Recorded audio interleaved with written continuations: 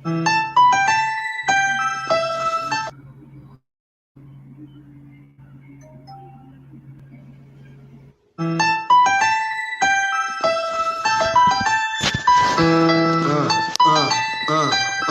Democrats don't speak for me. Speak for me. Speak for me. Republicans can't speak for me. Speak for me. Speak for me. A bitch ass nigga can't speak for me. Speak for me. Speak for me. You coon ass niggas can't speak for me. Speak for me. Speak for me. Listen here, this is a fact of life. I be rapping like Nat Turner came back to life. Grab Donald Trump by the pussy, he ain't acting right. I never run from a conflict, I be glad to fight. It's a very cold world that we live in. Somebody please tell Elizabeth you're not an Indian. You just trying to con them people to get the benefit. Just another immigrant, stealing from the Indians. That's some punk ass shit and that's too lame. Now we finna step over to Andrew Yang. And you a sucker, you could never speak for black folks. Fake ass pandemic, trying to get the black vote. The Democrats don't speak for me. Speak for me. Speak for me. Republicans can't speak for me. Speak for me. Speak for me. A bitch ass nigga can't speak for me. Speak for me. Speak for me. You coon ass niggas can't speak for me. Speak for me. Speak for me. You know your boy be high off sativa. Kamala wasn't popping, so we said bye, Felicia. She ain't had a right policy. We ain't trying to meet her. Y'all can take Biden too. Bye. We don't need him. We don't need Roland Martin or that coon Al Sharpton. Didn't need Cory Booker from the start, man. I don't fuck with police and no snitch. You know I'm coming with the heat when I spit it. The Democrats don't speak for me. Speak for me. Speak for me. Republicans can't speak for me. Speak for me. Speak for me. A bitch ass nigga can't speak for me. Speak for me. Speak for me. You coon ass niggas can't speak for me. Speak for me. Speak for me. If you ever go to court and this is your luck, try not to get fucked by Benjamin Crump. I know it's hard. You and go is hard. But who the fuck is Amy Cloak? Put her picture up on the bullseye and start throwing darts. People cut our organs out our bodies, that's a stolen heart. They can't save us from the flood like Noah's Ark. Black lives always matter, we finna go for ours. So then we savages, we don't need to pot the piss. Mike Bloomberg can suck dick with that stop and frisk. You ain't speaking for us, we don't know you. Bernie Sanders, they get your funky ass on too. The Democrats don't speak for me. Speak for me. Speak for me. Republicans can't speak for me. Speak for me. Speak for me. A bitch ass nigga can't speak for me. Speak for me. Speak for me. You coon ass niggas can't speak for me. Speak for me. Speak for me.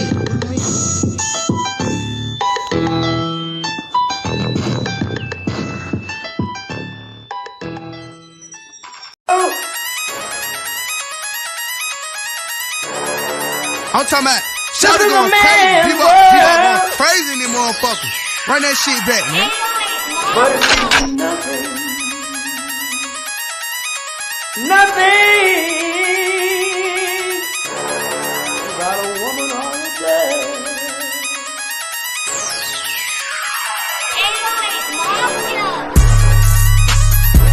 Man made the car.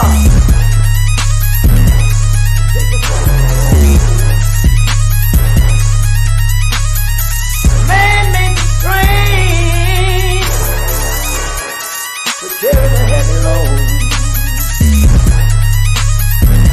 Man made the electrolyte to kick us out of the dark. Man made the boat for the water like the 7 omega. Man thinks about a little bit of baby girl and a baby boy. Make them happy because man make them dark. But after man make everything we can, do you know that man makes money?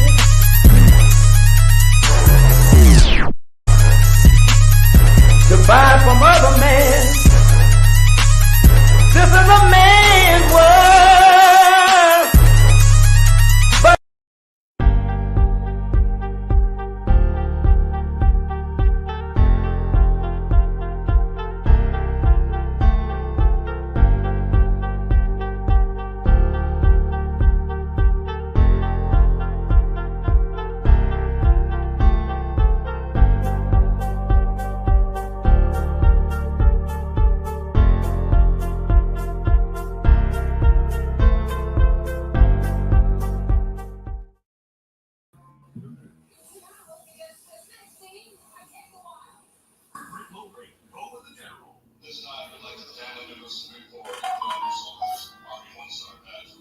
I was muted that whole time. Okay. Greetings, Black family.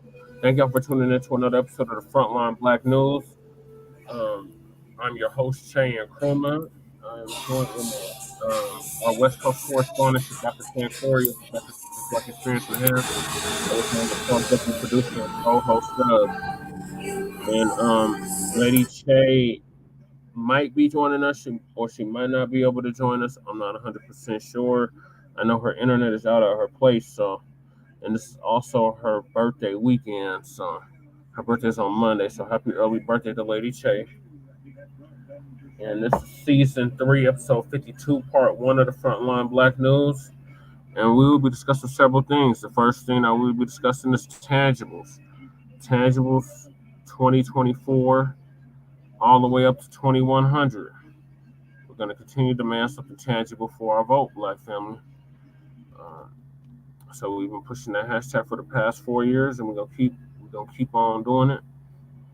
We're gonna continue to demand something tangible for our vote. So that's the first topic. Then we got Jim Crow Biden claims undocumented immigrants, meaning illegal immigrants, people that legally came to the United States, built.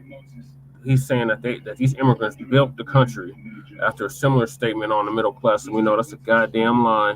We know it's foundational Black Americans, descendants of American chattel freedmen that built this country. Then we got Democratic leaders believe Black voters will fall in line for Joe Biden. They need to get a fucking clue, yo. Especially us that are 50 and under. We're not going with the bullshit no more. That shit might work on the baby boomers. That shit might work on the silent generation and the traditionalists if they're still alive. But that shit don't work on us no more. So no, we're not falling in line with Jim Crow Biden. Fuck Jim Crow Biden. So that's the next topic. And then we got Jamal Bowman, Representative Jamal Bowman's Hip Hop Task Force is not for Black Americans. We told y'all that on a previous episode, and we're just gonna give you an update on that. Right. And then we got Baltimore Francis Scott Key Bridge collapses following ship collision. Fuck Francis Scott Key, that slave-owning bastard who actually had the national anthem, the third stanza especially, where they were basically saying that they were glorifying slavery and they wanted to keep slavery. So fuck Francis Scott. Right, and then there's also too talking about punishing slaves who had escaped from slavery. Yeah, exactly. So fuck him. Then we got the Black Mayor of Baltimore. Shout out to B More. Drops truth bomb on Bigots, blaming him for the bridge collapse. So they're trying to blame the brother, the Black Mayor, of Baltimore. They're trying to blame him for the collision. And he went off. Younger than you. He's only 33 years old. Yeah. So he let them have it. Definitely shout out there to that young brother. Yeah, he's the same age as Isaiah. Yeah, he's the same age as our East Coast correspondent who is right there in Baltimore. So shout out to him. And then we got, speaking of Maryland legislator issues apology for using inappropriate term in legislative address. He said jigaboos. He claimed that he meant to say bugaboos, but we know goddamn well he meant what he said. And only absolutely. And fuck these motherfuckers too, Brother Che, not cutting your wisdom. And then also, too, let me say this right here, because I got into it with some cocksucker on the internet talking about that we don't deserve reparations. And I try to tell this stupid bitch that the whole goddamn country came up off of slavery. And then not to mention the fact, because they was talking about California, right? And I'm trying to tell this stupid bitch is that slave owners, when gold was discovered there in California, brought their slaves to work the goddamn gold mines. You see what I mean? So they go fuck themselves is because they had some scrawny looking bastard saying that to give a nigga reparations is like paying child support to a bitch you ain't never fucked is what the fuck he said. And fuck them in the whole goddamn state of California. And I hope the fucking another hurricane comes in there, hit this son of a bitch, flood that motherfucker all the way to the bay down in goddamn Los Angeles, and they go fuck themselves. Oh, the Kardashians. Piss me off. That's pissing me off just hearing it. And then we got Gregory McMichael, Travis McMichael, and William Roddie Bryan try to overturn their hate crime charges again. Fuck them. They need to rot in fucking jail. That's the motherfuckers that killed Ahmaud Arbery in Georgia. Okay, you fade now now, this brother Che. get out. Can you hear me, Shabaka? You said I'm fading out. Shabaka, can you hear me? I can't hear you now, Shabaka. I think it's on your end, Shabaka. I can't hear you at all. Yeah, so the bastards that killed Ahmaud Arbery are trying to get their hate crime charges overturned again. Fuck them. They need to rot in the goddamn jail cell. Okay, here's Shabaka. Shabaka. Yes, sir. Okay. So before you got cut off, I was talking about the McMichaels and they're playing Roddie Bryan. They're trying to get their hate crime charges overturned again. So fuck them. Oh yeah, you talking about them bastards that murdered Mr. Arbery down there in Georgia? Mm-hmm. Yeah, so that's the topic for the night. Fuck them sons of bitches, you see? Yes, sir. Yeah, so that's the topics for the night, Shabaka. Right, and we also are sharing it live on the Shabaka's Black Experience Enhanced Like page as well, too. Okay, I need to pause this down. Guess what's on, Shabaka? Guess what's on TV right now? Shabaka? Okay, brother Paris. Okay, you lost your telemetry. Okay, guess what's on TV right now? I need to mute it.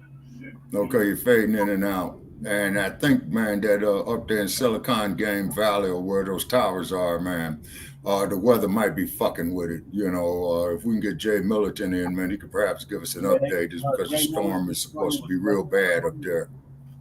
Yeah, his stream started messing up at the end, too. Because him and Sad were just live. And then they started freezing up on over there. So, yeah, I think it has something to do with that storm that's hitting California right now. Yes, sir. And then keep in mind that StreamYard, man, is based in the East Coast as well, too. But they all got algorithms hooked up all across the nation. Oh, no, and then I remember a while back, not getting off topic, not killing your wisdom, but there was a brother who did a YouTube video, man, during the time of the COVID. And he had stated, and I have reason to believe, is that this COVID is not a virus, but in actuality is radiation poisoning. Well, that's why there was a connection that was drawn between that and the 5G towers.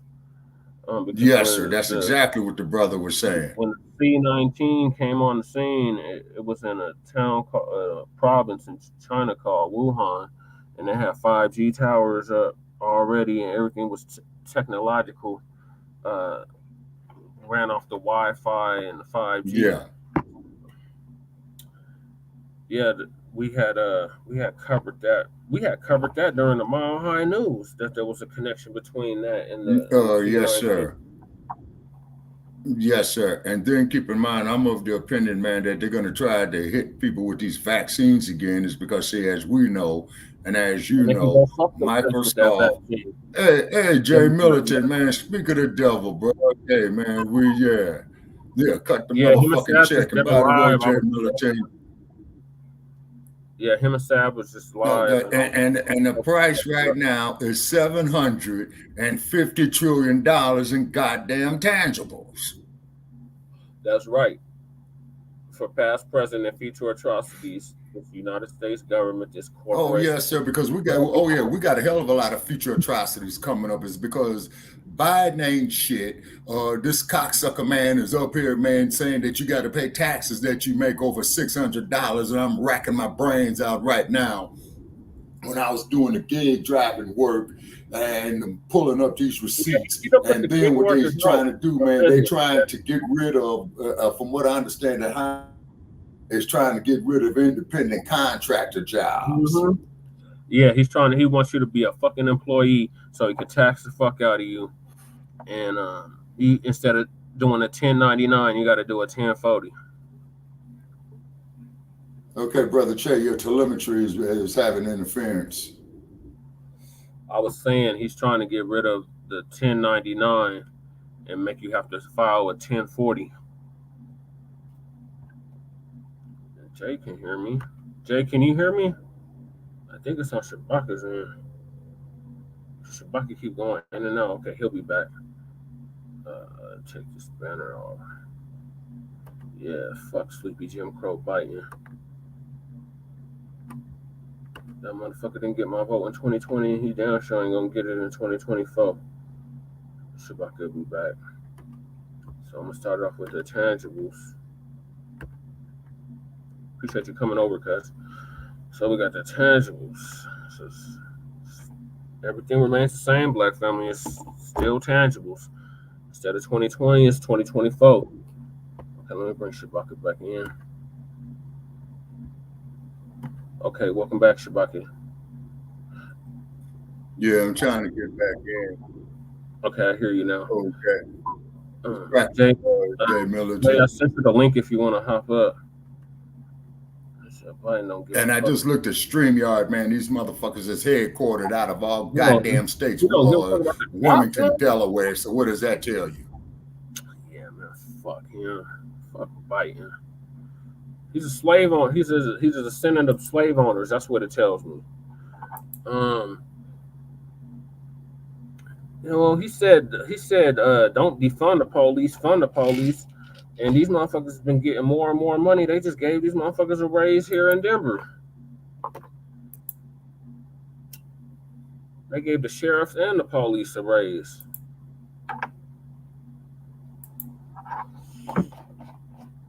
So I don't know about that part. Because they didn't defund the police. They still funding them, and they didn't end qualified immunity except in Colorado. I think Colorado's the only state that ended qualified immunity. In all the 50 states. But still, fuck Biden. He ain't getting my vote. Okay, Shabaka having technical difficulties, but yeah, this is tangibles, y'all.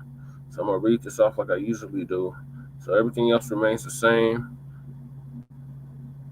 except the year. But everything else remains the same. So our good brother Tariq Nasheed came up with the hashtag tangibles 2020 back in 2019. And in it, he was detailing everything that we, the Foundation of Black Americans, FBA, were going to demand from the political system, two-party system. So instead of 2020, it's 2024, but everything else remains the same. So the 2024 presidential elections are coming up. The Foundation of Black Americans are going to reject the 50-year-old malign neglect policy that has been implemented by the political system. This malign neglect policy mandates that Black Americans should be ignored and only mentioned in vague and non-specific terms. Oh, what happened? He said he didn't show up to the funeral of that cop who was killed. He said he went, oh yeah, where he raised, they said they raised like 50, how much they say? $50 million was raised at that fundraiser. Oh, wow. Yeah, he trying to get a leg up over the dump, as in human shit, and we want to make that perfectly clear. So they have their little sacrifices. They'll sacrifice a cop or two, but they're not gonna sacrifice the whole police force. Getting back to this, he's StreamYard. Go ahead, Shabaka. Based out of Wilmington, North Delaware. Oh yeah, that's Biden shit. Yeah, connect the dots. Yeah. Well, did you see that they're talking about doing what they did on Facebook in 2022? Which is limit your political posts. Oh hell yeah, man! If they're not tearing them down. Remember they had a whole blackout for like a whole week. They're like, you can't post nothing political. They did that on Facebook. Now they're moving into Instagram.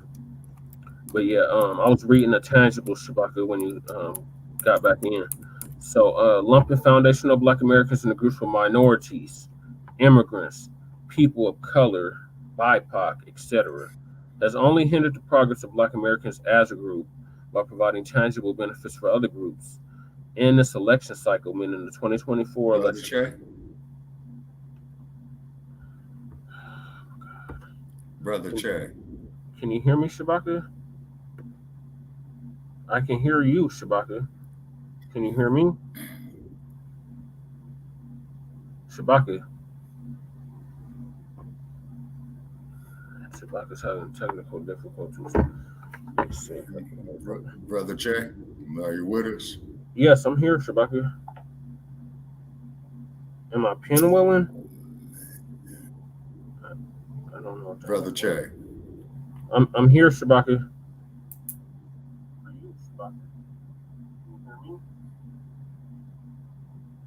Shabaka, I can't hear you.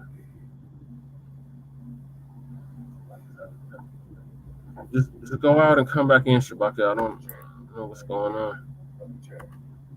I'm here, Shabaka. Yeah. Yep, y'all were having those same issues.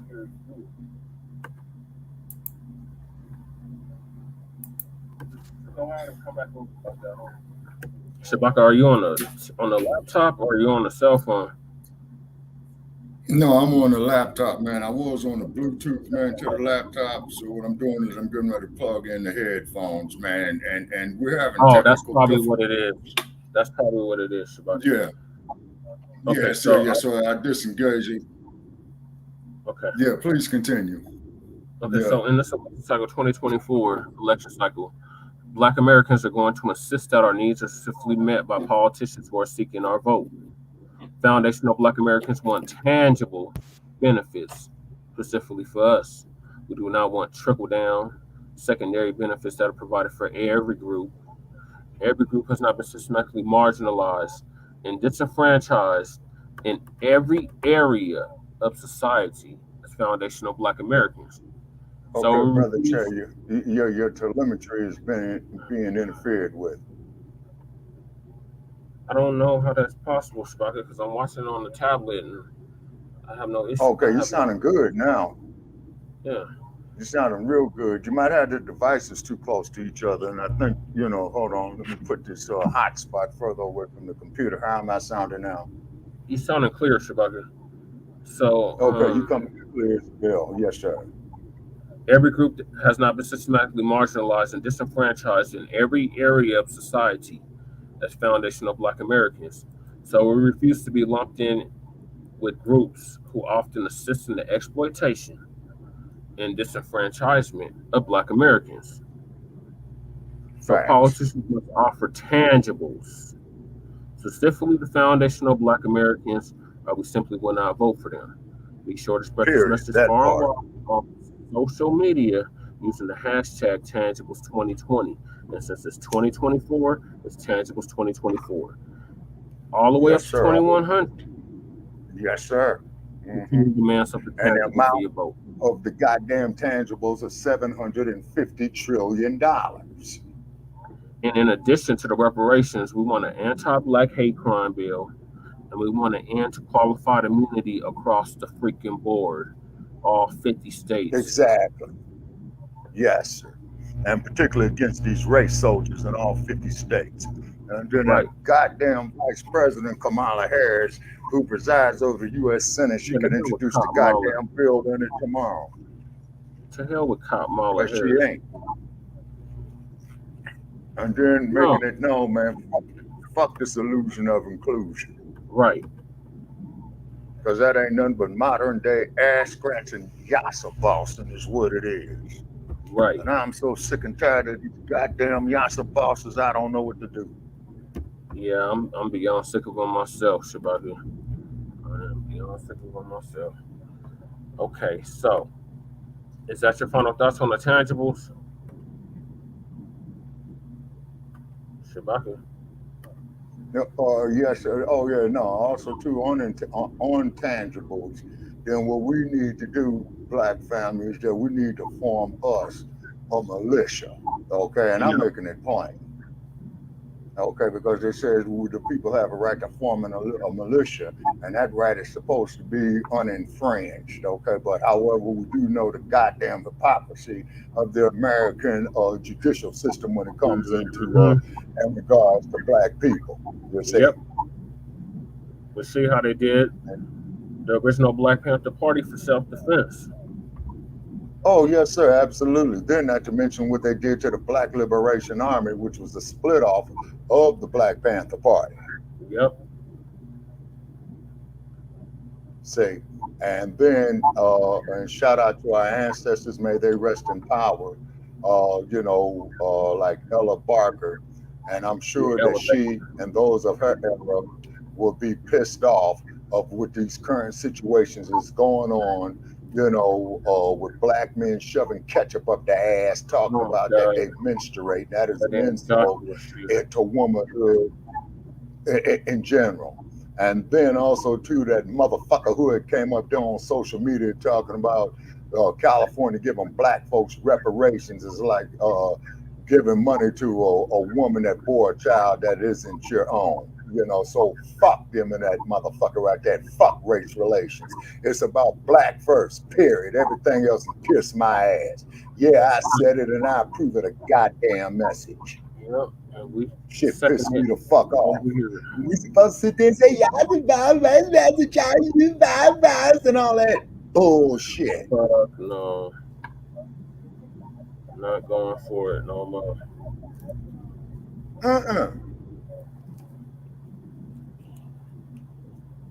Not going for it. All right, so is that your final thoughts on the tangible, Shabaka? Oh, yes, sir. Okay. So, yeah, continue to demand something tangible for your vote, Black family. We're in the heart of election season. The Democrats are beyond desperate at this point, and they're going to pull out all the stops. And we're going to show up at all these damn town halls, all these damn forums, and let these monks have it and demand something tangible for our vote.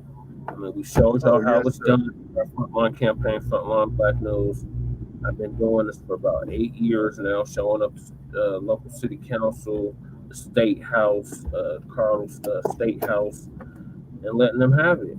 I mean, I want to go to D.C. and let them have it there as well. And I might get that opportunity this summer because it's going to be another FBA rally in D.C. And then also, too, as you know, according to Brother Sheikh Imam Akbar, that they're also putting together the Million Women's March as well, too. Yeah. Correct. So, So we need all that to get our goddamn. It's a repeat of 1968 all over again. We come to Washington to get our goddamn check. Yes, sir. And we must learn from past mistakes. I want to quote that Martin Luther King.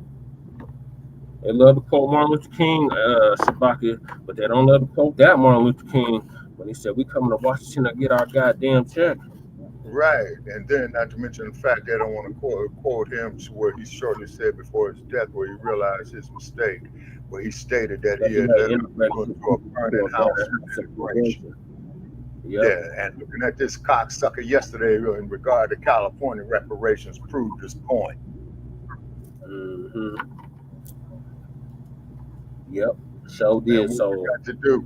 And then also too, a shout out there, to all the rappers who are successful. You all know who you are. Start building some infrastructures, gentlemen and ladies, because you're going to be our saving grace. You see what I'm saying? Because you guys have something on your side I no longer have. That is you. And you're in a position to do it. All you got to do is just change your fighting stance. Instead of going orthodox, switch and go southpaw. Black first agenda. And fuck these migrants. And fuck these migrants. It's a right way of doing immigration. That's the wrong way. Who support that shit. And then also too, these girls the hatred toward the migrants. Fuck the migrants. How about the hatred toward black people? How about the fact we still got no damn hate crime bill, but you gave it to the Asians? Oh, yeah, absolutely. And then just like what Lisa Cabrera pointed out, and she's right, is that these damn migrants are going up being squatters in abandoned buildings. Oh, they caught old boy. We're going to talk about that on part 2. But caught old boy. That was doing that stupid shit. But, moving along, Shabaka, because I know we got a lot of topics, and I know you aren't gonna stay up too long. Well, I'm gonna try to stay up as long as I can. I had me a cup of coffee to stay up. Okay. So, moving right along, continue to demand something tangible for your vote. Biden claims y'all president Jim Crow Biden because y'all voted for him. I didn't vote for that Right. president, y'all did. Biden claims undocumented, meaning illegal immigrants, built the country after similar Man, statements. fuck him. You see, I say fuck him and that, man. It was slaves that built this goddamn country. You know what I'm saying? And then the cold part about it is, you know what I'm saying?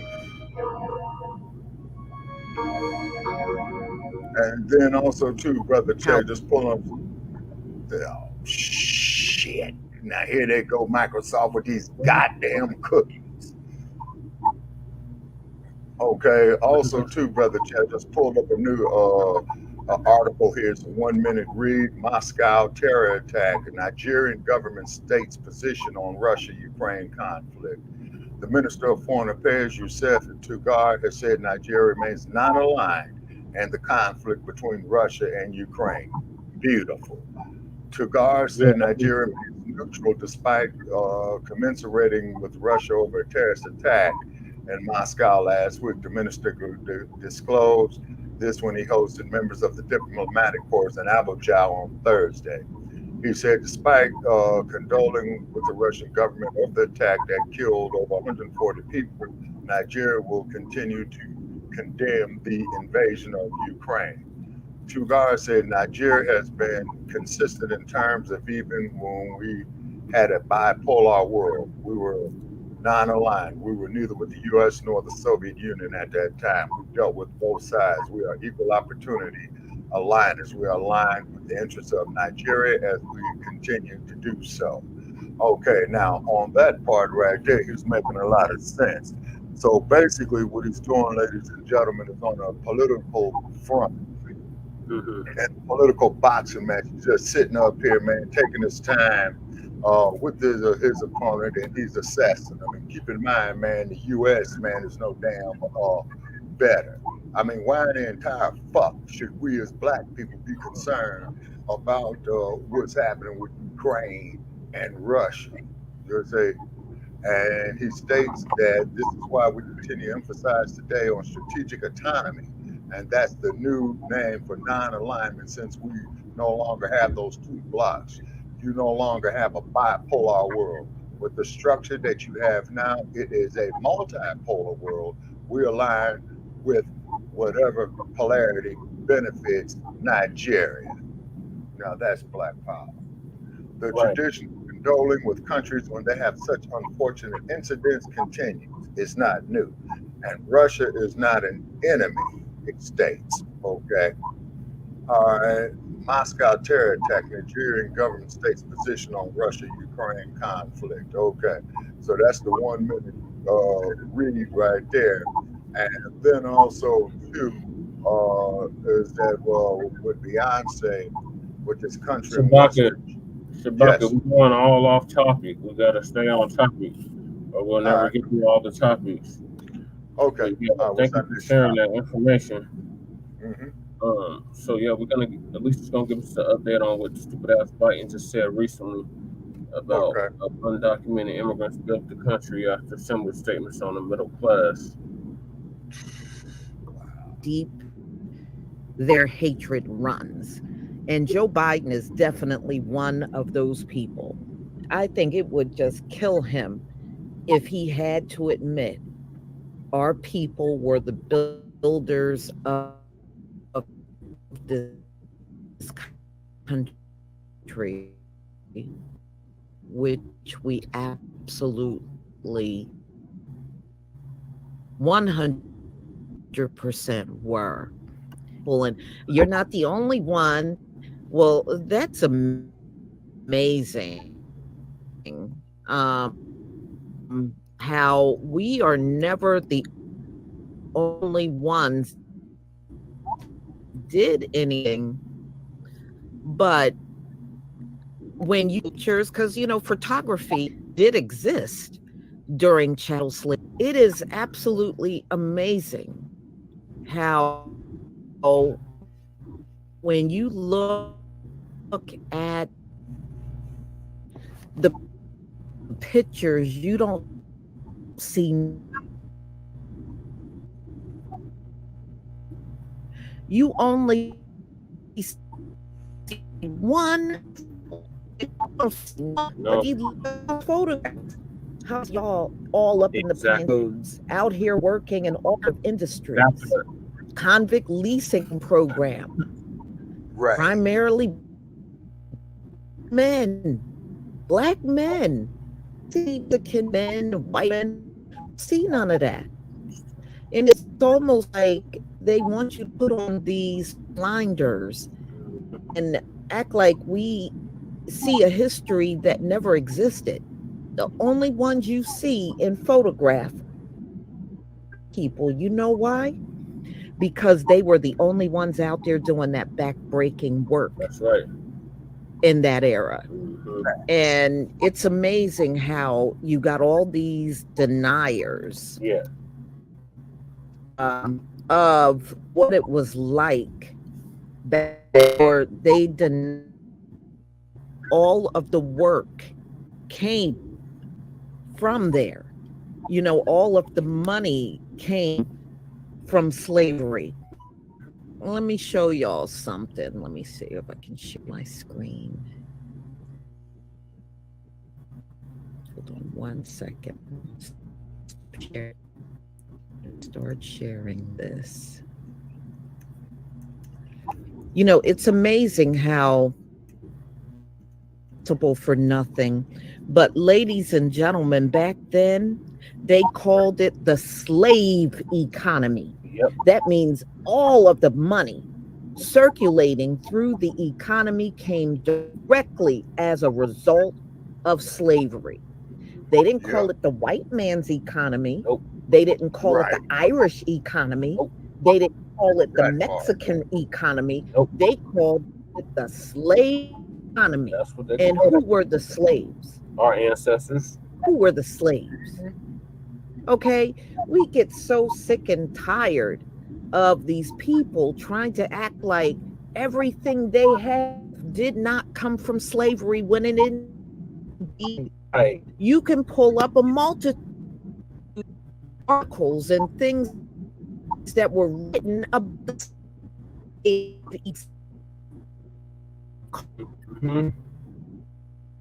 was not called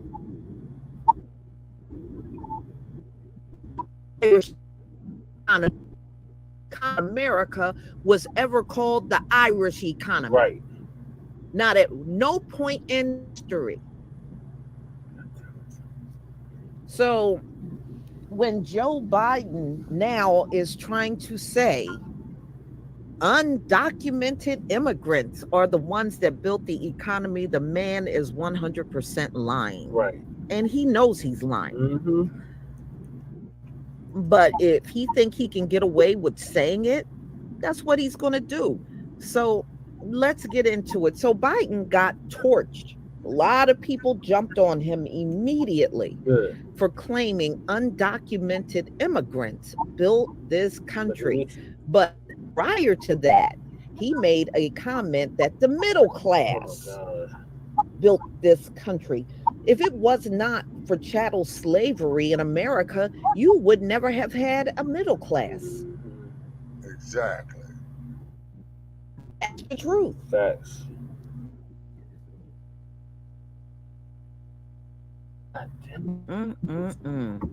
So Biden is receiving a lot of heavy criticism online for claiming in a recent interview that undocumented immigrants built this country. The statement came as he apologized for using the term illegal to describe Jose Ibarra, you know, the Venezuelan that was here illegally that killed Lake and Riley. Yeah. So the president drew backlash on social media for crediting illegal immigrants for having built America, something he previously credited American middle class. So Any guess to as who he will say built America the next time he speaks to an African American audience? Like I said, this man, he would give credit to donkeys before he gives credit to us or our I'll give the forefathers. dump this.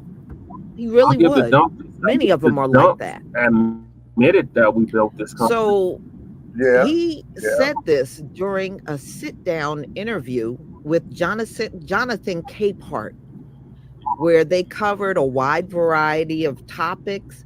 And this is one of the things that he came out and said during that interview. I mean, it is just amazing.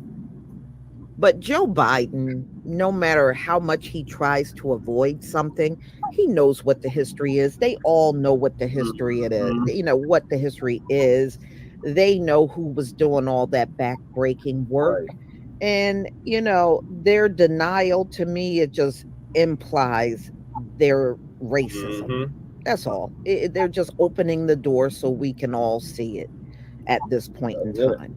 Because, you know, it's funny how we all have studied the history and we didn't hear about this large group of people coming across the border and doing all the work. Then it wouldn't have been no need to have the slaves in the first place then if you had all these people coming. Right. It really was not that many of them in this country during the time of chattel slavery. They weren't in this country like you see them today. Hell no.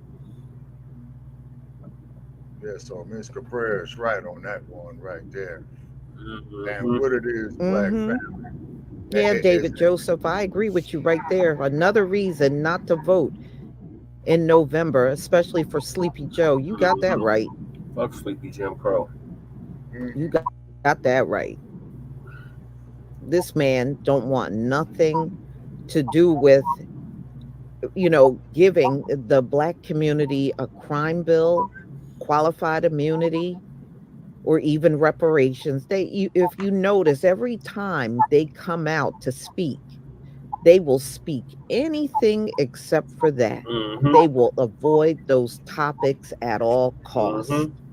Oh yeah, the hypocrisy is real. The more reason for us to build our own goddamn infrastructure is because if we build our own infrastructure, and look, he just gave the state of the union speech, and he didn't mention us at all. He didn't mention Black people at all. He did But they mention were Black saying, people. oh, He was said on black, fire. brown, He did yellow, a great speech. red. He didn't mention He lumped us all in. the community where he wants the votes from. And besides, I don't know why y'all need votes so badly from us. Aren't we now y'all starting to say 14% of the population? You gave us 1%. Oh wow. You're now saying, so I don't see how 14% should be able to make or break you. That number is low. At least that's what y'all try to play up to us. Right. So if our people weren't out there voting, how are you going to miss 14% of the population? Right. You wouldn't miss those votes. Nope. Since the undocumented immigrants did so much in this country, maybe they should be the ones voting for you. Yeah, maybe they should be the one voting for you. That part. They can't vote. Yeah, they are.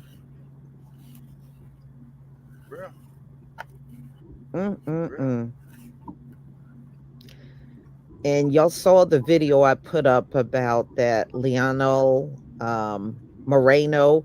His butt is on the run. Yeah, do you know there's another story? Thank you, Pensy Lola. Yah bless. Just showing. Thank you. Thank you so much for the super chat. In fact, let me thank everybody. Man Scott, thank you for becoming a new channel member. Yeah, make sure y'all like and subscribe to Frontline Black News. Exactly. From Venezuela.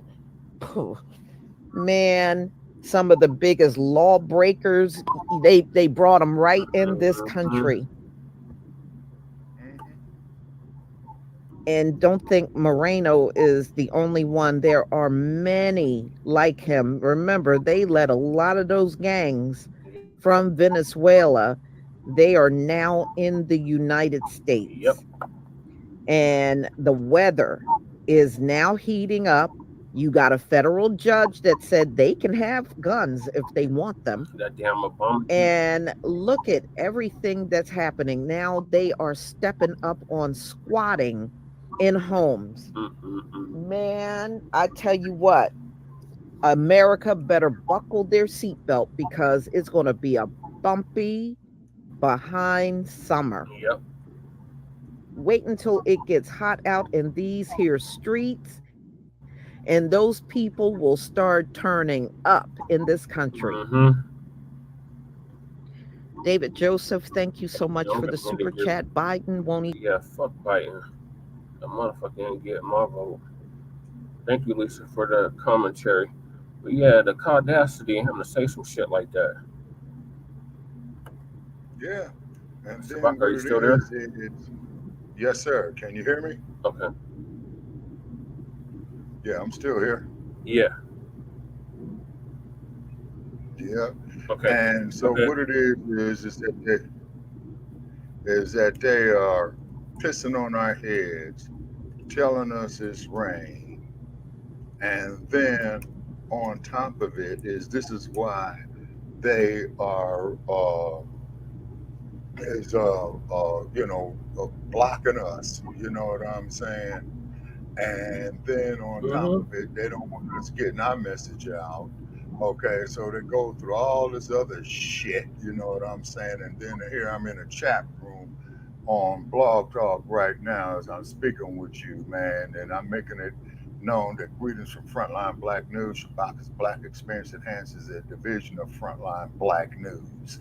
You know what I'm saying? And then I'm trying to see, please join us on StreamYard. And what it is, man, is like I said, that motherfucker had pissed me off so damn bad, Brother Che, talking about, that blacks don't deserve reparations and comparing, the reparations issue like to, what did he say? Like a motherfucker paying child support for a child that isn't his. Well, remember when before Biden became the president, he was on a campaign trail. He said, he talked about reparations without mentioning the Native Americans. Now, red Native Americans, they're already getting reparations.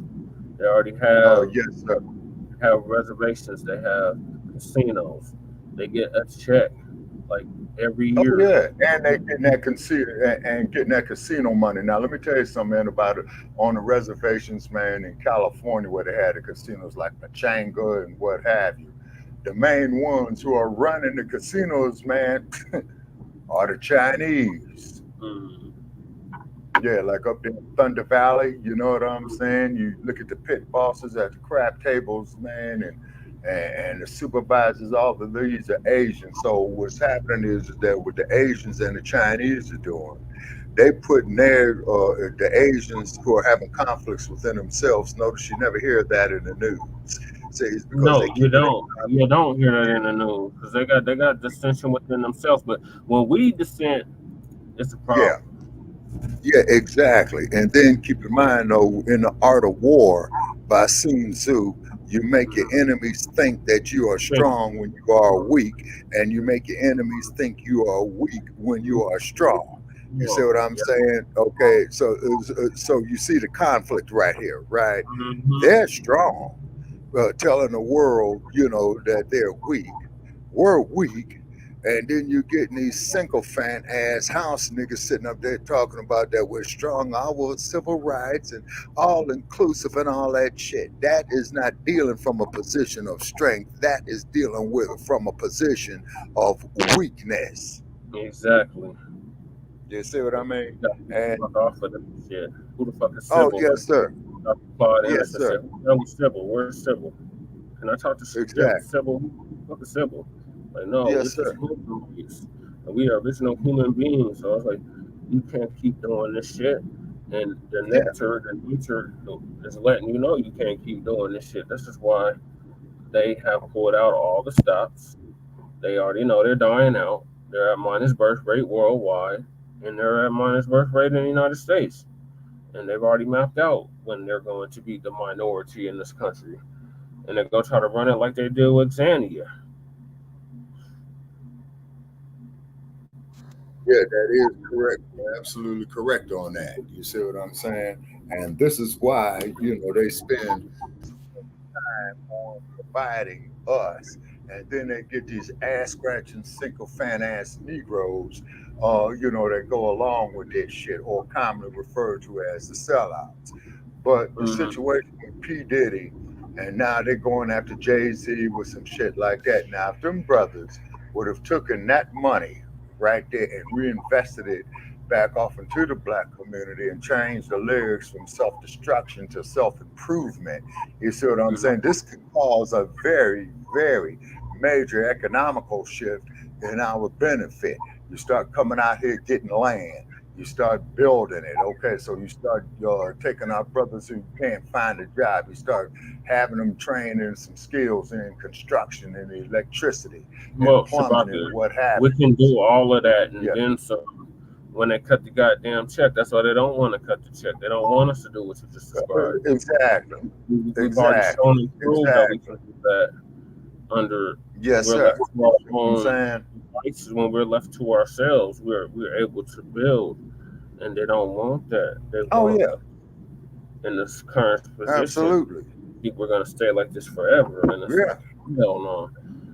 The universe is letting you know a change is on the horizon. So we're gonna usher in that change. My generation, the generations after me, we're gonna usher that change in, because unfortunately, your generation has checked out the extras. Just lifestyle for the most part. They ain't trying to ruffle no feathers.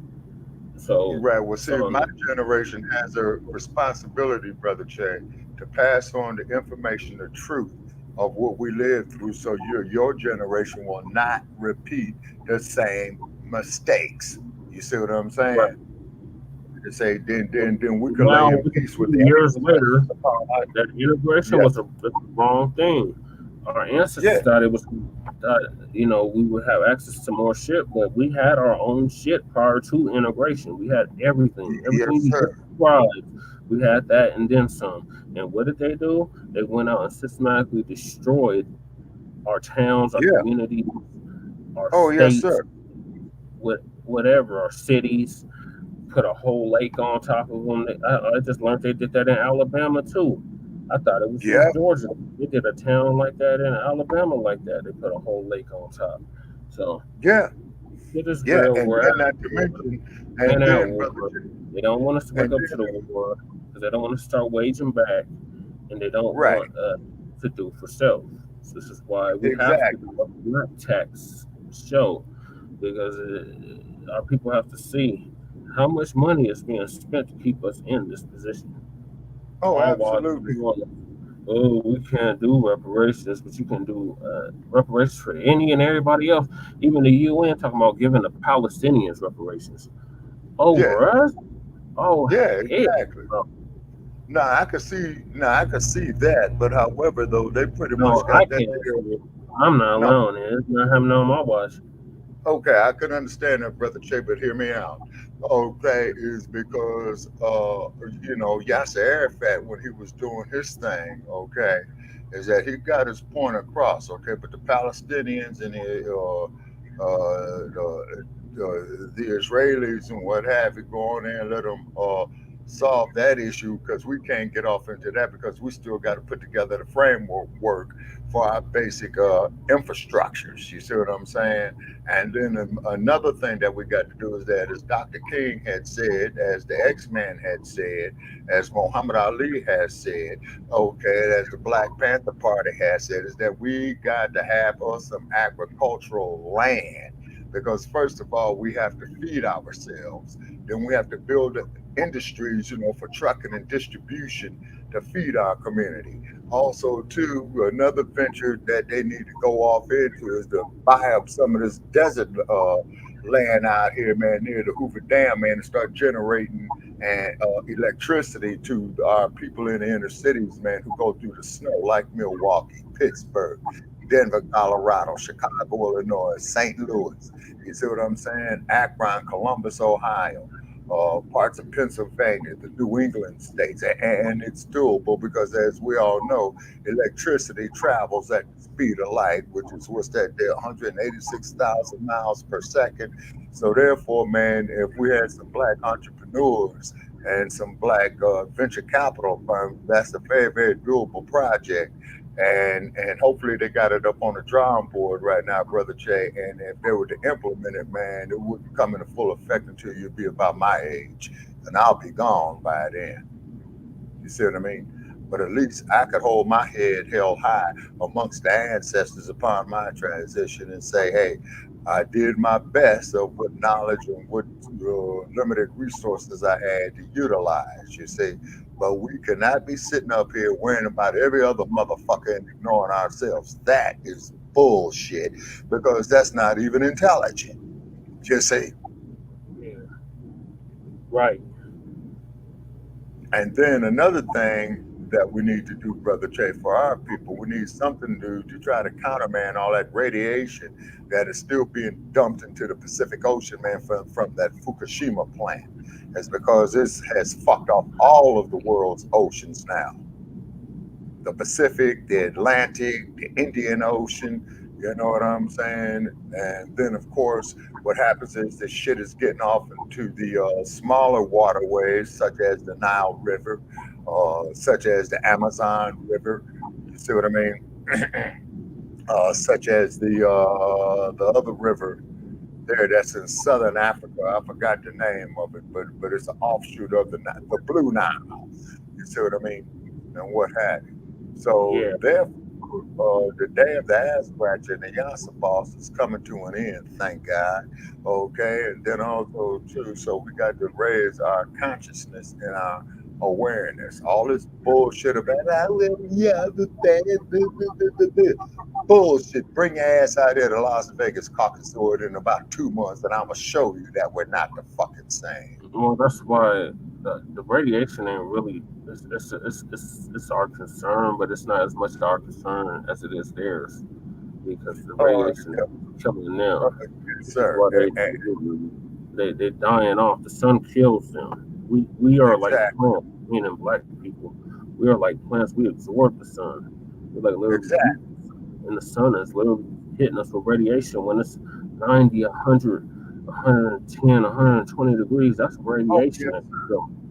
Oh, yes, sir. And if you ever studied the electromagnetic spectrum, man, the gamma rays is at the highest. But in the electromagnetic spectrum, you got the sound waves, the light waves, and it has to be the thought waves as well, too. You see what I'm saying?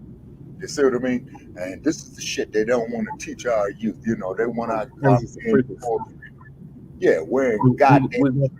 We literally got that God body frequency, as our brother Rich from Black Magic 363 is always talking about. We got that. We got that. We are connected to all that is around us. Like literally, we are connected. We are the ones that are literally connected to this planet. Oh, yes, sir. So the majority of the universe is dark matter, right? And I was talking about something you understand. There's something you can't understand, Caucasoid. You don't. That's not. Because our ancestors were studying the stars before you motherfuckers out of Greece came and stole the concept of astronomy. Our ancestors, you know, were studying and mastering the concept of the biosphere, which is what the Caucasoid calls biology. You see, the Greek boys were busy fucking each other in the ass, and you know, and they go to Kemet and they steal all the knowledge and claims it as themselves, you see.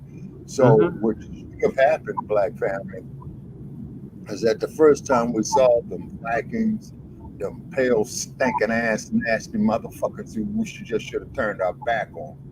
And so then they came with barbarism Okay.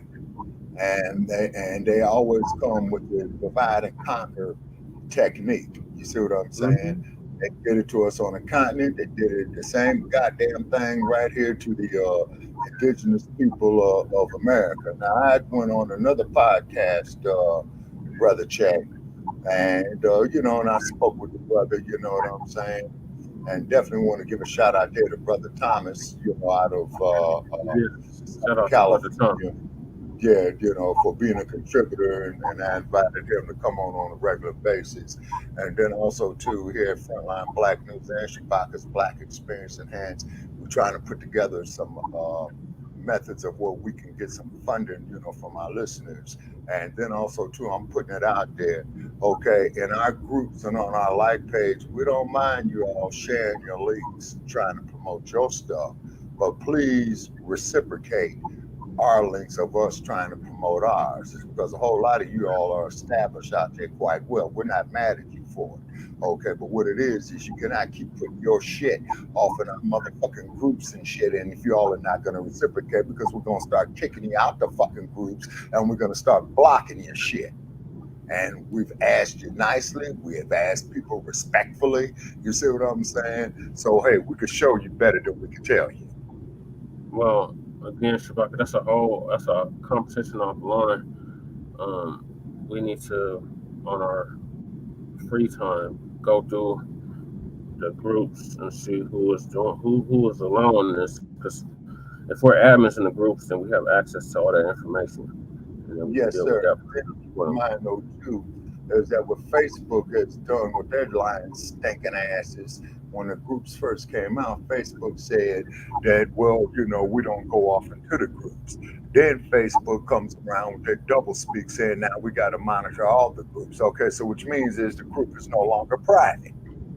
yeah, there's no such thing as private group, nothing. Yeah, and how many fucking times you and I have been in Facebook jail behind posts we made in our closed groups? Mm-hmm.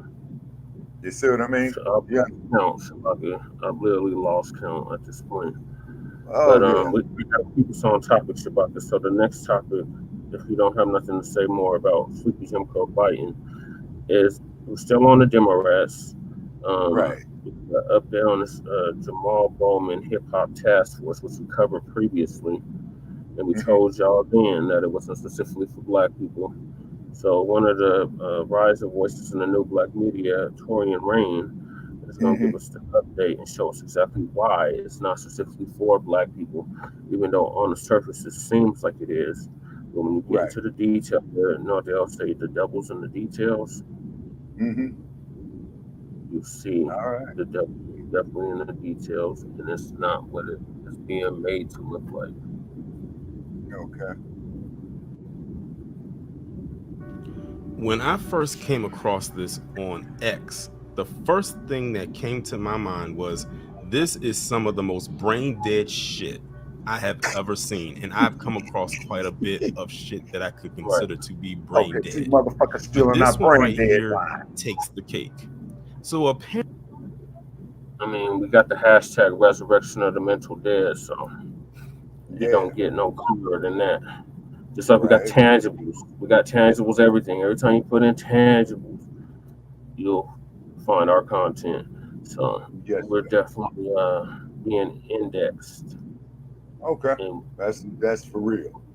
So that's good. So we are building the foundation. Correct. So that's a Black truth told us that the enemy is not going to tell us we're winning, but we win. So the Democrats have gotten into super desperation mode, and now they got this mug who is supposed to be representing their party, Jamal Bowman. Okay. Coming up with bullshit, prepackaged bullshit about a hip hop task force, but it's not for Black Americans. It's being made to make it look. And he had pointed it out in the video. I was like, that's interesting. Look at that color scheme, Shabaka. What does that remind you of? Red, black, and green. Where it says introducing the hip hop task force. Yeah. Are green, black, and gold. What country's flag is green, black, and gold? Not South Africa, not Nigeria's. If I'm not mistaken, Closer brother to the United States. I'm sorry? Think closer to the United States. Okay, on the continent. No. Closer to the closer to the North American continent. Okay. That'll be Jamaica. Yep.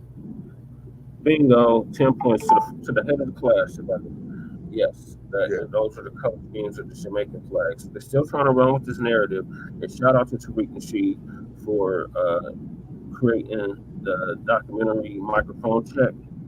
It's gonna drop around Memorial Day, and I can't wait because we gotta do some straightening around here. They're trying to make it seem like the Jamaicans are the ones that started hip hop. No, that was a foundational Black American freedman invention, like so many others that we are coming back around. Speaking of Beyonce, and gatekeeping and reclaiming.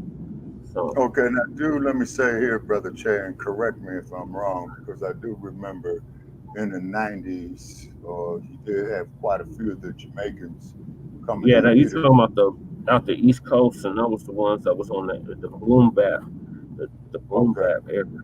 So like your Wu-Tangs, your Tribe Called Quest, your Shabba Ranks, your DJ Kool Herc. So they keep trying to give DJ Kool Herc credit for hip hop. And I found it real odd when I was in school and I was taking hip hop, and that's where they kept going to. And I'm like, wait a minute, what about James Brown? What about Muhammad Ali? Like, what about, because rapping has been around since the 1920s. Our good brother, the Brief Man, showed and proved that people have been rapping for quite a long time.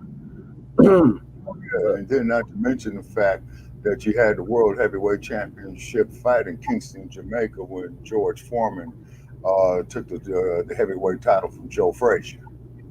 Yes, but that's enough history drop for now. I'm gonna let Tony give us the update on this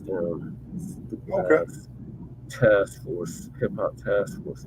I just want to give some context to the people that were tuning in. I'm gonna later tune in what the hell this is really about.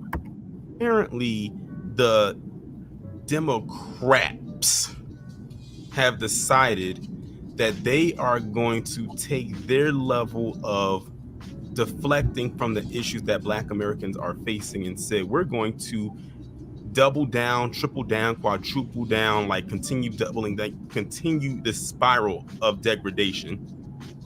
And we're going to come up with something called the Hip Hop Task Force. And if y'all don't know who that is standing at the podium, that is none other than Jamal Bowman. That man has been shifty and shady and has been worthy of getting the side eye from every Black American ever since he opened up his mouth to say, hello, my name is Jamal Bowman.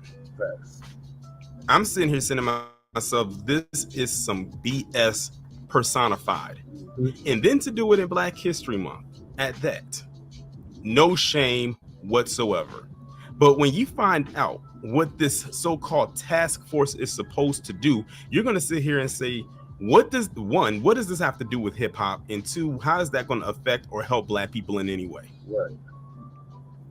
A coalition of Democrats are looking to use the power of music to tackle some of the most pressing issues facing Black and brown Americans. Literally in the first paragraph, after seeing this imagery that you see on your screen right now, and I give my little introduction, they had to shoehorn brown in there. They always do it. What does this have to do with them? They do it every single time. And whenever they do the brown thing, they always make sure that brown gets more than Black. Yep. Representative Jamal Bowman out of New York on Wednesday unveiled the Congressional Hip Hop Power and Justice Task Force outside the Capitol. The task force, led by Bowman, will use hip-hop's messaging of building a more equitable society to help spearhead initiatives to help address economic equality, affordable housing, and racial justice imperatives. This is right up the Democratic playbook. all through it, every page. Why am I not surprised by this? This is exactly why I am a registered independent, because neither side has Black people's best interests at heart.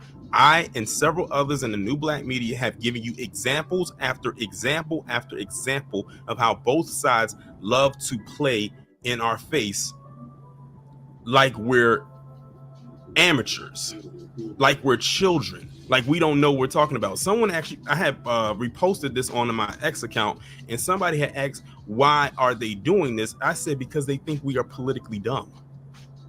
I mean, what other reason could there be? They think we are politically dumb. They are no different than those on the quote unquote right. Y'all seen the videos that I've done discussing them and how they feel about us. The Democrats, they're no different. It's just the wording, how they do it or how they go about it is different. Theirs is more calm, whereas the Republicans or the conservatives, they're more aggressive.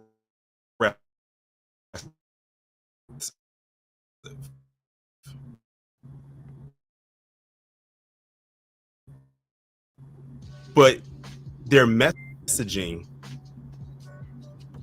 How long we been saying that shit about here? In an exclusive with The Hill, Bowman explained that the inspiration behind the task force came from reflecting on how the genre impacted him over the years. Artists like Eric B. and Rakim, Queen Latifah, Chuck D, and Public Enemy inspired the New York lawmaker throughout his life, he said, including during his time as an educator. They were very instrumental in creating a curriculum and blueprint for my life, Bowman told The Hill. I owe a lot of who I am to the lessons that taught me on and through their music. But keep this in mind. Those are Black hip hop artists. Why was you incorporating quote unquote brown in there? That right there, if you wanted this to go anywhere, not that I don't think it will, but if you wanted to, that dilutes the whole message. And watch what I'm about to read, because it's about to get diluted again. Hip hop, which celebrated its 50th anniversary last August, has often been used as a political tool for Black and brown Americans. That's the second time he said that. I cannot take this seriously. I mean, I already couldn't take it seriously, but now I really can. And Bowman said he hopes to capitalize on that through the task force. Hip hop has always been about ending poverty in America, about fully funding our public schools. It's always been about justice reform and police reform, the lawmaker said. It's always been about affordable housing and dealing with the issues of threats of violence. At this moment in particular, when you consider the Black Lives Matter movement to the ceasefire movement and the fight that continues for freedom, justice, and equality, now it's time to build political power at a level that's never been done before. Well, guess what, Jamal? You are off to the wrong foot. I'm trying to figure out how this is going to work. I don't even think he knows how this is going to work. And honestly, I don't even believe that he thinks that people are going to run behind this, except for the people who are shills like he is. It's going to be one big echo chamber, one that we will not be a part of. I will gladly not be a part of this. And you want to know another reason why Jamal Bowman is doing something like this instead of what we demand, such as tangibles, is because going for tangibles is hard. It takes work. Him doing this so-called hip-hop task force, whatever this is, that's nothing. That's easy work for him. And by the way, I didn't pick up on it again until just now. Notice the color scheme of this podium. Black, green, and yellow. Whose colors are those? That's Jamaicans. That's the Jamaican flag color scheme. I just thought I should put that out there. I just thought that was very interesting that that's the color scheme that he went with. Some of that is already happening. In September, artists including Fat Joe, Rick Ross, and Busta Rhymes, 2 of 3 who are not FBA, one of them is an imposter, partner with Power to the Patients to film a public service announcement demanding legislators create a more honest, affordable, and equitable healthcare system. Groups like the Black Music Action Coalition, the Recording Academy, and the Black Music Collective have also joined forces with Bowman and Representative Hank Johnson in calling for the passage of the Restoring Artistic Protection Act, a bill that will limit the admissibility of an artist's creative or artistic expression against them in court. Not to shift gears, but how was that so-called hip-hop museum that Mayor Eric Adams, aka the Biden of Brooklyn, how long? I haven't heard anything about that in about maybe 2 years. I guess he has up with the south of the border. And every year, Hip Hop Hill brings artists and legislators together. Hip Hop Caucus. Hold on. Did anyone? Maybe I'm loop. Man, the joke just write themselves. It's been going on in rappers and artists and industries are facing with elected officials on a consistent basis. We just want to take that up a notch and make it more consistent, make us more intentional, and use the power of the genre as a multi-billion-dollar global economy to move lawmakers in terms of helping them to understand what's happening in our most marginalized community, he said Bowman. Part of that, he added, means conducting hip-hop on the here. We want artists to constantly be talking to lawmakers about what they're going through in their communities and what's happening in their communities, so lawmakers can understand that hip-hop artists come from the most marginalized, neglected places in our country. You want to know what's so interesting? If you ever since I first learned about who it is, it's white males, particularly white teen males. If anything, this right here would cater more to them than to us. Or maybe that's what Jamal Bowman's plan is all along, is to cater to them, while pretending that it's pandering, because it's not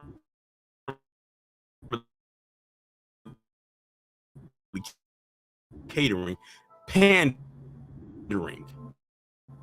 to us. Possible, and they're not going fifth and black people, and if they don't get what they want, then they'll continue to shun and speak ill of black people and insult black people. It's literally a wash, rinse, repeat. We've seen it so many times.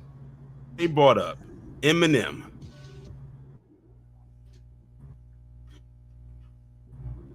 whose full name is Marshall Mathers, grew up in poverty in a trailer park, a story that many Americans relate together, the black and brown, and it just irks me to even say that, but for purposes, I'll bring it up here. But you want to bring up Eminem, a white rapper, a white man. Now, notice it is race. They just said Eminem, whose full name is Marshall Mathers, grew up in poverty in a trailer park, so on and so forth. They didn't say Eminem, a white man, as if we don't know that he's PC. But Bowman also points to how legitimizing hip-hop can lead to widespread cultural change. One way, he said, is by addressing misogyny both in the genre and in public discourse. So now he's heading into the intersectional feminism route the minute he said that. Right. This thing is a joke, and so is he.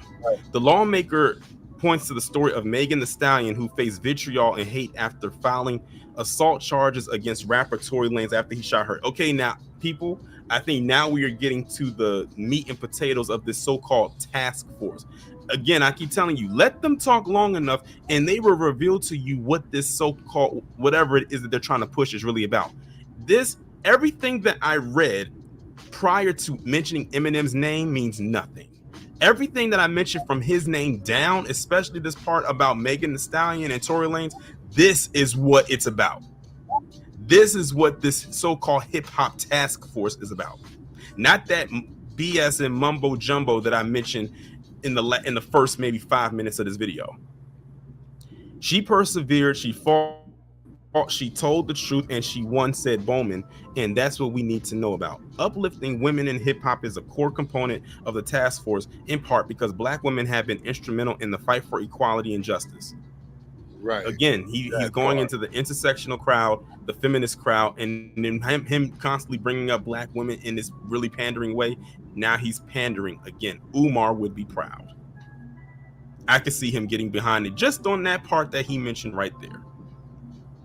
That's part of the reason why he unveiled the task force on Wednesday, the anniversary of his mother's death. Bowman, who grew up in a single mother household, said his mother used to listen and enjoy hip hop with him as he grew up. Not to be disrespectful, but now I see why he is the way that he is. No disrespect, though. I'm very lucky because I was raised in the culture, the time when the culture was not as misogynistic and violent. And when I say the way he is, I mean that he didn't have, to me, it sounds like he did not have a male figure around him. Apparently, he didn't grow up with his father, but he didn't have a male figure there either. So, right, there's that. Oh, can to you introduce the task force on the day of her passing, he added, is to give honor and to pay homage to her as a single black mom in America, and to pay homage to all the single black mothers in America and all the women out there loving their sons and doing the best they can for their children and their families. Again, what? Everything I mentioned after Eminem. Can you hear me? Barely. What's up? I'm sorry I'm late, man. Thank you. I'm sorry I'm late. It's been fucked up for me all day, so apologize. I don't know if this is gonna last very long, so just kind of played it by ear, so see if it works or not. Gotta kind of MacGyver over here. Struggles real, family. We're almost Very done upset. with this video. I'm done with what? This topic. Okay. Covered previously. Cool. I just wanted to get into the details of it, but we're almost done with it. What is it? What's it about? The hip hop task. Huh? The hip hop task force. Oh, all right. What about just later here? It's my CD weekend, and I'm here though. It's been really fucked up, but I'm here. Is what this bill or this task force is really about. It has nothing to do with whatever bullshit he said in the beginning. That is void, null and void. This part right here is why he's pushing this. It really screams anti-black man, and this is a black man that's pushing it. Let that sink in. It is real. Yeah, it is. But the timing of the task force also aligns with Black History Month in an election year, something that the New York Democrats said was intentional. Well, no kidding, Jamal Bowman. We kind of figured that before you even said it. Artists have held the establishment accountable for many years, and during election years, many artists, many people in the community and culture continue to not trust as it relates to what we're doing on the Hill. The result is less voter turnout and overall less interaction between legislators and the community. The task force can begin to rebuild that trust. It won't. It's going to further push it away. If I was a registered Democrat, this wouldn't even make me want to even wake up on election day to vote. I would just stay in bed and try to sleep all the way from, just go to sleep on the 4th and wake up on the 6th. Right. And urge voters of color. So we went from black and brown to voters of color. I'm telling you, this just reads like it was written by the intersectional crowd. To trust the process and cast their ballots come November. Election season is critical to build authentic relationships, and none of them are authentic or relationships, if you ask me. In terms of what the needs are, what the challenges are, what the struggles are, and what the aspirations are. In addition to Bowman, the task force will be led by Democratic reps Hank Johnson, Delia Ramirez, and Andre Carson. No Republicans are part of this task force. Well, you know what? If I was a Republican, I would just laugh at this, not because it's quote unquote a hip hop task force, but because it's a joke. And as a registered independent, I'm calling it a joke because that's exactly what this is. This is nothing. And if black people fall for this, then you are a bigger fool than I give you credit for. You are a bigger idiot than this guy is. What does this do for black people? Nothing. I just read to you what this bill is about, and it has nothing to do with what he's pushing it out there as. Now, if people only read at face value, which unfortunately way too many of the American population tend to do nowadays due to short attention spans, they would only go off of what I read in the first part of this article from The Hill. they would stop before I got to the main course of this hip hop task force. He titled it Hip Hop Task Force because he knew it would draw eyes, especially from Black people.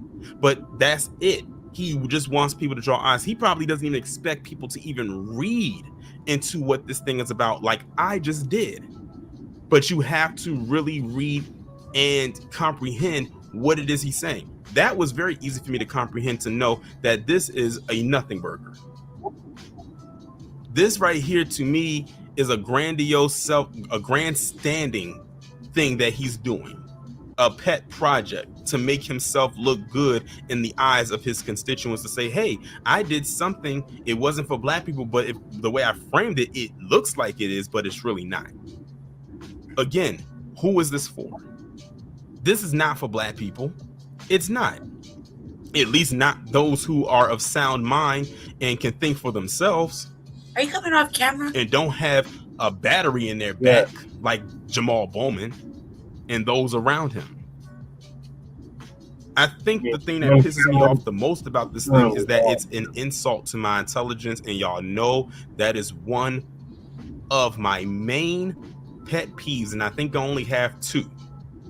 But that one right there, insulting my intelligence, is a surefire way for me to cuss you out. Right. That part. Like, really, this means nothing. This is nothing. All I can say is that to Black people, do not fall for the banana in the tailpipe. Right. And that's what we said. Motherfuckers is always up here trying to bump our heads, thinking that we're a bunch of goddamn fools. Right. Yeah, like you said, I was pissing on us, telling us it's rain, and shitting on us, telling us it's snow. Yes, sir. And then not to mention the fact when Eminem dissed Michael Jackson when Mr. Jackson was alive, what did MJ do? He just simply went and bought his goddamn songbook. So each time that white motherfucker went out there and played, Mike got paid. Mm-hmm. Yeah, Sony just acquired that catalog back, if I'm not mistaken. Yeah, because I think his estate is going back and forth. Well, MJ's estate is going back and forth with Sony, from what I understand. And this report is unconfirmed, of course, about getting intellectual property rights on it. Yeah, they need to. The family definitely needs to. So, what are your thoughts on this task force while we're getting ready to go to war with both China and Russia? Okay, this task force, like I said, is once again, they try to throw the monkey wrench in our works. It's because hip hop, to quote the Queen Mother Sada Shakur, is that it is a very, very powerful instrument. You're saying that's probably why they had emphasized all the degradation and whoredom with it. The misogynism with it is because if they was using it for a positive message, oh, hell yeah, that there would definitely be some true Black power. And the part that I find so amazing, and anybody out there who don't dig what I'm saying, hey, check it, hit me in the inbox at Shabaka saying Corey. Also, to call into Shabaka's Black Experience Enhanced every Tuesday night. The number is 516-418-5996, 6 p.m. in the West, 9 p.m. in the East. Also, to check out Grand Rising with Shabaka and the Chase every Friday morning, 8 a.m. in the West, 11 a.m. in the East. And the number to call is 516-418-5996. And we'll discuss with you, you know what I'm saying? We will talk about the issues that affect us. I mistyped Jesse. That was for her. Apologize. Okay.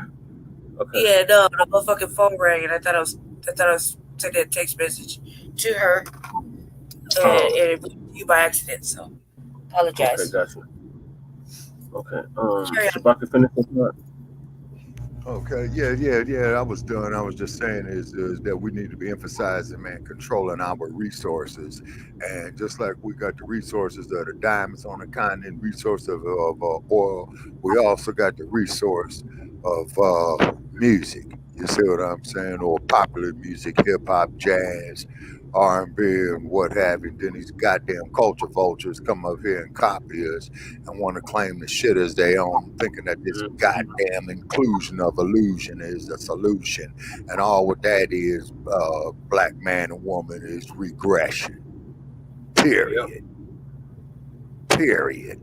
You see? I agree, but they have the audacity to think they're gonna get away with it in them days. Yeah, exactly. Exactly. And so the way how it looks for me when it comes to voting, ladies and gentlemen, just like what Uncle Phil Scott says, I'm gonna be sitting on a goddamn couch, man. I can't do it no more, family. I'm getting up in age. You know what I'm saying? And I think I did the best that I can, you know, on these platforms. But I cannot sit up here and vote for a son of a bitch who's going to lead to mass incarceration. And the black community did ask something to be done about the high amount of killings and you know, the shit going through the black community. What was the root cause? That was the civil rights generation. That was a civil rights generation, the second offense, and the bootlegs. Exactly, and Professor Black Truth is right about that. You see, because you had a whole bunch of these damn bootlegs, Candace Owens, and all that old type of shit. You know what I mean? And being a carbon copy of the slave master is not a solution to our problems. Right, and shout out to Maxine Waters, even though she's part of the Congressional Black Talkers. Oh yeah. She was like one of three that voted no on it. Yeah, and Maxine Waters, she used to be my congresswoman and state representative when she was in the California State Assembly before she had went to the U.S. Congress. And Maxine, she said it was going to lock up a bunch of black people, and that's exactly what it ended up doing. Yeah. And that was a part, if I'm not mistaken, Shabaka, you would know better than me. That was a bipartisan effort.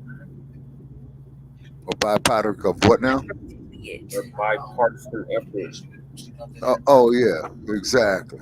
And then too, what the Congressional Black Caucus needs to do is that they need to emphasize to the black community about being self-sufficient. Now, also too, not getting off topic, I just want to put that out there because I saw something else in the last 24 hours that pissed me the fuck off, is that they're saying that the George Floyd scholarship is racist against white people and all this old type of shit. Yeah, man. Yeah. It's racist.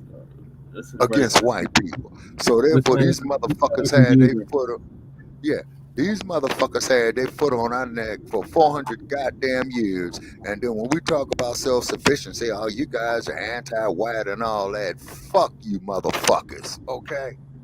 Right. Boil it down to the economical situation, and I'll be goddamned if I'm on this side of earth. I'm gonna sit up here and advocate that my people sit up there and marginalize some of the worst brutalization that we have suffered here in the United States in the history of mankind. Facts. That's why it's called the Ma'afa disaster. So yes, sir.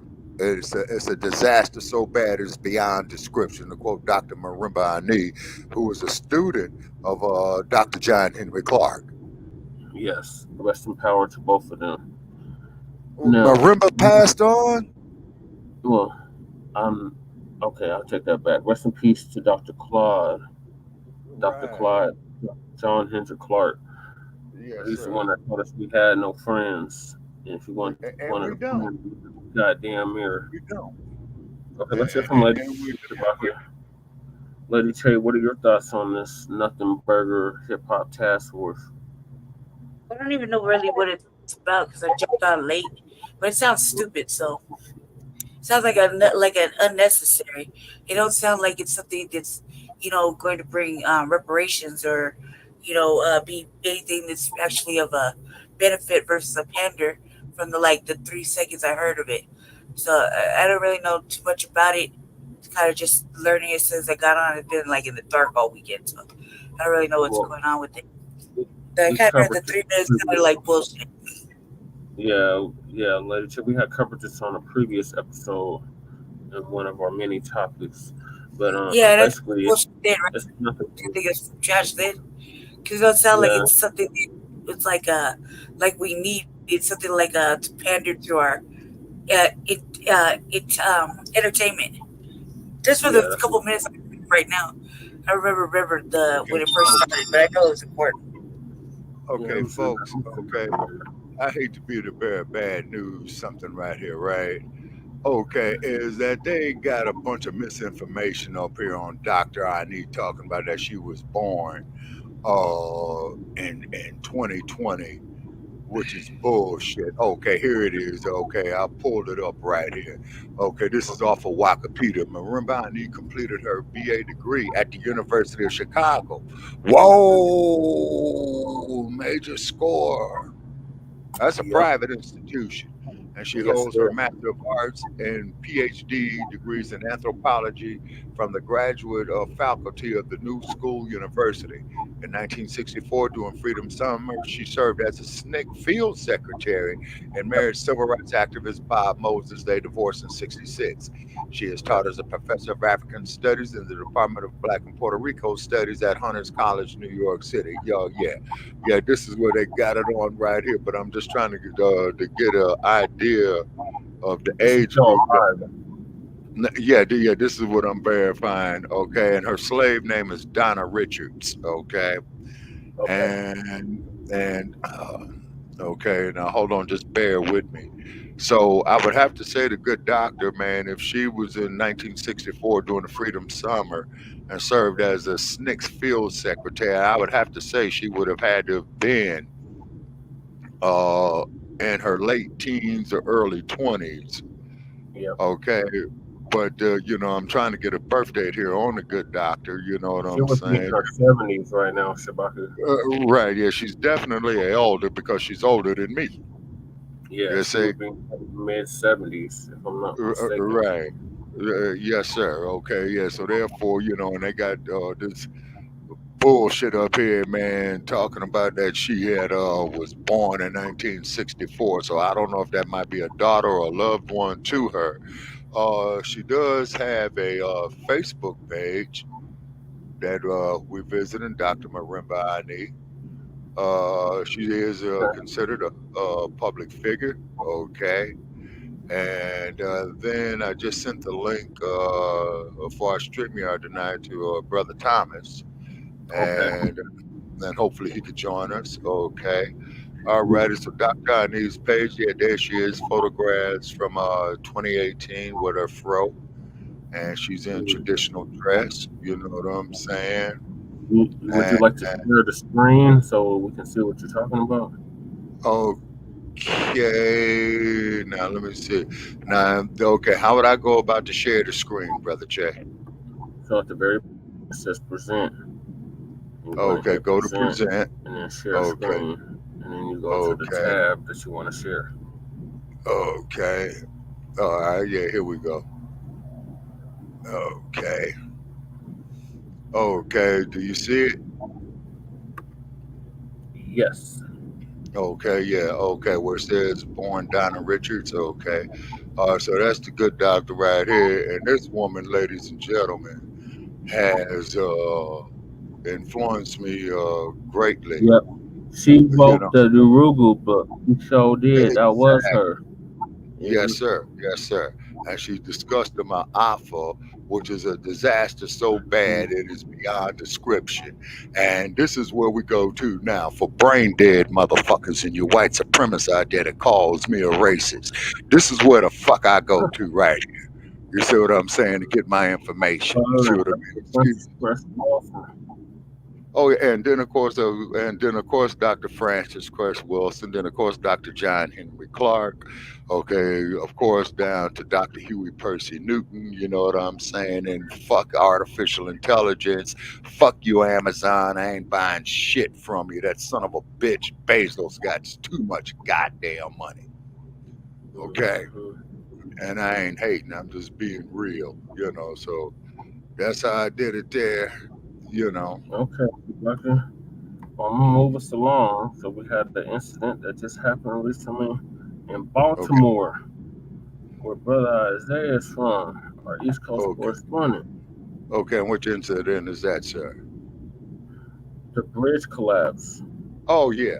Okay. It could have been sabotage, man. It's because keep in mind, it was on the Francis Scott Key Bridge. Fuck Francis Scott Key and his ass. Okay. It's because if you check out the stanza that he had wrote in the Star Spangled Banner, which was very, very derogatory against black folk. Also, too, I had a loved one, who traveled there, as a matter of fact, within the last couple of days, and stated that they saw the destruction of the bridge. And keep in mind that those, that's a cargo container ship. And what it is that a lot of those containers that went overboard were filled with toxic substances. You see what I mean? It was like 3 in the morning or something when it happened, like 1 or 2 o'clock in the morning. Exactly. Yes, sir. You know what I'm saying? So there wasn't that many cars on the bridge. Fortunately. So but there were a few usually when you do an attack like that, you want to, if that's your intention, you want to do it when there's more people, more cars on the road. Right. So they're trying to blame it on the immigrants, I guess, and then the black mayor. They're trying to blame it on the black mayor. They said the the black governor and black mayor, and then of course they are giving the younger brother, a lot of heat because he's only 33 years old, and then the governor, he looks to be about 50s. It's a black governor as well too, and then they got the old booty jag down there as transportation secretary. Down there. You know what I'm saying? And then of course too, Baltimore, Maryland, and that region is where the one and only Dr. Frederick Douglass had escaped slavery. So Freddie D probably escaped slavery after he beat the living dog shit out of the recreant slave trade pedophile slave master, and started working as a sailor in his youth. And then, of course, as you know, is that he wound up in San Francisco and what have you, And if I'm not mistaken, so on your screen it's Baltimore. Okay, so that's Baltimore. So that's Brother Isaiah's hometown. Okay, and so everything that's in the red box is Baltimore. Okay, so you don't see my arrow going around anywhere. Okay. I don't see what? No, because I got my arrow up there on the screen. This is Google Maps. So. Oh, okay. So there's the bridge right there. So this is Google Maps. So everything that's in the red box is Baltimore proper. Okay. So it's like right on the edge of Baltimore city limits. So this is the bridge right here. Mm-hmm. And this is part of the 695 loop. Okay. And it's completed in the late 60s, you said, it's about the 1966. Okay. So, as you can see, it's a pretty long bridge. Yeah. It looks longer than the Bay Bridge in San Francisco. So this whole bridge right here collapsed. Yeah. Earlier this week. Yeah. It happened real early. Zoom in, you'll see it's really long bridge.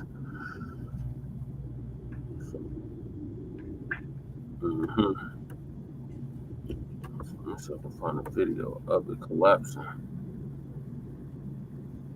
That video was something else of the collapsing. Let's collapse.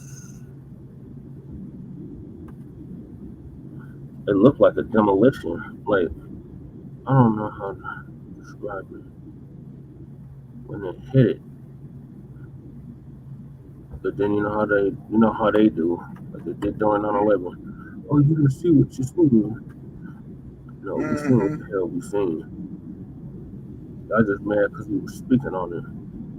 They went out their way to violence you for speaking on that. This is before the scandemic, plandemic, y'all. Baltimore bridge collapse. From the video. Okay. And then while you pulling that, Brother Paris, just some humor right here. I'm up here arguing with a motherfucker on Facebook, man. I have it. Hold on. Shabaka. Oh, yes, sir. Shabaka, we don't have to. I have the video pulled up. So okay. This is the video of this. What was it? What did you say it was carrying? It was a cargo container ship. Yes, sir. And they had a lot of toxic chemicals on there. Okay. So it was probably carrying, some very volatile shit. Okay, so rescue operation underway after Baltimore's Key Bridge collapses. Francis Scott Key. So this is the Francis Scott Key Bridge, y'all. Same one I just showed y'all on Google. So this is the video of the cargo container ship hitting the bridge. And you just hit one piece of it and the whole bridge came down. Right. You see, now that there was making me thinking, man, it was some type of additional sabotage, but they did say that cargo ship did weigh 5,000 tons. Okay, so that just was it's just that one little hit to the bridge. That one section of the bridge. Yes, sir. Brought the whole bridge down, and I just let you know the infrastructure. This bridge had not been worked on since the 60s, early 70s. Right, and then the NTSB has said is that they're reviewing all of the maintenance reports on it as well too. Okay. And then of course, as you know, Brother Paris too, is that anytime that you have metal by salt, okay, as the salt is most definitely, man, is going to play a part on the structure of the bridge. Now, what they do with the Golden Gate Bridge in San Francisco is that when they paint the Golden Gate Bridge, they start at one end, go to the other, then start all over again. You see, the San Francisco-Oakland Bay Bridge, as you do know, is that the eastern span was rebuilt is because that eastern span had came down during the quake in 1989. And really what people had to do is that they had to cross the Richmond Bridge, which was Contra Costa County going into Marin County. Then they had to cross the Golden Gate Bridge going into work in San Francisco during that time. And keep in mind that anytime that you cross those bridges, that you always pay going into or towards San Francisco. So not only do people have to pay the toll once crossing a goddamn bridge, the Richmond Bridge, they also had to pay the motherfucker again when they had crossed the Golden Gate Bridge going into San Francisco. See, this is why I say fuck the goddamn state of California. You see what I'm saying? They knew what the fuck they was doing. But we ain't getting money for you, stand on the ground, you know what I'm saying? You cocksucking motherfuckers, you know what I'm saying? We built your goddamn economy. You see? You know? Yeah. And you just how was the parlay going? So I'm going to video. Yes, sir. This morning, a stunning bridge collapse at the port of Baltimore. The entire Key Bridge in the harbor. The Francis Scott Key Bridge plunging into the water overnight after it was hit by a cargo container ship. You want to know what the bang was? That looks like a damn demolition. Like that's it looked like point. How does just that one point collapse that whole part? Like that just don't make no sense. After it was hit by a cargo container ship. You want to know what the bang was? Ship hit the Key Bridge, sinking. The bridge is gone. Holy hell. Video shows smoke coming from the ship before it hit the bridge. The bridge is... Can you take down the banner, please? Normally a major artery. Lady J? Banner, copyright. Can you take down the banner? Put up the copyright. Yeah, copyright disclaimer under Section 107 of the Copyright Act of 1976. Allowances made for fair use for purposes such as comment news reporting Yeah, teaching the scholars banner says thank you for watching Real Life Black News. I can't see anything. Please, thank you. I'm sorry. I can't see anything because it's right in the middle of the writing. I'm trying to watch the thing. Oh, okay. Sorry. I'm on the streamer. Thank you. Carry on. Hours, 1:30 a.m. Video shows cars crossing moments before the ship hits. The traffic then paused, but vehicles were still on the bridge as it then crumbled into the water. Fire department and Coast Guard teams rushed to the scene, rescuers searching the water overnight. Still very much in an active search and rescue posture. Our sonar has detected the presence of vehicles submerged in the water. The ship is an almost 950-foot container vessel called difficulties, ladies and gentlemen, headed from Baltimore to Sri Lanka. With this, you know, so they're, you know, once again fucking with us, you know. You can't hear me? You can't hear the video? What's going on? Shabaka? Okay, ladies and gentlemen, so I can hear you. Shabaka, you can't hear us? I don't think you can hear me. Shabaka. I don't think people can hear us. I think it's just. I can hear you. Can you hear us, Shabaka? Shabaka. You might have to go out and come back in. Yeah, there you go. Well, you know, it's a rough, where the struggle is real over here, like very fucking real. But we've been saying it, so that's the fact. Like, Corporation saying it collided with. Who knows when it's gonna be right? You know what I mean? Just everything all at once. You know, we tried, so really tried, and I just I like, this, but you know, like all the work. You know, it'll be all right. It'll be all right. Yeah, let me bring Shabaka back in. Okay, welcome back, Shabaka. Can you hear us now? Oh, yes, sir. Can you hear me? Yes, sir. Okay. So they're having some connection issues. It's okay. Everything's gonna be shaky for a little bit because you know we're not moving right like we were a couple of days ago or a week ago. Right.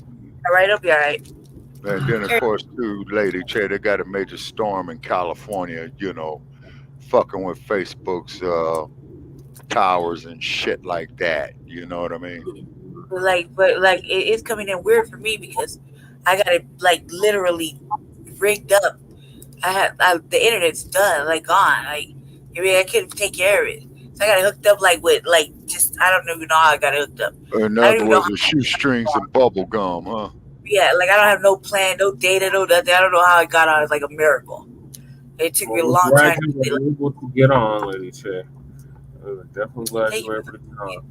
Yeah, just on my birthday weekend. Presents. Thank you. Okay, now I mentioned you in the very beginning as well, so I gave everybody an update. You're welcome. But let me finish this video, y'all, because we're not gonna get to the actual topic, which is them blaming a black man for this. Oh yeah, the mayor and the governor. I don't know how it's anybody's fault but the driver of the boat. Pillar and all of its crew members, including the two pilots, have been accounted for. The ship reportedly lost power while in the water. This morning, with the sun rising, search teams continue looking for any survivors in the water as the Baltimore area reels from a major collapse. Okay, you see how all those cargo containers are in the water, as that official pointed out. The weather is very cold, so if major collapse. Yeah, let me pause it right there so we can analyze that real quick. So yeah, that's the cargo containers right there, y'all. And you can see how they tilted. Yeah, so quite naturally, of course, a few went over into the actual water, and they, from what I understand, research that and feedback we've been getting from Cartoon Nazis Network has stated that a lot of those cargo containers were containing toxic chemicals. So that means the water is jacked up. If it wasn't Oh yeah, already it's messed fucked up. up. Yeah, like it wasn't fucked up already. And then to Because that's show the you the water. Bay, if I'm not mistaken, right? Okay, yeah, I believe so. Yes, sir. And then keep in mind too, I saw some earlier reports speaking about the water down there near Florida, where you got fish swimming upside down, going in circles, and that they're dying. See, so Are that's you still there?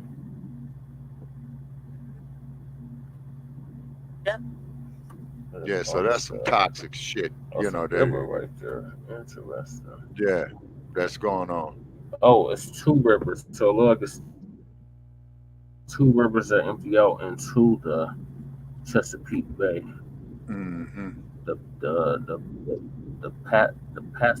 Pasco River and the Back River.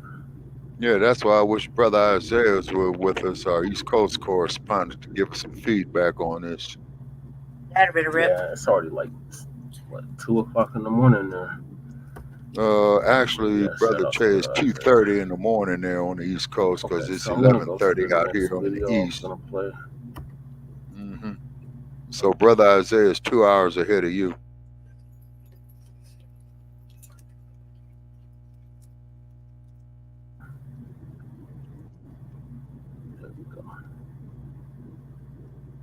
So Lisa gonna give us the update on that. Okay, Lisa Cabrera. Mm-hmm.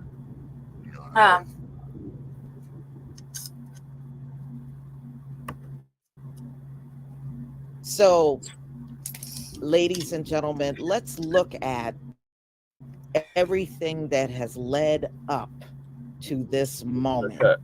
Everything. You have Lord, the fall of the UK Empire with Kate Middleton, Charles, King Charles, and Sarah Ferguson all got cancer. And not long after Harry and Meghan left, the Queen died. Just go ahead. I don't give a fuck. Right?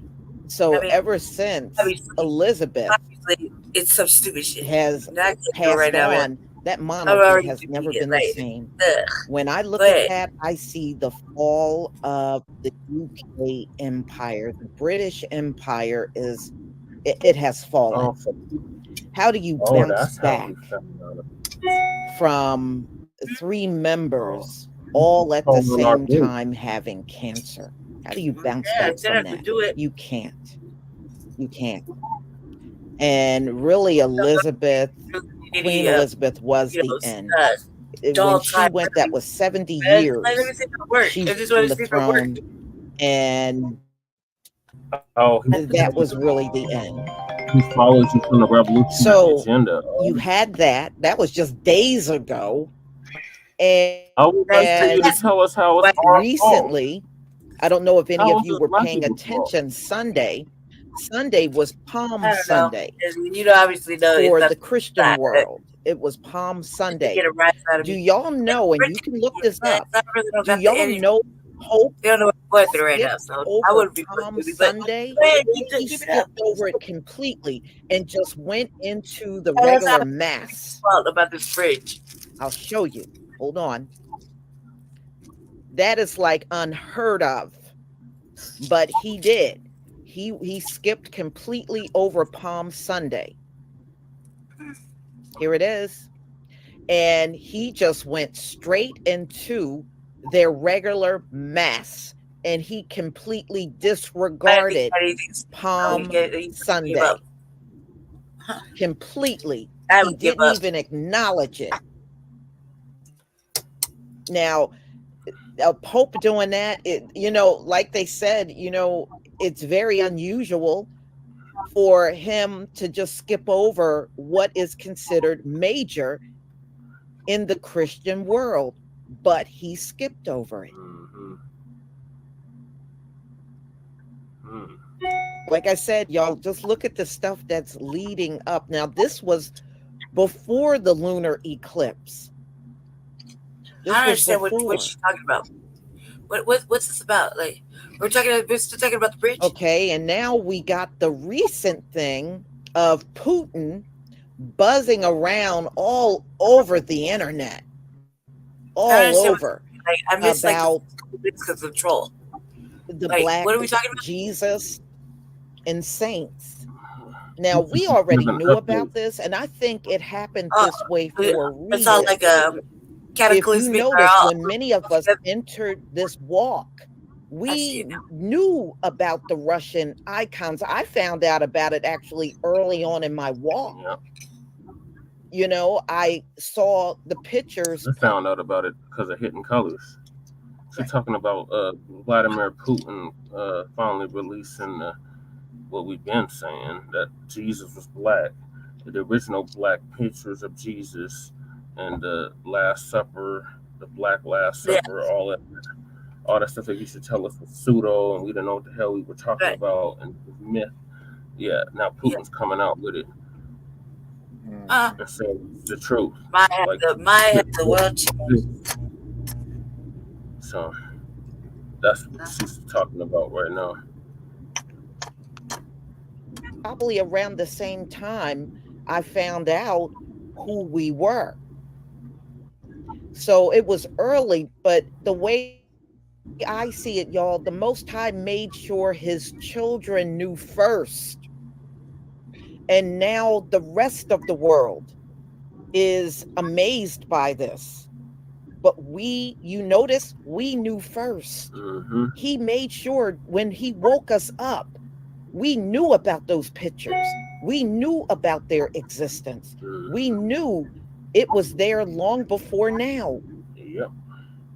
And I'm sure you all found out during your walk. Yep. But I just love how he made sure his children knew first before the rest of the world. So now you got a bunch of people online that are totally amazed by this. But, you know, I look at it this way. This was a designated time that the Most High wanted the rest of the world to know. Yeah, he's going to use Gentiles to bring out the truth. And that's all he did with Putin. Putin's a Gentile. He used this particular Gentile, and he's in a position of power. Yeah, you said I didn't have a and I mean, this is the craziest thing that you're seeing. And look, the eclipse is on. Yeah, that's the same fool that you had got into it with. Or he was trolling you on your channel. He followed you over your Russian icon. I shared it, so you know it don't matter. Listen or don't listen. But as I deal with it, because remember you said Vlad. Now you can talk to him yourself. Just have all your little black questions out. Like give you a little history lesson. So just not in the mood. It's my birthday. Who's around with what we're saying or what Lisa's saying? He said Russian icons from the 15th century is proof Jesus was black. That's right, brother. And we've been saying this. I'm just now glad y'all waking up to it. I'm gonna let her continue. I was in agreement. I already got a little pushback. And the lunar eclipse just passed on the 25th. Congratulations, being in agreement. Man, it is so much turmoil going on. It's not even funny. Yes, it is a serious judgment. He's gonna be all right. Let me share my screen so that we can get an update on this thing. Because no, you're not. Now they said this bridge was very busy, y'all. It said like 31,000 people per day rode on this bridge. So it was a pretty heavily used bridge. And now that bridge is gone, and you can't just put something up like this overnight. Stop that. Because I remember.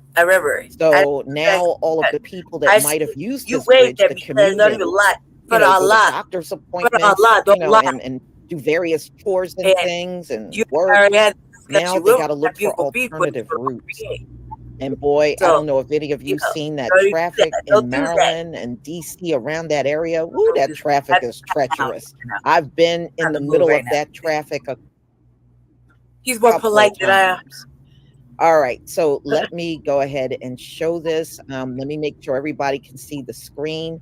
And I see some of y'all have given Spiritual Battle, thank you for the super sticker. Greg 144, thank you for becoming a new channel member. We're starting to see the collapse of the U.S. and maybe the world. Amen. Hallelujah for that. And Donovan Ben Yahuda, thank you for the super chat. Peace and blessings, Sis Lisa and family. They're running scared. All praises to the Most High Yah. Absolutely. Thank you so much. All right. All right, everybody. Let's go ahead and look at this video. As long as everyone can see, please give me a 1 before I get started. Okay, I already played the video, but she got another video of the press conference. Mm-hmm.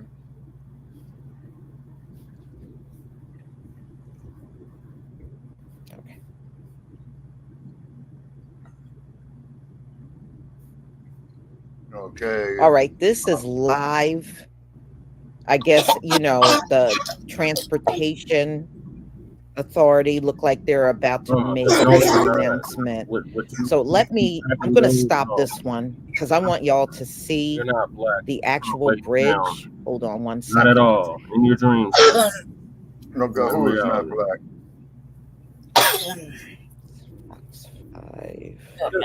This damn troll man, get the fuck up out of here. A week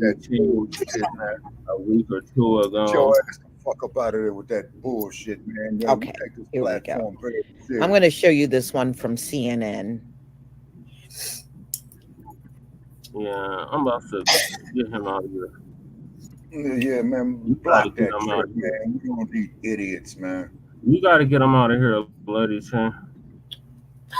This is your gift. Well, now we have Kevin Cartwright, Director of Communications with Baltimore City Fire Department. Let me get it done. On the line.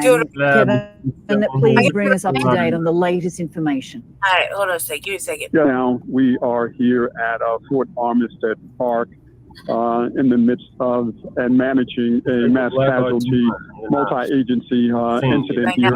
As you know, approximately 1:30 this morning, a vessel traveling through the Patapsco River outbound collided with a column, causing a collapse of the key bridge.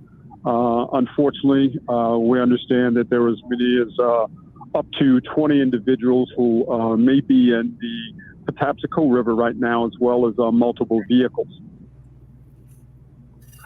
Y'all see that bridge collapse? Mm-hmm. That is absolutely crazy. So that was 1:30 in the morning when this happened.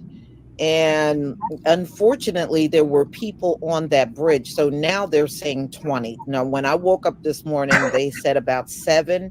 Now, one person that they pulled out right away, they said they were unharmed. The second person that they pulled out, they said was in serious condition.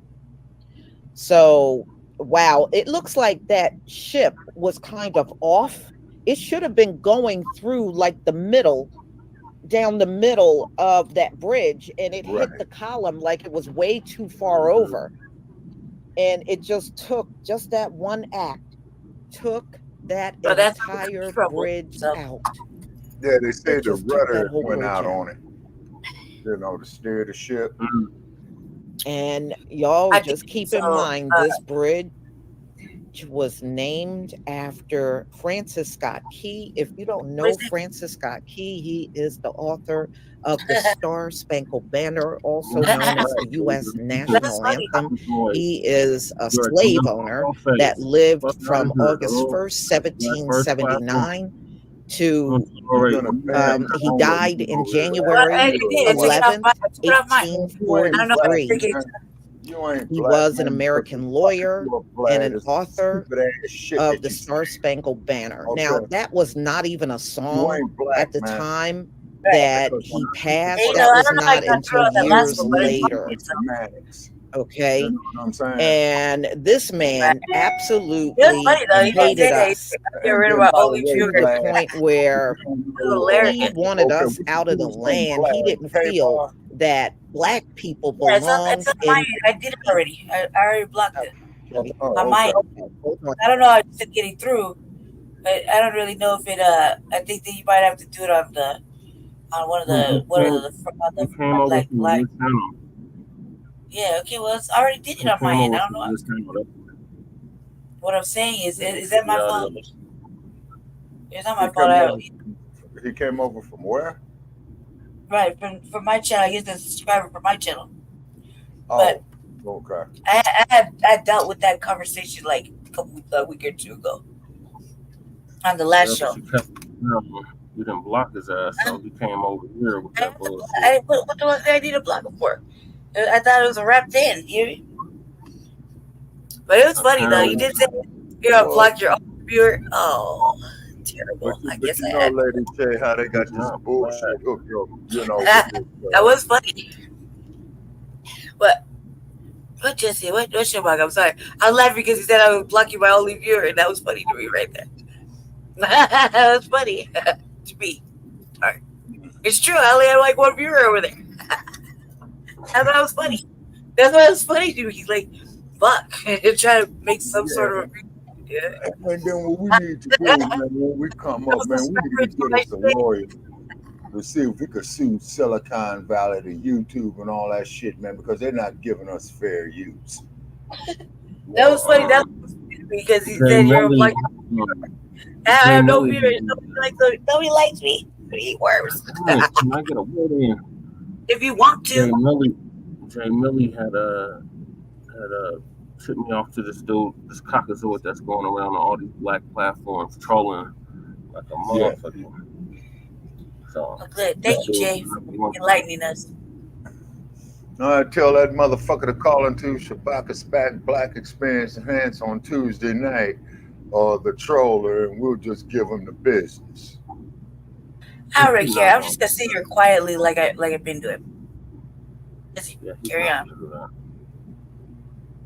Said I'm going to sit here quietly. I'm gonna sit here quietly. She's just talking to the chat right now.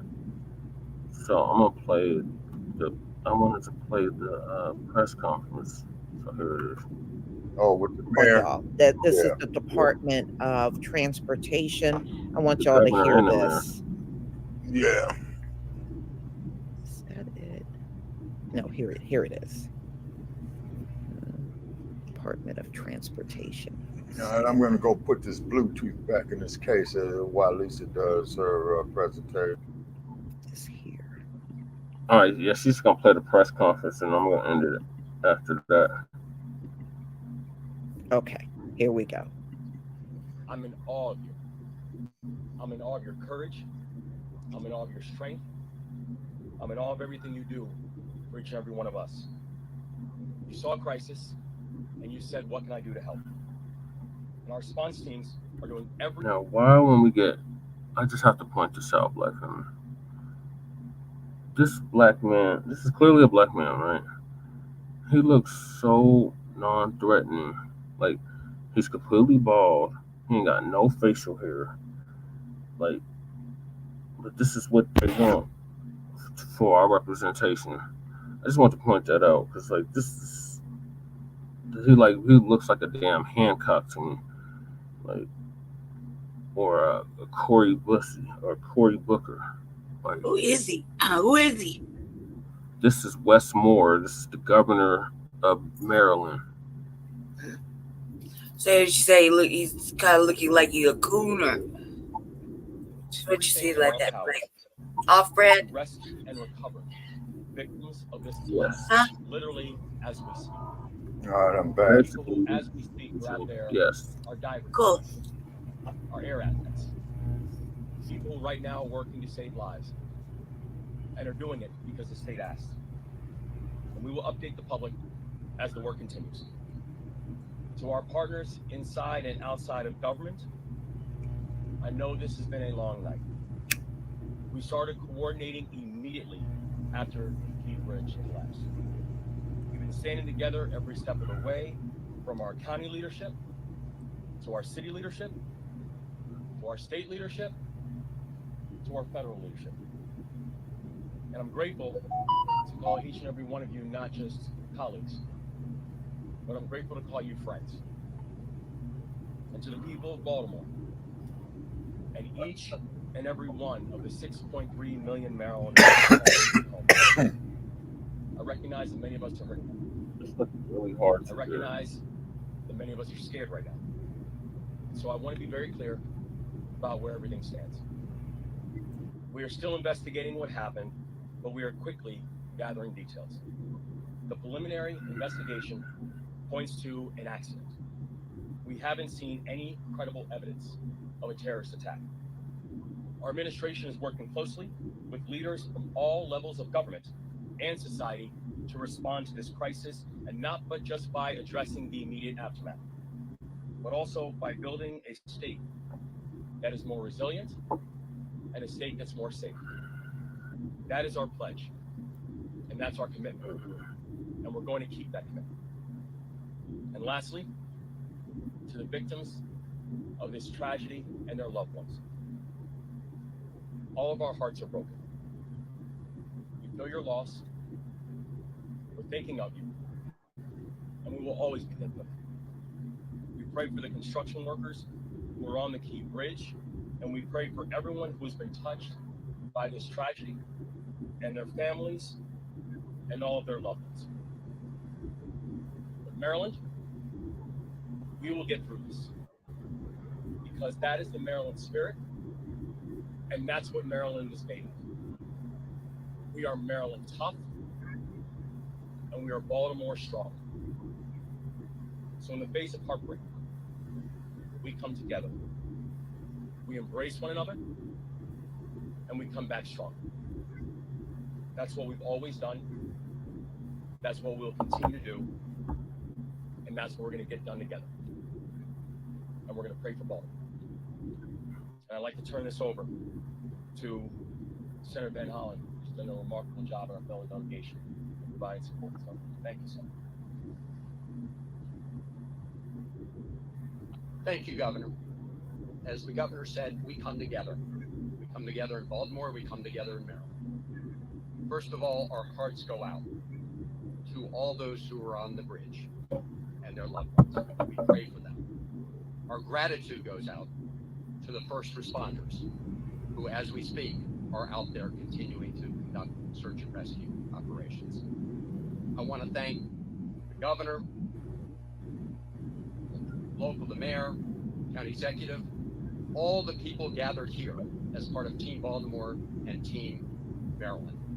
And the federal government is with them as a partner. The Coast Guard, as we speak, is also part of this mission. Coast Guard cutters, Coast Guard aviation assets. I spoke twice today with Secretary of Transportation Pete Buttigieg. Pete Buttigieg has pledged that they will do everything they can to very quickly project the National Highway Transportation Administrator is on his way to Baltimore if he's not here already. They will be releasing those early funds once all the parties are fully engaged. Second, the National Transportation Safety Board. I talked to the chair this morning. She and her team will be conducting an investigation of what happened.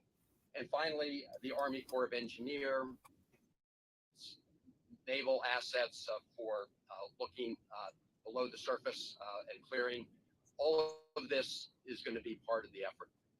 The governor is leading Team Maryland, the mayor and the county executive, of course, Team Baltimore. But I'm just here to say, together with Ben Cardin, Senator Cardin, and Congressman Fume and others, the federal government is your partner in this effort. Thank you. And again, to the people of our state and the people of this great city, we're with you. We love you. We will get through this together. Thank you. Okay, y'all. I don't want to go on and on because it is live. So it is live, and and all throughout the day you can watch this. I'm sure this is going to be the big thing they're chattering about. No, Beverly Jackson, they're saying 20 people are missing. 20 people. At first they said 7. 2 they were able to rescue right away. Damn. And that tells me they may not have gone all the way under. So, and I think the others did. I think they went all the way under. The 2 that they were able to get may not have gone completely under. And because they said 1 was okay, they were unharmed. The other person was in serious condition. And the other ones, they had to go all the way down in that water. But they're saying a total of 20 people they believe were on that bridge when that ship hit it. Mm-hmm. Wow. Yeah, that water's ice cold because, you know, I'm in New Jersey and it was 36 degrees last night. And I'm not that far away from Baltimore. Baltimore really is not that long of a drive from where I am. And yeah, so that water had to be very cold. Yeah, they said they did use sonar, and that's how they know there are more cars down there in the water. So it had to be more cars on that bridge, even at 1:30 in the morning when it collapsed.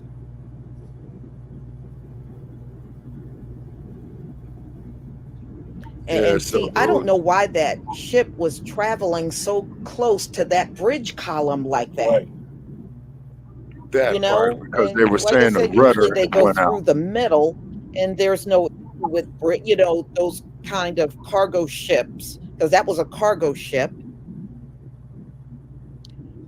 going under those bridges.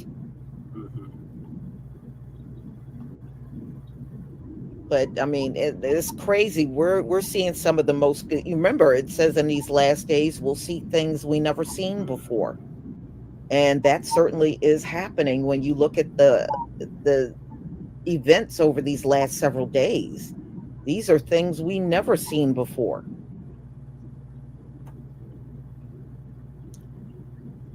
So everybody, I'm going to go ahead and conclude. Okay, thank you, Lisa, for that. Yeah, okay. So, I'm gonna play another video. This is of the black mayor, the 33-year-old black mayor that you were talking about earlier, Shabaki, and what he has to say for these bigots, such as Blacc and others, right, trying to move him for this bridge collapse. He's saying there's more to it. I will allow you, Mayor. Oh, that's the Scott, mayor if you of, choose to do so, to Baltimore. respond to the tomfoolery and attacks on you for having the nerve to be black and also a mayor. Well, I think, listen, I know, and we all know, and you know very well, that black men and young black men in particular have been the boogeyman for those who are racist and think that only straight, wealthy white men should have a say in anything. We've been the boogeyman from them since the first day they brought us to this country. And what they mean by DEI, in my opinion, is duly elected incumbent. We know what they want to say, but they don't have the courage to say the N-word. And the fact that I don't believe in their untruthful and wrong ideology, and I am very proud of my heritage and who I am and where I come from, scares them.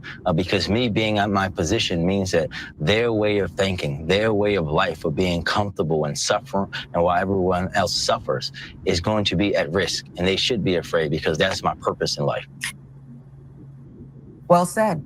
Baltimore Mayor Brandon Scott on with Joy Reid of MSNBC there. He actually had to address this foolishness, okay? After a cargo ship rammed into the Francis Scott Key Bridge in Baltimore, March 26, and caused its collapse, internet trolls took to X. They took the opportunity to spout racist rhetoric against the city's black mayor. And this young mayor was having none of it. Many racist internet trolls blamed the bridge collapse on DEI, woke ideology. Several ex-users also condemned Mayor Scott for wearing a Letterman jacket with the City of Baltimore logo while speaking to the press about the tragedy at an early morning press conference, implying that he wasn't dressed properly. Man, they So let's stop. Fucking their asses, man. Let's just stop right here. Okay. You get the call. a famed bridge where Kiss my ass. hundreds of thousands, million, they'll get me the number, every year, use it. Major port here, moving goods. And oh yeah, people are missing. Families may or may not know. And it's not going to work out for some of them. And you're worried about this mayor wearing a jacket with, I'll call it the crest of a city on it. With millions watching and many people benefiting from this program called Indisputable, we just need 1% of the viewers to become a paid member so we can continue to bring this content to you. Now back to motherfucker, we Quickly, need people Jackson, to I need pay you to us react so to we that. can keep bringing content. Well, you know, what Fox News, I remember the other day I was talking about Maria Bartiromo because she, brought this down to like immigration, but it doesn't matter what it is. It could be an economic issue.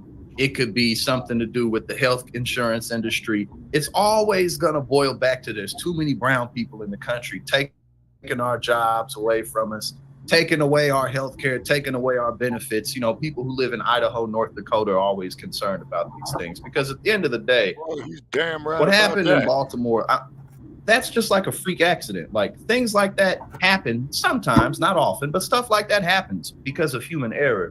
If the mayor of this city was white, what difference would that have made? It's kind of like a tornado hitting, a hurricane hitting. Could this have been prevented? I'm sure it could have been. Try living through some Well, earthquakes, you're trying to make sense. Yeah, you're asking the question: if the mayor was white, would this accident have happened? Of course, it could have, would have.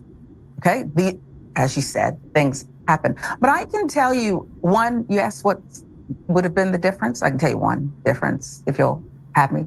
Yes. The difference would be he wouldn't have been called the DEI mayor. Yeah. He would not have probably been called a drug dealer and trash.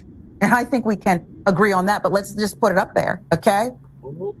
White and He's a drug delightsome. dealer. Yes, look at this. Probably smoked a blunt after the press conference. Okay, aren't you wonderful? P9 77 777. No wonder the crime rate is through the roof. He's a drug dealer. No wonder the crime is through the roof. Okay, we'll get you the information, the real information on what's going on in Baltimore. It's a sin, says MAGA for life. I could barely understand a word he said. Shut up. Right. Yeah. Did you hear that? Did you understand that? You speak more clear than me. That's right. He is terrific. He's a communicator, no matter your politics. So we'll tell you several ex-users. Boy, they had a lot of fun. Pushed back against the trolls. One noted that racism is so ingrained in the views of conservatives that they blame Black people and other minorities for society's problems. Quote, their obsession with DEI is nothing more than a euphemism for their white victimhood. Added another. A bridge collapsed and racism reared its ugly head. My God, this world is nasty and vile, echoed another. Another replied, DEI is now a racial slur. That's just right. What have we learned? A word is less important than the intention behind it. As a result, white people will always find a new way to call us DEIs than a Black star with that. And I think, DEIs is, well, it's another word. It's another word. One user posted a diagram with the N-word along with the word CRT, critical race theory, woke, and DEI, and claimed N controlled the political cycle.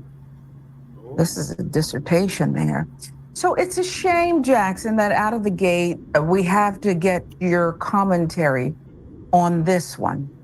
But we must, because I look at racist as, first and foremost, stupid. And that's not to say that everyone who's a racist is stupid. Some people have been indoctrinated. They believe certain things, but it's stupid. This, I don't know how we can even get around it. People are missing, people are dead. There's been this freak accident, and you want to call the mayor of Baltimore, this Black man trying to lead a city through this crisis, a drug dealer. Your turn. Well, it's not just stupid, but especially at this level, it's childish. It's really pathetic. If it didn't have real world negative consequences, you could just laugh at it because it's so ridiculous. And unfortunately, these are the people who will go to the polls with this type of stuff instead of voting for their wages, instead of voting for things that they do care about. Again, it always goes to, blame the immigrants or the black people who were causing all the crime in their minds. But yeah, this is why MAGA is so strong, even though Trump is, rifting his audience again with going public with True Social, all these indictments that he has. It doesn't matter. The cultural representation of the right in this country is that, we got to stop the Browning effect. And that's pretty much as deep as it goes. That's it. It's just racism. Yeah. But I just feel like it's the dumbing down of even racism. Look how dumb it is. Yeah. We're actually talking about this. And there's actually people commenting on it. And people who believe this. There are some who say, and I think Joy Reid had him on appropriately, and I think he addressed it well. But there's some who say, why don't we just ignore these idiots? I want your take on that first, then I'll get mine. Jesse. Well, you can only ignore this up to a certain degree, I think. I'll be right back in like 3 minutes. I gotta adjust this light and 2 other things real quick. Okay. I'll be right back. Like literally 3 minutes. Just carry on. I can hear you. I just need to go off camera and adjust this lighting. All right. I unplugged the thing. Like realistically, you could talk about it a bit less, but that doesn't take away the fact that people are discussing it on Twitter. That doesn't take away the fact that people are congregating by the hundreds, if not thousands, in online spaces to push forth this type of rhetoric. So I think that at the end of the day, you kind of have to talk about it because it has real world impact. People get hurt over this. Policies get passed over this type of cultural attitude as well. So it's kind of like ignoring a disease, ignoring the virus or the cancer won't make it go away type of deal. There's always a different way to address things, perhaps, but pretending like something isn't there doesn't mean it is. Yeah, as much as I think you're gonna have to just ignore people who I deem irrelevant. It's actually powerful. You should have somebody. Once I size you up, and this is gonna sound strange, but I'm never wrong. Yeah, because I did it on my end. Once I see you, over there, if I deem you to be someone who is not credible and is up to no good, I believe it's looking right through you. You got to learn to get along with everybody, Jackson. That's why I call it a character flaw. But I couldn't agree with you more. Cannot ignore what's in front of us because there's actually our fellow Americans and across the pond too who believe this nonsense. They actually believe this as if what it does is it presents as if white majority, and that's what we're apparently going to keep calling them, even though their census might tell us otherwise. A white majority can do no wrong, is born superior, okay? And so when they screw up, that's why you hear excuses, right? That's why you hear, oh, mass shooter, mental health. But when we do, it's expected because we're just not good enough. It has nothing to do with opportunity and access. It has to do with birthright. Am I right or wrong? 100%. I mean, that even goes into things like access to abortion, different attitudes on who gets it and why they get it. I mean, this permeates pretty much to any type of policy issue that you can imagine. First comes culture, then comes policies. That's something Dr. Ritchie says all the time, but it's true. Yep. Anywhere you look at it in the political spectrum, you see what you just explained, basically entitlement. It's just entitlement. Yep, entitlement from birth. And it's the ideology that they teach their kids, and that shit permeates generation after generation. So they really think that they are holier than thou and that they can do no wrong when all they do is wrong. Right. Right. All right, so what are y'all thoughts on the bridge collapse and the fact they're trying to blame a black man or actually 2 black men, the governor and the mayor of Baltimore and the governor of Maryland, for this collapse? Well, Brother Jay, it's a bunch of bullshit. You know it. I know it. Them motherfuckers know it. You know what I'm saying? They probably planned this shit to smear the mayor because he's only 33 years old. If he gets elected to mayor, say a couple of more times, he could perhaps run for governor of Maryland and be the governor by the time he's 40. Okay. Then as the governor of Maryland or a U.S. senator from Maryland, man, he could parlay, man, to being elected president of the United States. You see, but me personally, I appreciate after his term is up. Right. And so I appreciate, what the young man is trying to do, considering the political fervor that's going on, you know what I mean, and what he has to work with. You see, it was a tragedy, you know what I mean. Plus, that is going to be a major economical shift in the city of Baltimore, man. With that infrastructure problem. You see, it's not just Baltimore; it's the whole country. The 80% of the infrastructure in this country is fucked up. yeah, it is. Yeah, thanks hiding Biden for that. And it's about 41 degrees here in Las Vegas. And I had the heater on, but I turned it off, to kill that feedback, that was coming off of my end. You know what I mean? Yeah. It's cold out there? Yeah, hell yeah, it's cold out here, Lady J, because the coast of California is getting hit with a storm, you know what I mean? And then, of course, as you know, out here in the desert, we had high winds of up to 40 miles an hour today because I drove to California to go play some lottery tickets. You know what I'm saying? The rain was pretty bad. You know what I mean? Shit, I had to play the motherfucker. I mean, you got a jackpot on me. Hell no, I didn't win. I lost on the last ticket, but I played for Tuesday's lottery on the Mega Millions, Dang. Yeah. Felt like if I could get lucky, I'd go somewhere where somebody take me to a gambling thing and just let me go crazy. Well, by the grace of God, if I hit on that motherfucker, you know what I'm saying? We ain't gonna have nothing else to worry about. Financially, that is. You know? Oh yeah. I got the check out that like majorly. Oh yeah. Majorly. Oh yeah. And so then too, I appreciate what the young man is doing. This could have been the work of a saboteur to smear him or to fuck up the infrastructures there on the East Coast under his watch. You see what I mean? In other words, man, at this current times, man, up here in my old age, man, I ain't putting nothing past none of these goddamn crackers. And I do mean nothing. Yeah, I said it. Call up Shabaka's Black Experience Enhanced on our next regularly scheduled show on Tuesday. How did you not block this? I don't understand. Yeah, you gotta block him. He still keeps. I already did that on my end. Well, what's this motherfucking troll saying, man? Put that bitch up there. Yeah, stop. I did it on my end too.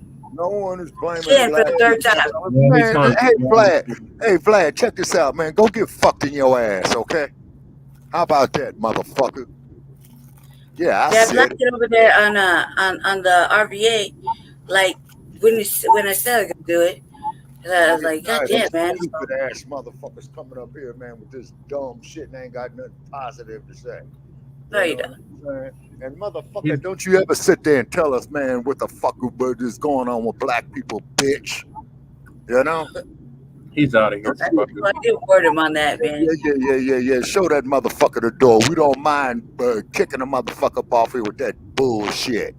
Right. I did tell him. And that symbol you got up there, motherfucker, looks like one of them goddamn Nazi symbols from the Third Reich. In fact, I'm sure it is. That's exactly what it is, Shabaka. Yeah. So this motherfucker ain't black. This is a goddamn troll. Yes. Right. That was from the other day. That's what I'm talking about. I'll tell y'all about when I did the RVA the other night. And I thought, let's just end it. I was like, whatever. Tell that motherfucker to sign into the goddamn. Sorry, Lady J. Tell this cocksucker right here to sign into the goddamn chat room. You know what I'm saying? Yeah, him and I can go back and forth. He ain't gonna do that shit about this. Nah, no, he didn't. No. I think he's just like I don't know what. If a motherfucker don't like me, a motherfucker just fucking with me, So I don't know. It don't matter. I blocked it, so I don't know how he's getting through. But I blocked it on the StreamYard then. So Okay, then that means he's hacking somewhere. right, He's gone. whatever streaming. So He's gone. So that's the end of him. I bet. So yeah, so they're trying to blame the brother for this shit. Yeah, Right. of course. And he had nothing to do with any of this. He literally just took office last year? Their election was on his ours. Yeah, I think he's still in his first year. Yeah. Wait a minute, this is 2024. Okay, yeah. Usually the municipal elections, as you know, Brother Che, happen in the odd years. Mm-hmm. You know what I'm saying? And then the other elections happen in the even years, 2 years apart between gubernatorial and senatorial and the president. You had a plane crash. Somebody's house caught on fire. And it's raining and snowing in Northern California. Oh, yeah, Donna Bass is fucked up. Because I was going to go to California into the Bay Area, man, but I've scrubbed the mission. No, Why? after that shit I went through there in the Mile High, I don't want to see snow for at least another 100 years. Damn it, Chewbacca, man. You're supposed to be having a little trip so I can live vicariously. You fucking Mile High immigrants fucking with you at the light, 20 pounds of snow, and fuck you hard. and then the cold part when it was before the snow, I'm up there driving down Colfax and I'm stopped at a light and motherfucking squeegee man coming up to me. Man, you better get your ass the fuck away from me. You know what I'm saying? Man, the harassment is real. Oh yeah, it is. I'm gonna reflect on this real quick. 2 seconds, right? I was at the bus stop on the way home the other night from Jesse's house, right? Yeah. And I was at the bus stop. I'm chilling. And I get up there. There's maybe like two people there. Really nothing. No brothers. No nobody there, right? So I pull in. I turn my shit around. And it's kind of cold. My hands are cold. And I got a lot of rings on. So, I'm over here, trying to put my gloves on over my rings. And I was kind of a little struggle. And that wasn't really I was just minding my own business, listening to music, looking at my hands, putting my gloves on. Not really doing shit, right? Little by little, people started to come. And they were all kind of like, it was like late. It was like fucking damn near 11:30, almost midnight, right? So I expected the bus kind of be a little empty. So I'm not even really paying attention. All of a sudden I look up and there's like a couple, like about 15 people. Then the bus pulls in all quick, right? And as I'm putting my gloves on, I'm moving my headphones out my ears so I can hear if the bus driver give me, tell me any directions or some shit. There was a brother standing right behind me, like right behind me. Literally, he could have probably touched me, right? But I didn't notice him. It's not like I didn't notice him, but I wasn't like triggered, like alerted or anything. You know what I mean? Like I didn't feel no danger, right? I had just my business. I just happened to notice he was right there. He's like, "Man, there's some fucking animals." That's what he said. And I said, "Yeah, you're out of line about that." He said, "No, sister. I don't mean to call our people animals." Like that, he's like, "These motherfuckers is animals, right?" And I said, "Yeah, you're out of line, right?" As I laughed, I said, "Don't feel bad about that. You can't fight what you honestly feel, right?" He said, "No, I just want to make this clear. I wouldn't talk about our people like real loud like that. Our people like that." I was like, "Yeah." Right? He sees his friend, he waves his friend down. I'm minding my own business still because the bus started to load up. And, I need the rep to come down. And then he was like, "Hey," he said, "You motherfucker don't get on the bus like that." So I get on the bus. I was like, "Hey, that's tight." You know what I mean? And it was like, it was so fucking packed at like midnight just to go to my neighborhood. You know what I mean? I was like, "God damn, why it's so fucking packed?" You know what I mean? But like typical us, when we're upset about something and we're not happy, we have to make it known we're unhappy. You know what I mean? It's like, can't go anywhere on this motherfucking bus no more. I remember taking this bus at 11:30 at night, and there only be like 4 of us on here. Right. Now we can't get a seat. He's like, "I ain't sharing my seat with you motherfuckers. Move." Like that. I was laughing under my headphones. And that shit was hilarious. But he was right. It was to be a time you go to my house. If I was leaving your house, took the bus or whatever because it's cold, to my house, at 11:30 midnight, whatever, and it would be like 1 or 2 people, if that, going to my area, you know. And now it's like fucking jam packed. People are standing up, motherfucking rude. They don't see, you know. In my condition, there's rules on the seat. So even if I don't have to say nothing, there's signs that say it for me, right? So I don't have to be rude if I don't want to. I am rude anyway, but the signs say who can sit in these particular seats, right? Mm-hmm. So I gotta move motherfuckers around, and then they get mad because they don't want to stand up and move. If I'm moving something, like my little whip or whatever, I'm like, look, I apologize ahead of time, but maybe you should be in the way. You're like, just wait, just wait a minute. Like, let me flip this shit real quick. You know what I mean? And it's always some ruckus until one of us sees that it's happening. It's like, hey, move our shit. You know what I mean? What are you doing? Like that. Like, why you gotta be right there, like in the way? You know, because it's rude. And I'm like, look, it's already nervous. I don't want to run nobody over, but because you get loud, I get loud. You get loud, I get louder. You get loud. What the fuck you gonna do about it, right?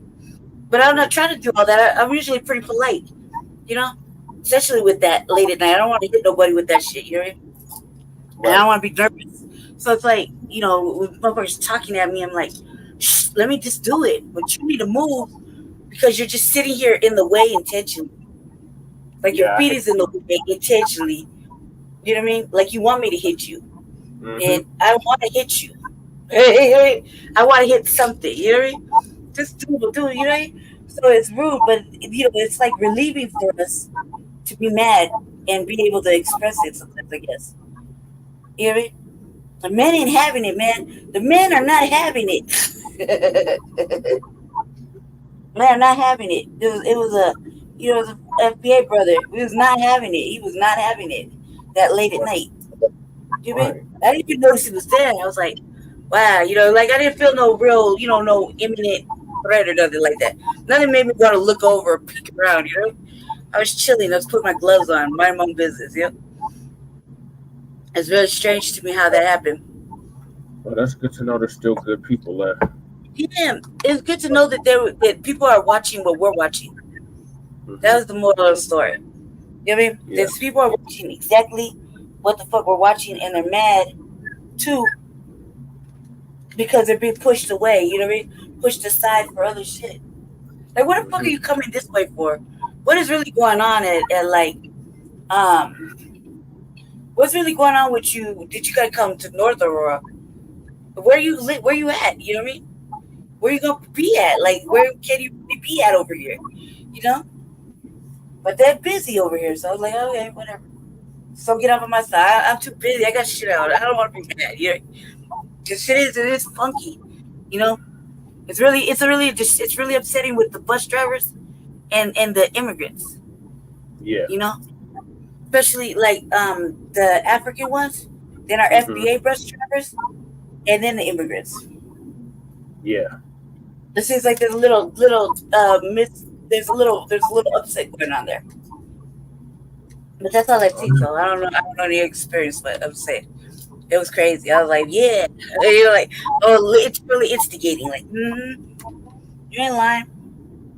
Yeah, because motherfuckers is rude. Like, well, it's gonna be tiring, right?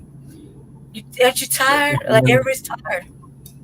They think they in their home country, and it's like, hell no. We don't go for none of that shit over here. Yeah.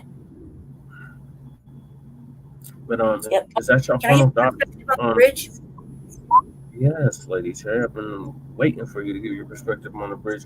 Lady Che, what are your thoughts on the Baltimore Francis Scott Key Bridge collapsing, and they're trying to blame it on the black mayor and black governor? Well, here's my thoughts. I only caught a little piece of it because of my circumstances, right? So I caught the bridge had been collapsed. I didn't really get to find out too much. I did feel like, it's definitely a serious troll. Like, how are you still getting in here, dude?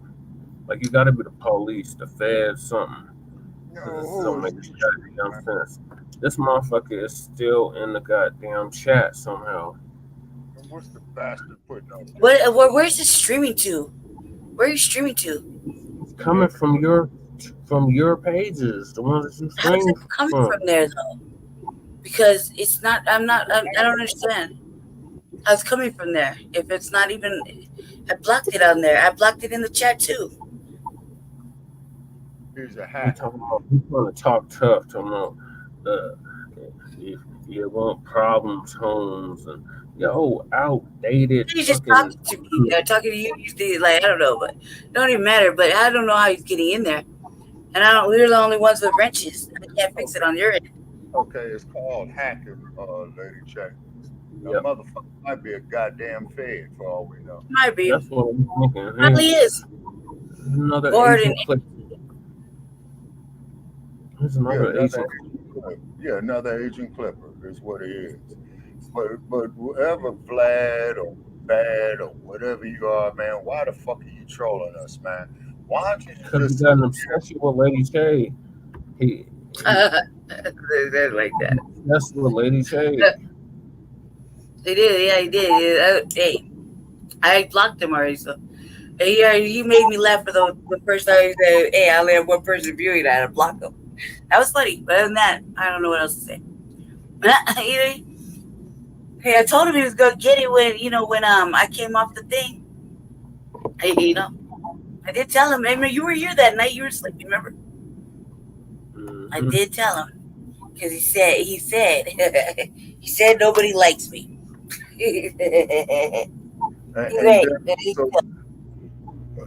Okay, not cutting your wisdom, Lady Che. Okay, the mayor of Baltimore. I just followed him on Stinky Bird. Lady Phil. Yeah, real shit. Real quick. I'm sorry. I'm sorry. I think that it's unfair. I don't know how the fuck you could blame these two individuals for an accident or something like that happening. Especially the way it's set up and the way it looks. Nobody can really prevent something like that. I mean, I think you could if you knew your weight and how far you had the coverage, right? But I don't think it's their fault. I don't think it's the mayor or whatever's fault. You know what I mean? I think it's wrong actually. If anything, you need to blame the motherfucking boat, the boat. You need to blame that. You know what I mean? And you need to figure out how to fix it because if I think isn't the president supposed to give him money to fix it? Okay, but the research that I've done on it, Lady Che, is that the captain of the ship had stated that when they saw that they were on the collision course and that the rudder had went out, okay, he had attempted to drop the anchors, hoping that the anchors would grab something, under the water right there to stop it. Okay, it was an accident. Yeah, they might have had a saboteur. Right. But it's saying? not the people's fault though, Shabaka. It's not the mayor or the governor's fault or whatever the fuck that's happening right there. No, it's not. I'm saying it could have been sabotaged. You know what I'm saying?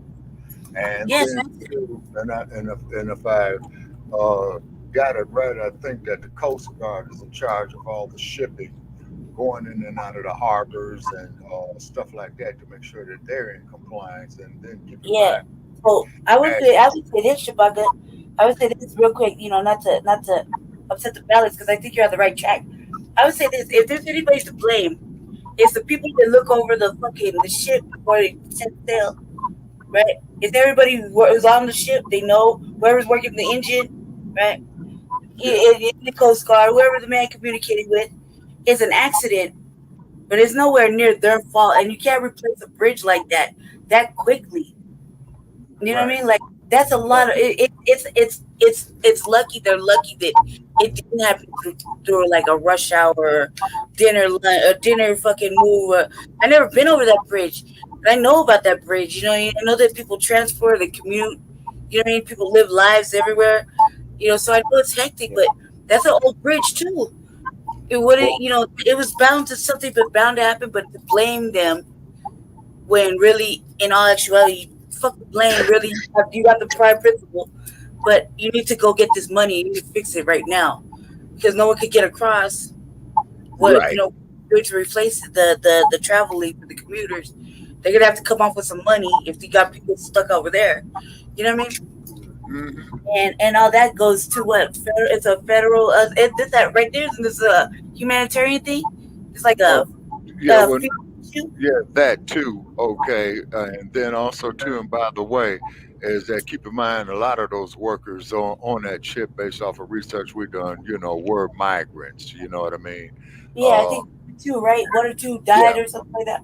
Yeah, what they're saying is that you had not only did you have the people from the ship that went overboard, you had the cars from the bridge that went in the water too, and they wrote those people off. They wrote them off. Okay, it's because it's pretty much physically impossible for them to still be alive. Yeah. If it was like say 2 or 3 hours that they got to them, might had a chance. You know what I'm saying? So now what it's turned into is what they the water. The water like a cinder block. And it's really sad. Like it's devastating because you don't know who hit the water. And you're panicking in your whip, trying to get out the window. That's not like the movies, that shit's like water. That's terrible.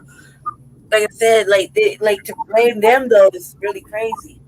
So they called it a search and rescue, then they reclassified it as recovery, as in recovering dead bodies. So quite naturally, of course, our hearts go out there to the families who lost their loved ones on that bridge, and the workers as well too. And Jesse, what was the moon like at that night?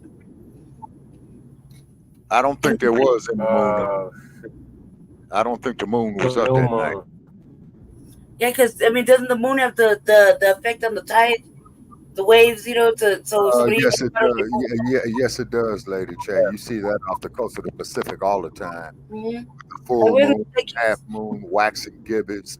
You know what I'm saying? It's because somebody in the water, they might have floated out a little bit more. You know what I mean? Versus and then the gravitational pull of the celestial bodies moving does affect the water and the tide as well too.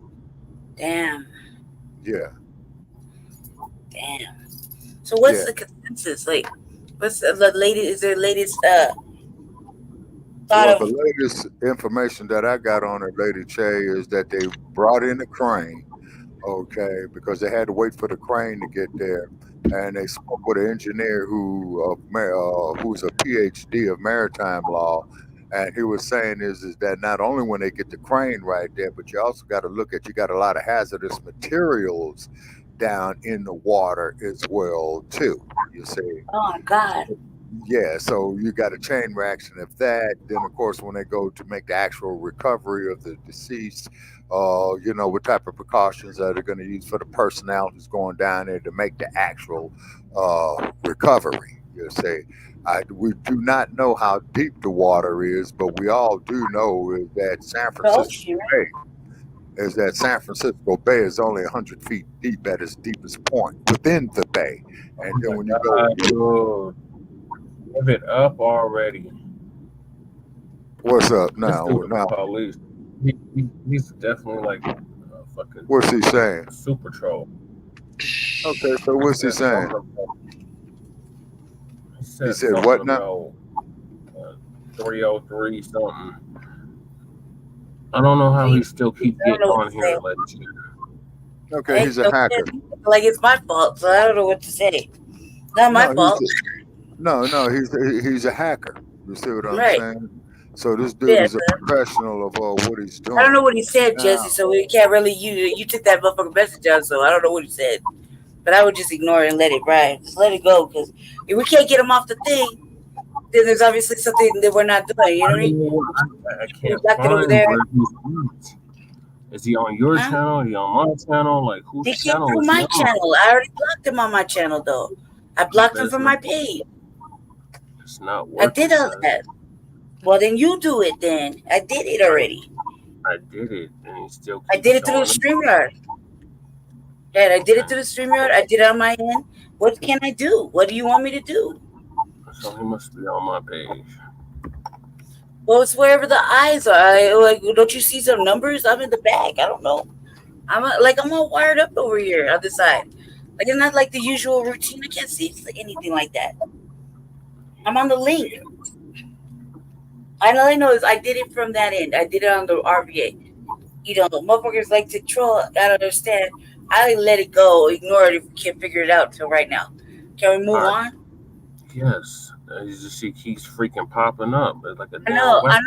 You're the one that said ignore it in the first place. So let's just keep it going. We'll figure it out after the fact. I think I got it figured out now. Shouldn't have no more issues with them.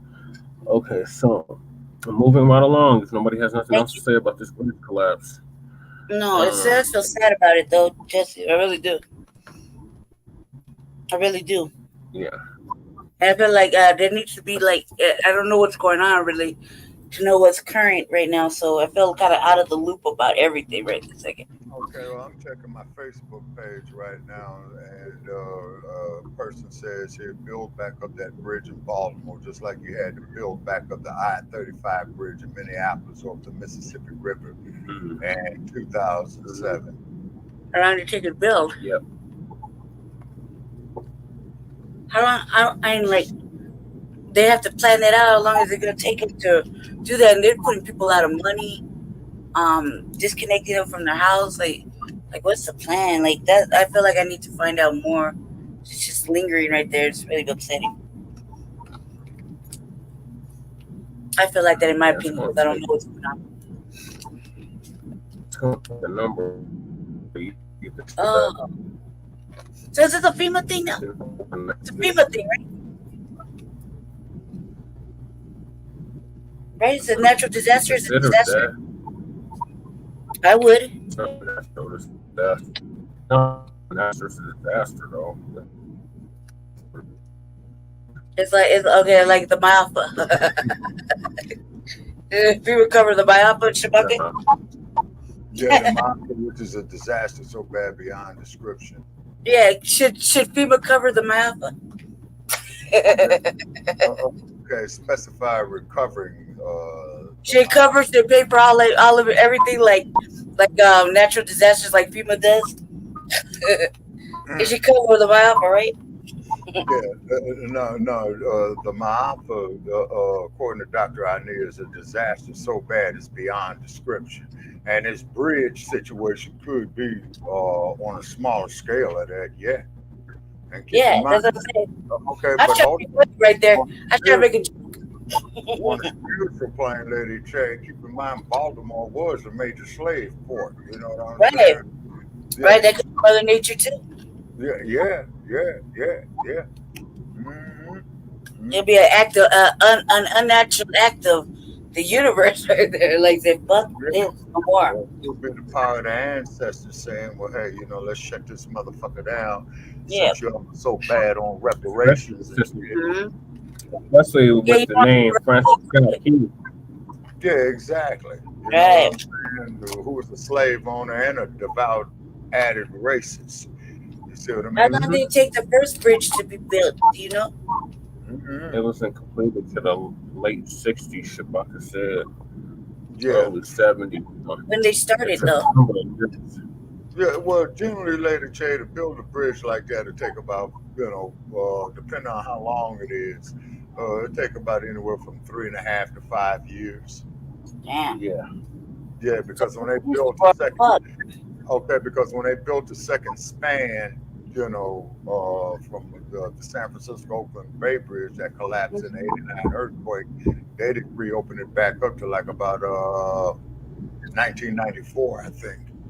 Yeah, so this event basically paralyzed everybody, like really in a sense, it'll make them homeless, people lose their jobs, all the nations.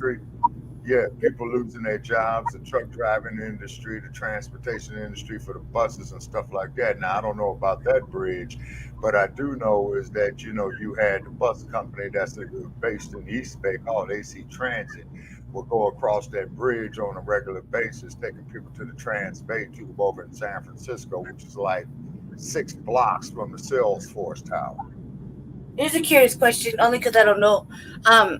Do they have like a ferry or anything like that is going to be running in lieu of, or in The media in the Yes, Lady Che.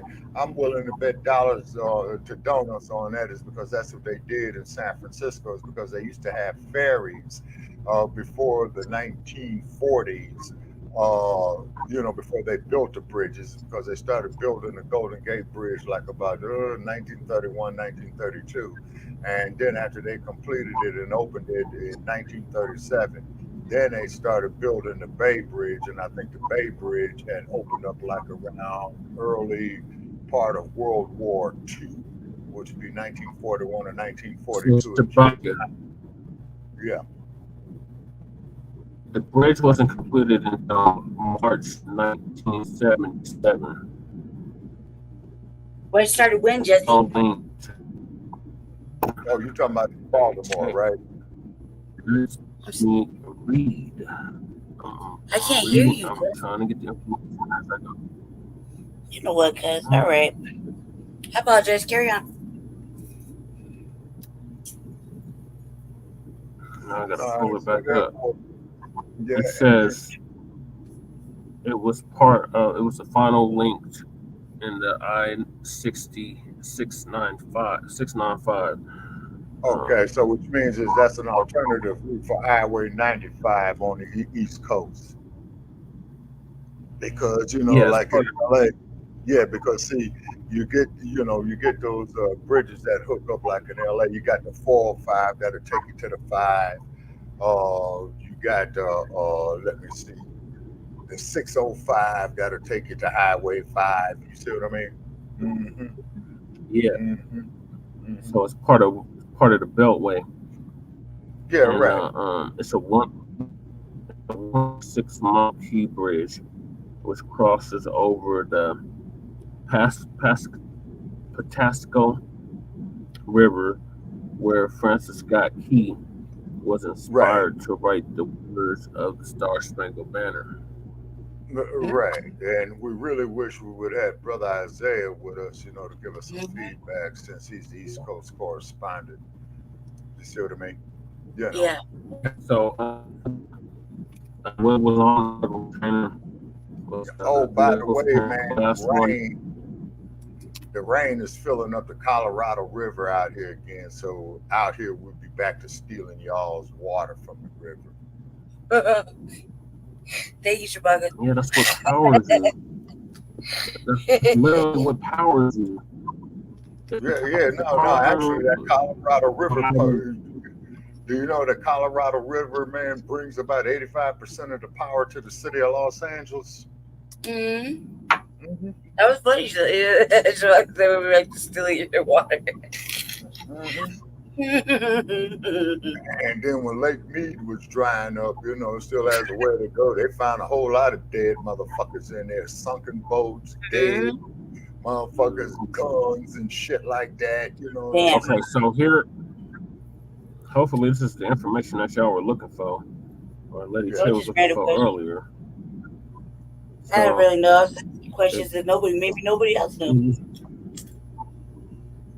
The bridge was constructed in 1972. From 1972 to 1977. So it took them 5 years to build it. Correct. And it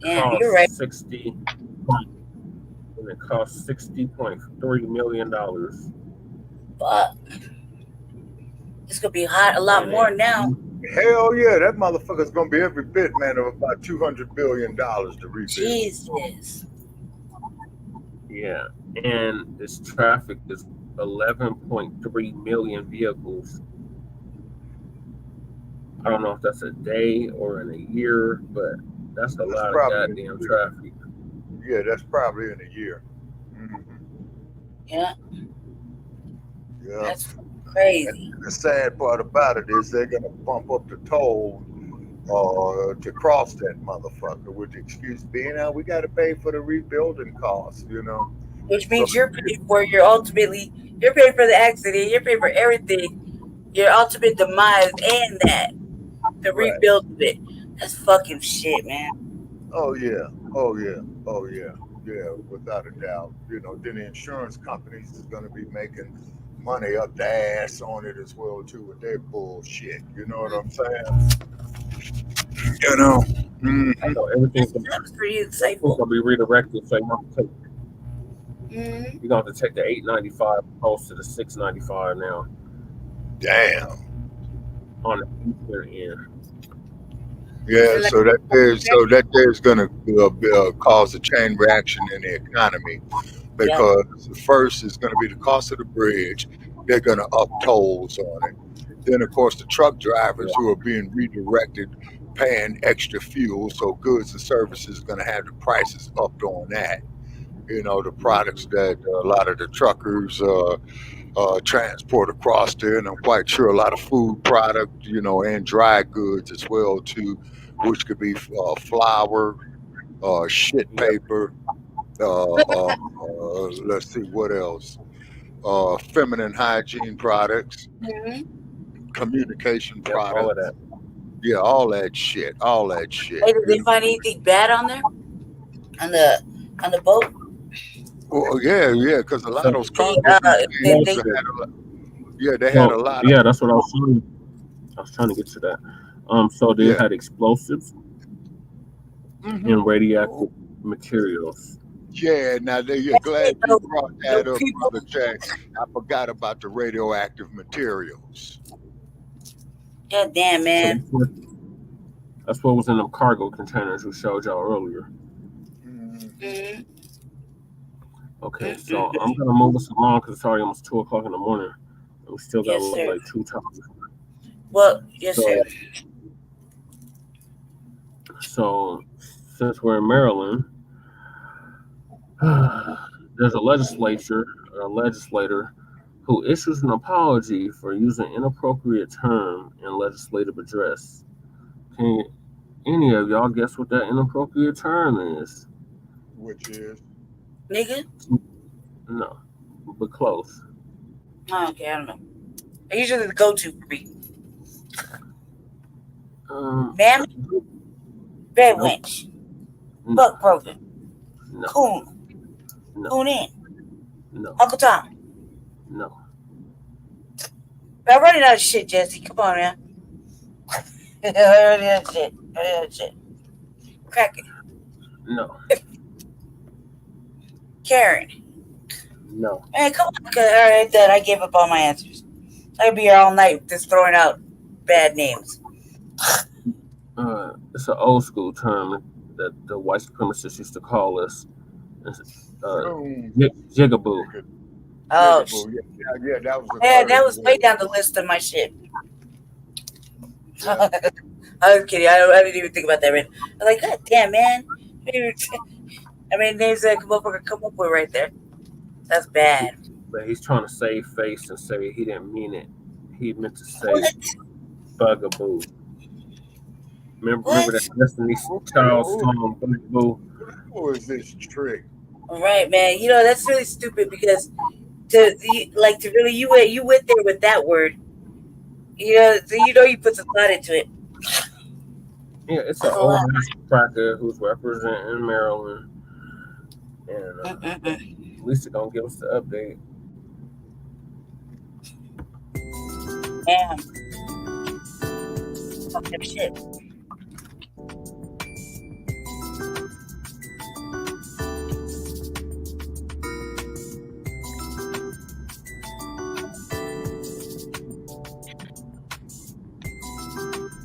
Okay, we finally got rid of our call. Hear me clearly. America is not a racist country. Man. We're not a racist country, Bryan. We've never been a racist country. They say we live rent-free in their heads. Right. Now, this man did a legislative address. He is a lawmaker, of all things, in Maryland. And he decided to incorporate an unprovoked slur in his address. Oh, so he had that on his mind. So let's talk about it, y'all. He said it with Maryland his chest, lawmaker apologizes for using racial slur in floor speech. You know, Like like apologize. most instances, is completely unprovoked. You don't have to provoke these people to act like this. Not at all. So his name is David Trone. So he only apologized because he got mad. And he is He did it sorry. so he only apologized because they're making mention of it. When he said that shit with his chest, I bet they showed the video. He said it with You're his gonna chest. have to tell me what you think after you hear this, because David has no business being a lawmaker anywhere, as far as I'm concerned. And he's one of many. And this is why we can't get anywhere in this country with our issues or anything else. It can't be addressed as long as you have people like David sitting in these political positions to make sure those things are stifled and blocked. And that's usually what happens. And, you know, he's one of many. So a Maryland Democratic congressman has been forced to apologize after he used a racist slur during a speech that he made on Capitol Hill. Rep. David Trone made an apology after he dropped a disparaging term for Black people while speaking during a House Budget Committee hearing about tax policy, in which the director of the Office of Budget and Management, he did that shit. Shalanda Young, was testifying. Ms. Young is Black.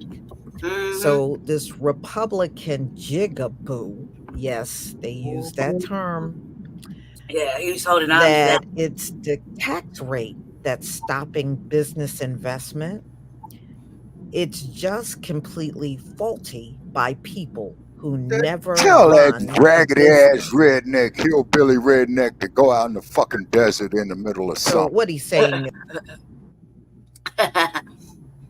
He said that with his chest. You know he did. Based on the tax rate. He probably said also, look, play the video. I'm excited about this. I like when they clown him.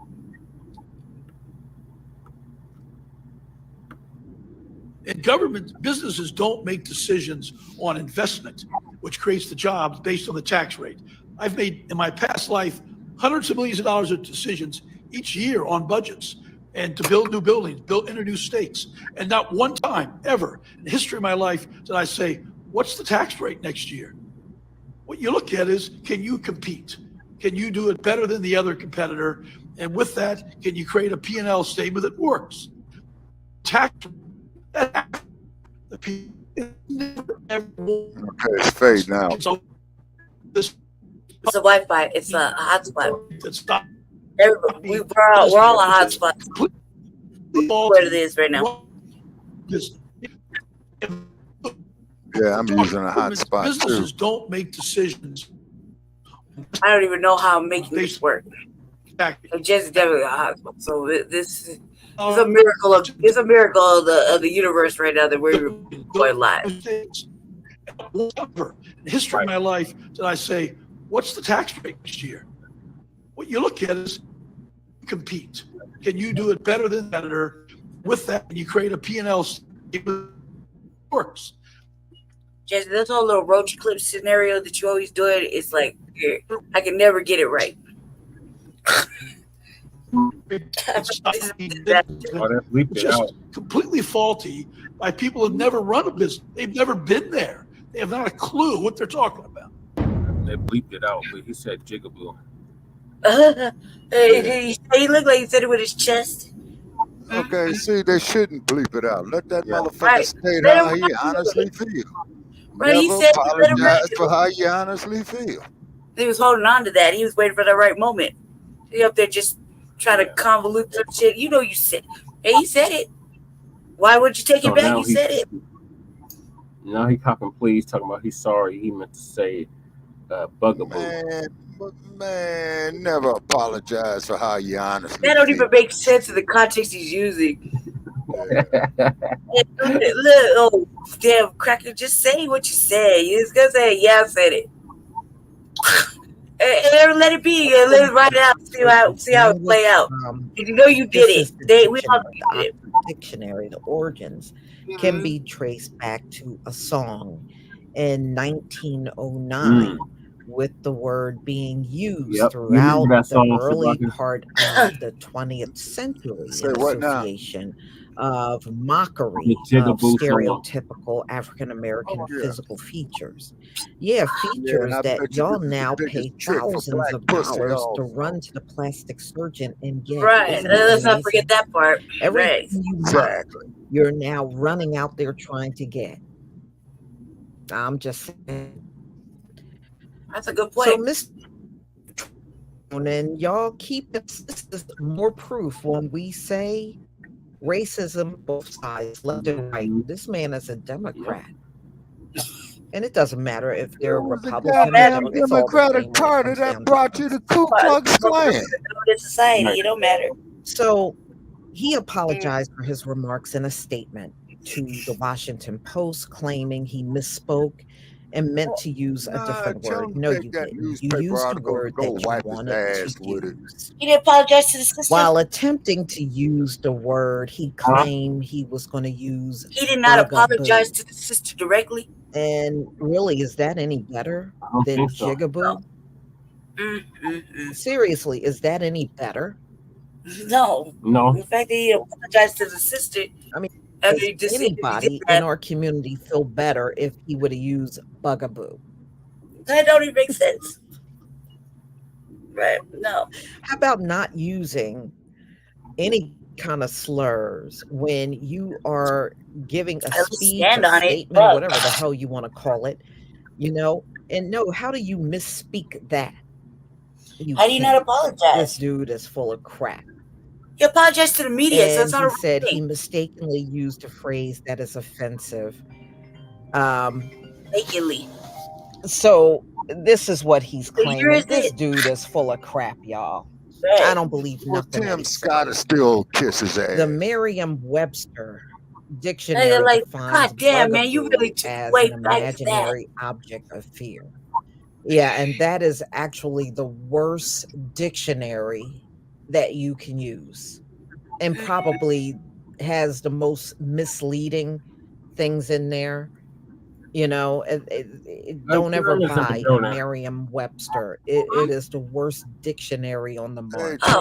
What's going on with you? It's my birthday Mr. weekend. Trone added that the word he used broken loose. Was a dark and long, terrible history, and it should never be used. I don't talk about that. I was talking about before all in that. any conversation. Upon learning the meaning of the word, he was deeply disappointed. That's what's wrong with the trolls. To have accidentally used it, and I apologize, he said. I recognize that as a white man with privilege. Really, you're admitting that? Because y'all usually don't be admitting. We don't really technically need your admissions because we go by your action. Troll out of here tonight. And as an elected official, I have a responsibility for the words I use, especially in the heat of the moment, regardless to what I meant to say. I shouldn't have used that language. Mr. Trone was criticized on social media for his remarks, with one person writing, Rep. David Trone needs to explain why the F he used the word jigaboo at a budget hearing today. Motherfuckers explaining how he honestly feels. Shit. Right. This He took it way back. Continued to say I was watching his comments in total result. It's 2024. It wasn't racial, but because that is not the kind of word that should be used in your head. To slip out. He did it with his chest. I'm side-eyeing him since his ads paint him as a racial justice warrior. Yeah, good morning, twin. Right, he blew the dust off that word. He said he holding on to that. And I bet you this trick buys more black pussy than a little bit. No, he does. No, he does. That's why he has all that vitriol in his blood, man. He knew exactly what he was doing, and your design was dropped out of the Senate race. Yeah. Another ex-user wrote. So he is Had currently like his whole family had a whole lineage of slaves. against county executive Angela. I know I'm making hot boy statement. I don't really know. It just feels like it. Who is black for a seat. But Jesus, man, like he was like, I'm He gonna use is this the word. front runner for the nomination What's and will next? likely Yellow face Bunny? Maryland's former Republican governor Larry Hogan in the general election if he wins. Whatever he said, he blew Early the dust of that polls word. suggest a tight Or race spiritual. between the two. However, the Washington But the word Post he said, of to, and he didn't Maryland poll apologize. He released on apologized to the Wednesday media. showed So that's not a Mr. real apology. Hogan with a double-digit lead. You know what I mean? He's just So, doing it. He's doing some other shit. He didn't even lie good on his feet. He's just typical like, wizard. I don't believe him. I think he knew Hot boy exactly statement. what I he don't know. was saying, y'all. You Sounds like know, something over. sometimes these people give apologies because you know they got something to Motherfucker lose, don't need to apologize to me with his and friend. this What's is that far from the motherfucker? first Elmer time this Fudd man looking has said motherfucker? something like Yeah. that, Right. and they I'm amused that I'm amused said he it took was the really word off. bizarre because you know nothing It really is should like have this. Let me, provoked him I'm gonna call during this. that meeting. It was nothing She had argued going me. on, I'm gonna use this word. but I've been this putting is on what you he for did 60 out years. of nowhere.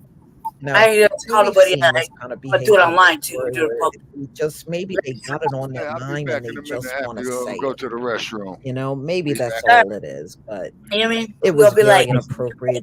So you know why you can't kick things Yeah, like call that. it a bad looks man. just like Oh, this Elmer is Fudd. motherfucker. We can't get anything done about This is Yeah, my qualified immunity daddy's because Elmer daddy's Fudd right thing. here. Hey, that's been a whole lot. sitting in the Call Senate, this sitting straight in Elmer Congress, Fudd. and Call it blocking that. and obstructing Never lie about it later. any type Hey, of you could have been a progress rip that we're trying to do. that and said, I'm not apologizing. You're I gonna said have what you to tell said. me You what take you it think back. What do I about gotta this place? video. You know, Please leave your fuck comment it, whatever. and Free subscribe. country. Don't forget to hit on the notification bell, and I'll That see would you have been an on honest rip. the We'd be like, hey, she's straight a white supremacist.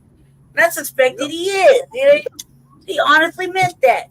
He's like, yeah, I said it. Shoulder shrug. Dab on the way out. You know what I mean? You know, he meant that. He was holding on to that. And then back it up like bugaboo. Like, come on, cuz, you're stupid. You could have done better than that. You're gonna You try know, to say maybe you could tell the truth. My inner racist was just dying to say it. You know, so I thought I would just, you know, since everybody say woke so much, I thought they wouldn't even notice this whole word. Anyway, like, if it would have been a river, you'd have just told the truth and been honest. The motherfucker would be like, yeah, we already know. What you gonna do about it though? I guess I'll take a class. You know, Yeah. like, really fun. Man, you know, he did that. He didn't even apologize to the lady. So you apologize to the fucking media is like, and like, what the fuck is that gonna do for her? You embarrassed her. You disrespected her. For what? Because you're irritated by her Republican views. That's how you treat everybody who disagrees with you. Now we know. Oh, so you was on your old honky shit, right? Okay, cool. Just say that. You know what I mean? Like, you really? That would have been great. That would have been an understanding, like a conversation. Be like, all right, we in 2024. All right, we get it. You racist. Cool. You said it. Said with your chest and everything. You're not gonna apologize for it? Okay, cool. We didn't want that little apology. All right, cool. All right, you a real racist? Oh, you was on that bullshit today. You took that word out for the back of your ass, huh? Daddy, that's. All right, bet. Cool. Stand on that. Don't take it back now. Don't you take it back now, old white man. You live with that. You go ahead. Yep, like that. Bang that gavel. We would have known. Instead of be like, he's a suspected one. No, clearly. Look at him, dude. Look at him. Oh, Elmer Fudd looking ass. That motherfucker looks straight like a fucking racist. They probably tricks off to black women. Real shit, like Shabaka said. I got a hidden family somewhere. Yeah, accidental family. Also, he's another Bill Clinton. Yeah, dude. He's another Bill Clinton. Oh, he's an old white man that fucking tricks off on black women because he obviously had that ugly hate in his heart. He was holding on to that. He didn't like look. He didn't look like what do you call it? Stressed when he said it.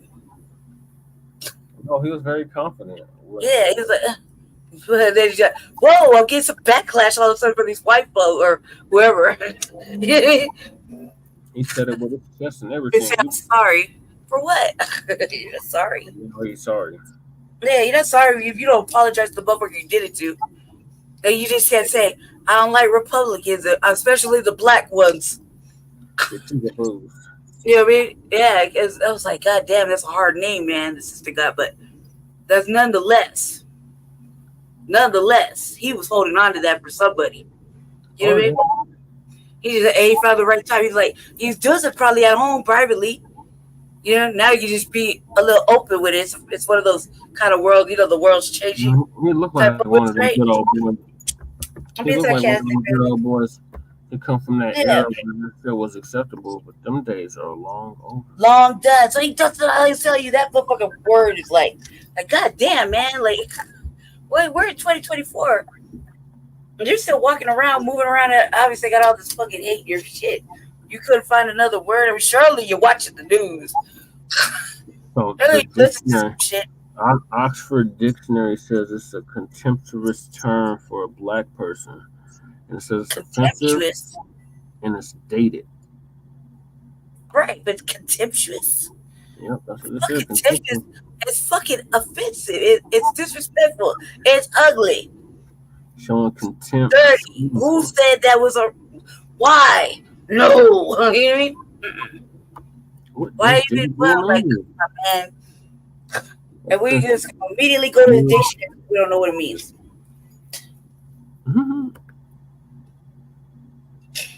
What is bugaboo in American slang? The fuck you like in everybody's mix. You messy. You won't stop. Remember that Destiny Child song? Yeah, that's what I was thinking about. Like, so you secretly hate Republicans, you like black women, but you don't like them, right? You don't like black people, period, but you trick off somewhere and you love Destiny's Child. Well, remember Kamala Harris was smoking weed and listening to Tupac and Biggie in the 80s. They'd be like, you say you a racist or not? You're really like, you're not. This is bigoted. Just say you know, secretly, you got your card in your pocket, right, somewhere, or not. You're like, you holding on to that. He felt relieved. He looked relieved when he said it. Oh, so it's they're saying that's a synonym for coon, nigger, what I say? Or spade. Oh my God! Then I give a list before I was like, you wouldn't stop me. I was like, God damn, how many more words I got to come up with? That was that was like way down at the motherfucker who would have thought list of offensive shit that white people are calling black people. I haven't heard bugaboo in a while. That's like no. That's an old school term right there. It's that shit we were watching them. Remember? Yeah, that's what that's white supremacists call us. Right, like goddamn, like how you can't make it? Can you form it in a sentence? We're stupid. I'm like, where do you fit that in somewhere? Dude, how do you make that work in this sentence? That's Republican. Like, come on, cuz for real, you could have just called her a bitch or something. Right, another jiggle, boo. Like Jesus, but it's not even funny, but. The sister's name is long, like tetherish. It's kind of difficult, right? So it's like it's even worse when you put it all together, right? What's the sister's name? The sister's got like a long name, like a difficult little name, right? Kind of feels kind of tetherish, you know what I mean? But she in office, right? Yep. Right. So. Right? Just say the name. Just say her name. Just be real about this shit. And then put it together with this man. No, they never say her name. They it did. You said her name in this. She said her name then. Yeah. Lisa said her name, but he didn't say her name. So Lisa said her name. And then look at this man, and then you wonder why he called her that. Real shit. Real shit. I know I'm a villain. Fuck. No, but real shit, though. That's fucked up. That is fucked up. Like, roll that track back and hear her name. Watch the video when he said it, and he said it like relieved. It's so disrespectful. Right? And then you want to hit us with the Webster like we don't know what it means. You know what I mean? Yeah. It was fucked up. It's all fucked up. I don't know what to say, right? You understand what I'm saying? Don't look at me like that. I feel like you're looking at me like that. But I feel like she did some that Republican. He could have called her a bitch. He could have called her you old fucking Republican broad. You old broad. Well, it's nothing, anything. Church folks, so anything. You know what I mean? But like you listen to the audio, like run that track back. Run that track back. Really. Real quick, just run the track back for amusement of the people. Not even amusement, just for the education of it all. Real shit. I'm being serious. We're looking at this whole fucking cracking like, how could he? How could he not? It's right there, branded in him. He's holding on to that. He's waiting for the perfect opportunity. I bet that triggered him. Stupid. Wow. Replay. You'll thank me later, family. You see I'm right. There's a fuck I'm a villain, okay? That's what you want to say. Because they're not saying it doesn't mean I'm not right. Decisions on investment, which creates the jobs based on the tax rate. I've made in my past life hundreds of millions of dollars of decisions each year on budgets and to build new buildings, enter new states. And not one time ever in the history of my life did I say, what's the tax rate next year? What you look at is, can you compete? Can you do it better than the other competitor? And with that, can you create a P&L statement that works? And the tax rate, that's after the P&L. It's never, ever once been a consideration. So this Republican that, it's a tax. Look how red his face was. He was hyped. He was ready to give it to her. So he said it like confidently. He said it twice or he said it once? It's the one time he said it, right? Keep playing. Hey, look at his face. He's serious. He means that. Stopping business investment is just completely faulty by people who've never run a business. They've never been there. They have not a clue what they're talking about. And government businesses don't make decisions on investment, which creates the jobs based on the tax rate.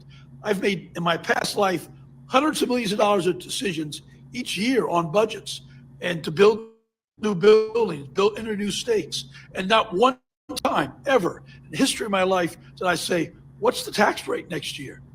What you look at is, can you compete? Can you do it better than the other competitor?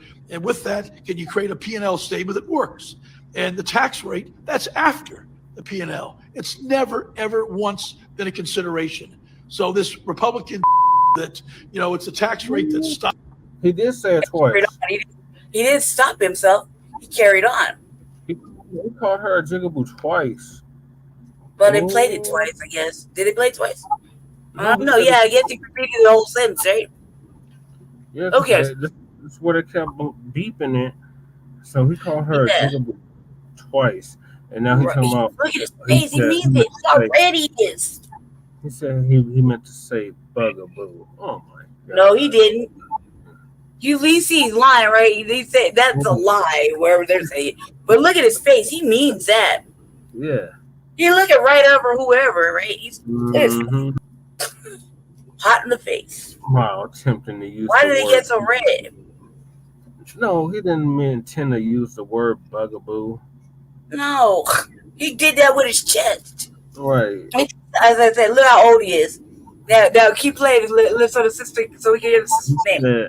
So this Republican jigaboo, that is the tax rate that's stopping business investment. It's just completely faulty by people who have never ran business. Mm-hmm. Damn it, you Boston son, you Baltimore son. Please subscribe. No, I'm not subscribing. The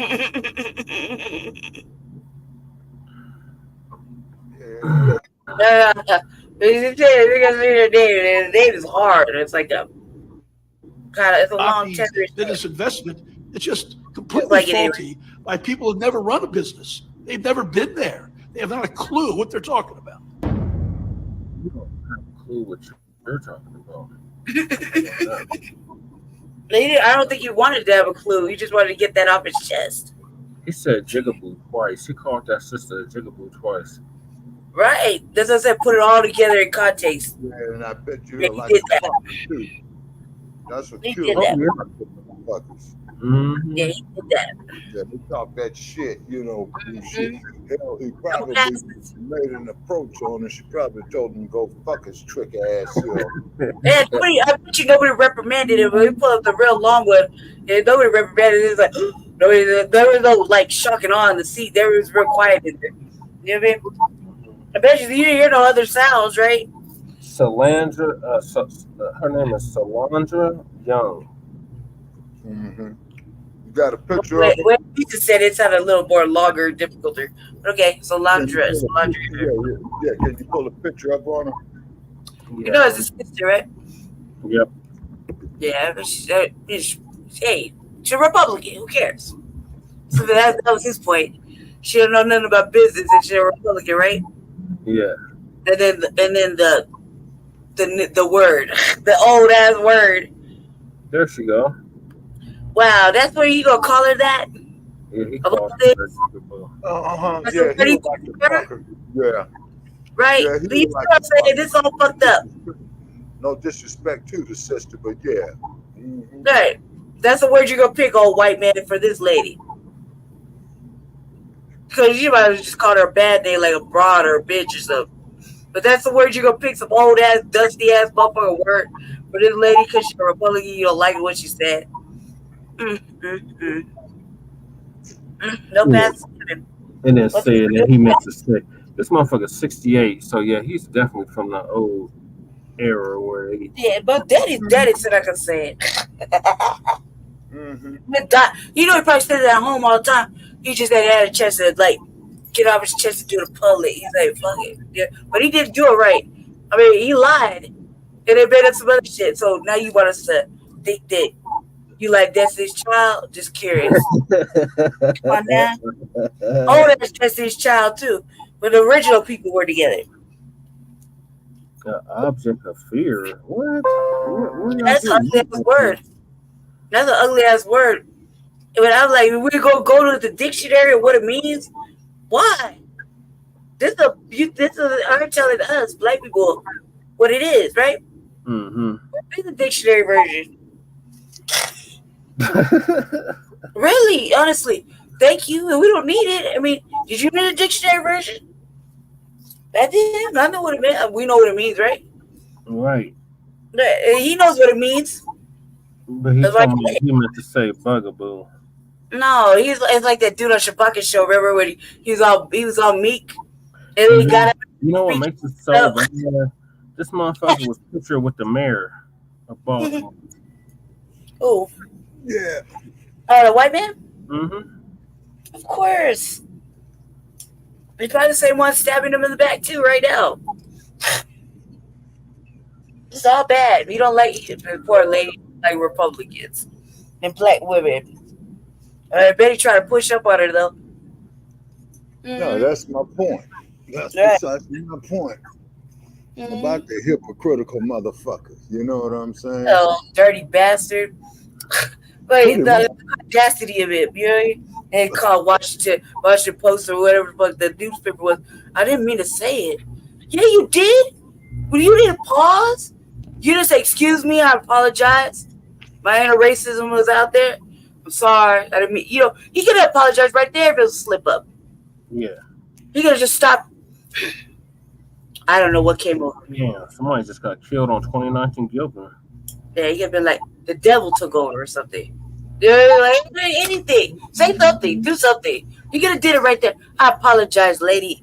I don't like your shit. Anything. He was a real broad to me. Anything but. He just kept it pushing. He was so adamant. He was moving his hands, animated, spread like a motherfucker. They didn't stop. He kept going. You know what I mean? Yeah, he meant that. He said that. What did she do about it, though? I don't know, AJ. Oh, that's fucking crazy. They can't just tell one side story.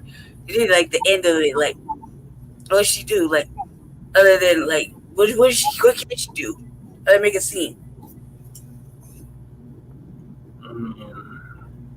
Yeah, she have a Like, you put a vote up or something. You're a racist. She could do that.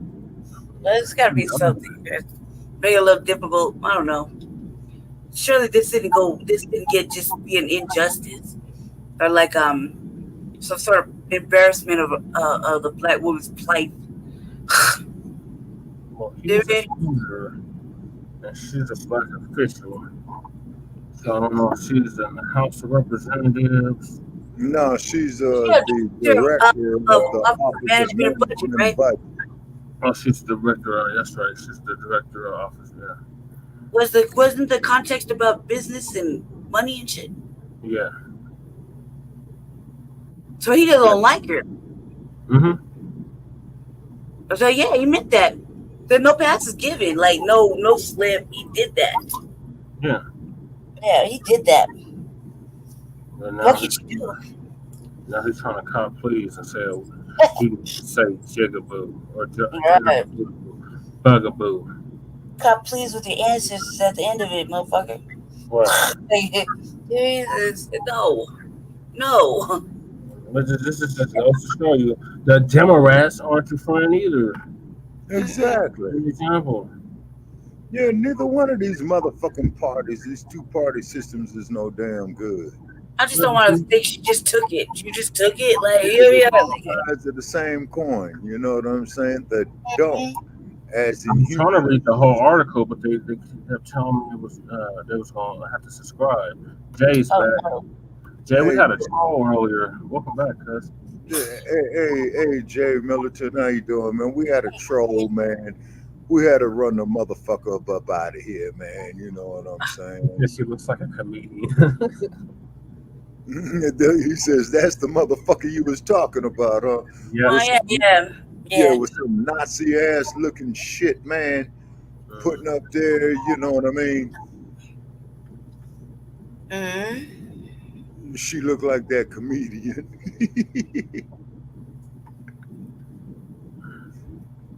Which one?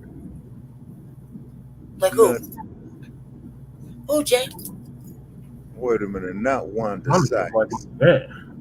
Yeah, not Wanda. I mean, I just I don't feel like we need to just disparage. We need to say uglier things. Like, just let it go. I'm more focused on this motherfucking hot in the face motherfucking white man that dusted off this old ass motherfucking word, said it with his chest, and then try to, make up some bullshit to cover it. Never apologized to her, and she just took it. He tried to say he. Like, there's a lot going on right there. I know you sit there and quiet and everything. I know I'm the villain. Somebody gotta say it though, Jesse. I wasn't quiet. I literally said he's trying to cut please. Trying to walk back because his ass got caught. Really, he's really stupid. He didn't stop at all. No hard pause. He meant that. I didn't mean that. I meant this. No, you meant that, motherfucker. I was fucking with her because of her name. Because I thought it was a little harder. I was wrong though. He called her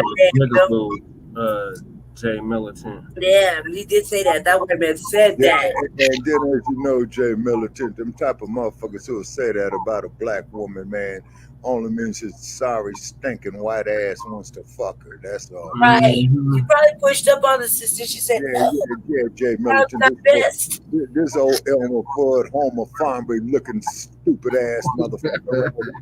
Right. Look at this motherfucker, old miserable ass white man. He's all angry and red in the face. Why is so red? Why is it so red? Because he got caught. I told you. When he's giving that speech, his hands, his whole body's all red. I'm like, calm down. All over his face. I gotta replay the speech for Jay because Jay missed it. Let me replay. That's right. That's right. It's worth watching it. Well, I think my comments been better. My comments is best. On investment, which creates the jobs based on the tax rate. I've made in my past life hundreds of millions of dollars of decisions each year on budgets and to build new buildings, enter new states, and not one ever in the history of my life did I say, what's the tax rate next year? What you look at is, can you compete? Can you do it better than the other competitor? And with that, can you create a P&L statement that works? And the tax rate, that's after the P&L. It's never, ever once been a consideration. So this Republican that, it's a tax rate that's stopping business investment. I would have been in check by people who never run a business. They've never been there. They have not a clue what they're talking about. And government businesses don't make decisions on investment, which creates the jobs based on the tax rate. I've made in my past life hundreds of millions of dollars of decisions each year on budgets. And to build the history of my life, that I say, what's the tax rate next year? Because can you do it better than the other competitor? And with that, can you create a P&L statement that works? And the tax rate, that's after the P&L. It's never, ever once been a consideration. So this Republican tax multi by people who have never run a business. They've never been there. They have not a clue what they're talking about. He's falter. Yeah, he didn't stop talking. He didn't excuse himself. Look at his hands. Everything's red. He mean that. He meant that. But that word, he dusted that word off for. He dusted it off. When he said it was so much ugliness. And then try to walk it back. Yeah, Dr. Roche did cover it. Luke J, I don't know what's going on, man, but I just had to put my little spin on that part. I was like, God damn, man. I've been a review that said he was a racist. He walked it back with all, and we clattered about the Destiny's Child thing, but I was like, bugaboo. And again, I'm laughing because they give us the Webster Dictionary version of what that fucking means. Like, why do we need the version of what it meant? We know what it means. Right. Right. Oh, God. That's 2024. We still know what it means, right? Yes. And so I was like, all right, well, thank you, dude. They're good looking out, I guess. But fuck. He does that motherfucker. He was like, I'm going to use this today. I know. That's what we're to wonder why we state and how we honestly feel about these sorry ass motherfuckers. Right. Just like the troll that we had off in there. And just like the haters that we get on Shabaka's Black Experience on Blog Talk Radio. You know what I mean? So next he'll be trying to blame it on the AI. It was the AI. You can't AI with that hot face of his because straight cockazoid fucking shit. He was saying that shit with his chest. He meant that.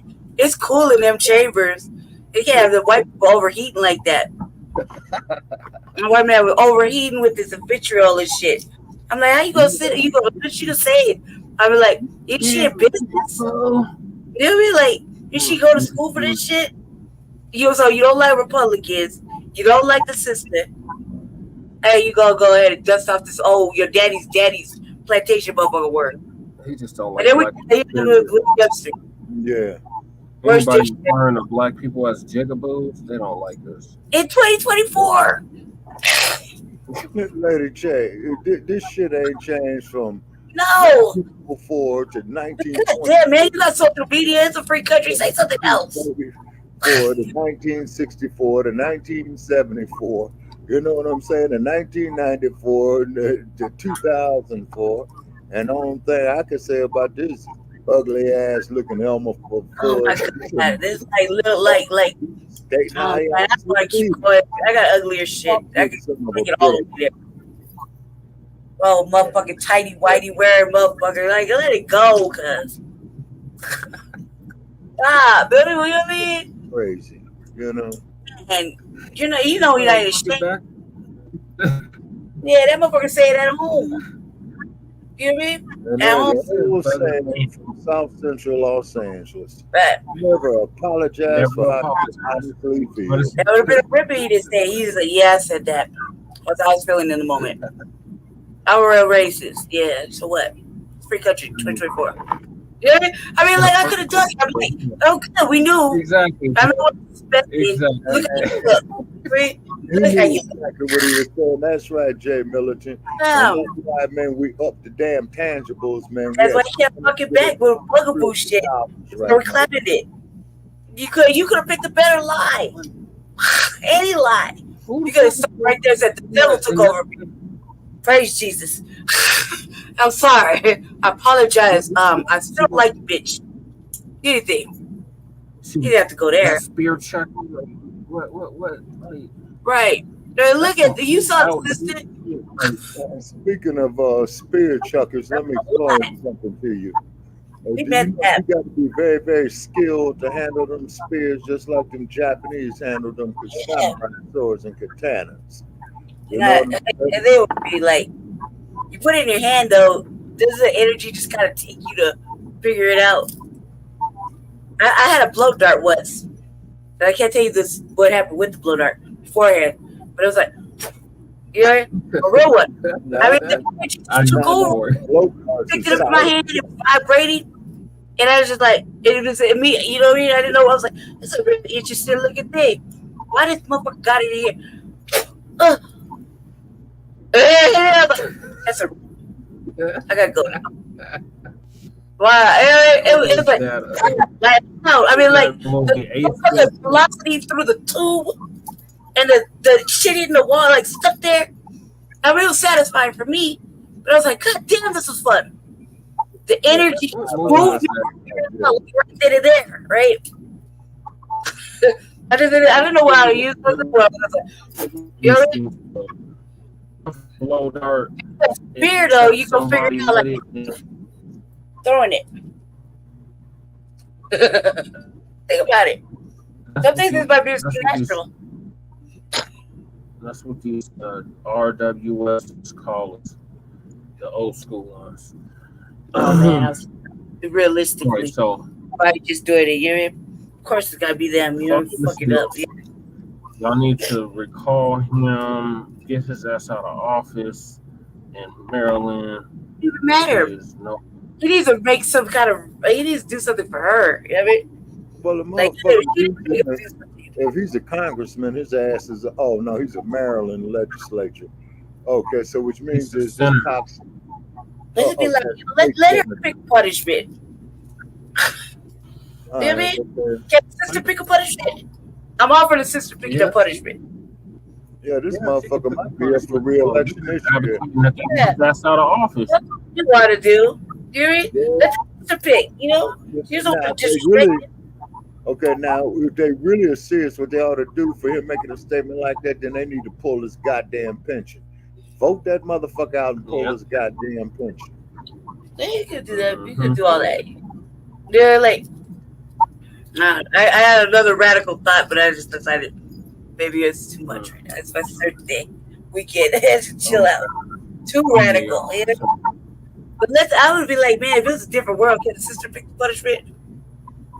Yeah, she can. You know what I mean? It's a different world now. It's 2024. Let's say you still using these dusty ass words. If you weren't infuriated enough like that, this next story is really going to infuriate you. Oh man, no. So, the killers of a mob. No. The title looks ugly. I don't want to hear it. No, them sons of bitches is up there talking about they want a new trial, I believe, Brother Che. Yeah, they're trying to get the hate chart. Gregory McMichael. Jay, I saw your live, man. I'm sorry you went through all that. Yeah, man. That's why I need you to know that it's temporary. I couldn't see it all the way, but I saw like 2 minutes of it. And then keep in mind, though, too, when the hillbilly recorded this shit, all what that was a modern day version of bringing the whole plantation out there to see how they deal with colored folk who get out of line. Yeah, and these motherfuckers talking about, we didn't know he was burglar. You know. That's the fucking man. Anything you talk about is like that trick there.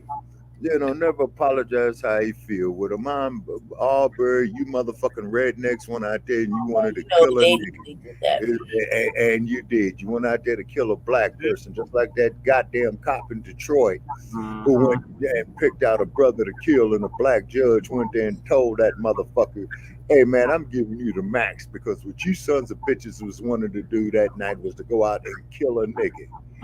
What the fuck you did? So that there was a hate crime behind a badge. You see?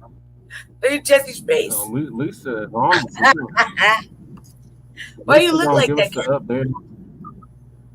I'm getting real tired. It's like, oh, cut it off. Yeah, Gregory McMichael, Travis McMichael, and William Roddie Bryan.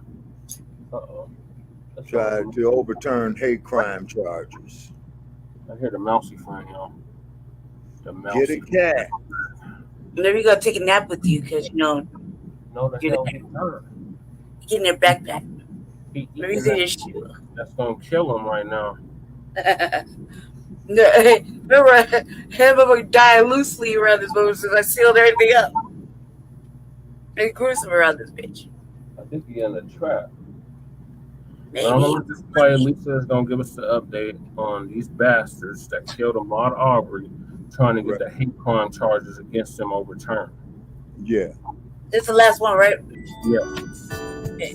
Yeah, we've been on 4 hours. I'm gonna have to call in the morning on this one right here. You've been on for 4 hours already? Yeah, I'm looking at the timer right now. Dang. Ah, man, it's all bad for me over here. That's my birthday weekend. I'm all depressed. Sometimes devils just have a lot of nerve. They really, truly do. And too many devils in this society do things that they are completely guilty of, but always make attempts to make themselves look like victims. And they're actually villains, like in this case. These three are desperate to get the hate crime charges off of them, and I don't believe they even deserve that. Nope. Just imagine if they would have just left left moving around. Ahmaud Arbery alone. They wouldn't be sitting in jail today. Right. So let's get into it, because this is not the first time. So they're going to make, I guess, multiple attempts to get the hate crime convictions off of them, which they absolutely don't deserve. So the attorneys are asking U.S. Appeals Court to throw out the hate crime convictions of 3 white men who used pickup trucks to chase Ahmaud Arbery through the streets of Georgia's subdivision before one of them, which we know is Travis McMichael, shot him. A panel of judges from the 11th U.S. Circuit Court of Appeals in Atlanta was scheduled to hear oral arguments Wednesday in the case that followed a national outcry over Arbery's death. Yeah, because y'all tried to let these men off without a care. The white men's lawyer argued that evidence of past racist comments they made didn't prove a racist intent to harm. Or whatever. I don't know. Guess if I was in a fairy tale, I would believe that. But in reality, I don't. I don't know. Internet. So on February 23rd, 2020, father and son, Greg and Travis McMichael, armed themselves with guns and drove in pursuit of Arbery after spotting the 25-year-old running in their neighborhood outside of Brunswick. A neighbor, William Roddie Bryan, who couldn't refuse to chase down an innocent black man, joined them. And he was in his own truck and recorded the cell phone video that he was dumb enough to believe was going to get them exonerated. And it actually incriminated them. Right. All right. So the video showed Travis McMichael shooting Arbery in the streets. Yeah. So more than 2 months passed and there were no arrests. And that's where the public outcry came from. All right. Because these men killed a man and they were still free. All 3 men were convicted of murder in Georgia in late 2021 after a second trial. In early 2022, in federal court, a jury found the trio guilty of hate crimes and attempted kidnapping, and concluding the men targeted Aubrey because he was Black. In legal briefs filled ahead of their appeals, the lawyers for Greg, McMichael, Bryan cited prosecutors used more than 24 social media posts and text messages, as well as witness testimony that showed all 3 men using racist slurs and otherwise disparaging Black people. Bryan's attorney, isn't Bryan up for assault? There were a couple of women that were coming after him. Yes, he was. Yep, that's so. So his attorney said Bryan's past racist statements inflamed the trial jury, while failing to prove that Aubrey was pursued because of his race. Instead, Aubrey was chased because the 3 men mistakenly suspected he was a fleeing criminal, according to A.J. Balbo, McMichael's lawyer. Well, isn't that what 911 is for?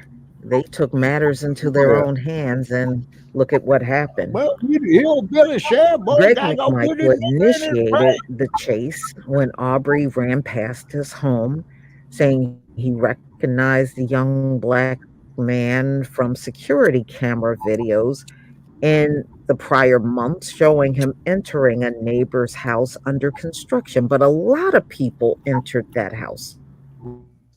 Right. When it was under construction. A lot of people did. None of the videos showed him stealing. Aubrey was unarmed and had not stolen any property when he was killed. Prosecutors said in a written brief that the trial evidence showed longstanding hate and prejudice towards Black people. Influenced the defendant's assumption that Aubrey crimes. In Travis McMichael's appeal, attorney Amy Lee Copeland didn't dispute the jury's findings that he was motivated by racism. The social media evidence included the 2018 Facebook post Travis McMichael made on a video of a Black man playing a prank on a white person. He used racial slurs after he wrote, "I'd kill that N-word." I killed the nigga.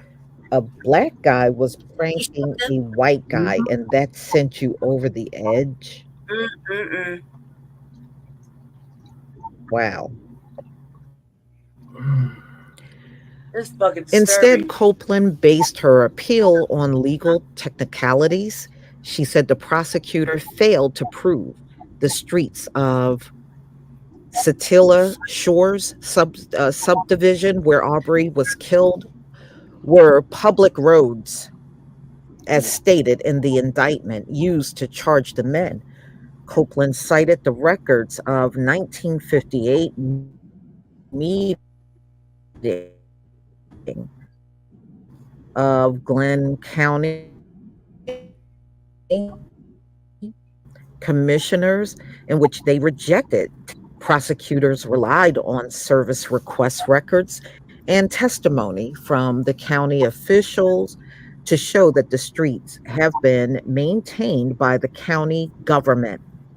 Lawyers for the trio also made technical arguments for overturning their attempted kidnapping convictions. Prosecutors said the charge fit because the men used pickup trucks to cut off Aubrey's escape from the neighborhood. Damn. The defense attorney said the charge was Aubrey for require elements of attempted kidnapping to be a federal crime. Boy, y'all, these men aren't getting out of jail. I don't know why. This is like Derek Chauvin all over again with mountains of appeals that all got rejected. The McMichael mind their business that they would be free. But they just couldn't leave well enough alone. You know, we had to go check the nigga right there. You know what I mean? You know, with this boy over I don't feel sorry for people like that. Virgil. Okay. What kind of name is So that there for a nigga boy? Damn. Prosecutor said other federal appellate But they should get out of no way. circuits have ruled that any automobile used in a kidnapping qualifies as an instrument of interstate commerce. And they said the benefit of the men sought to fulfill their personal desires to carry out vigilante justice.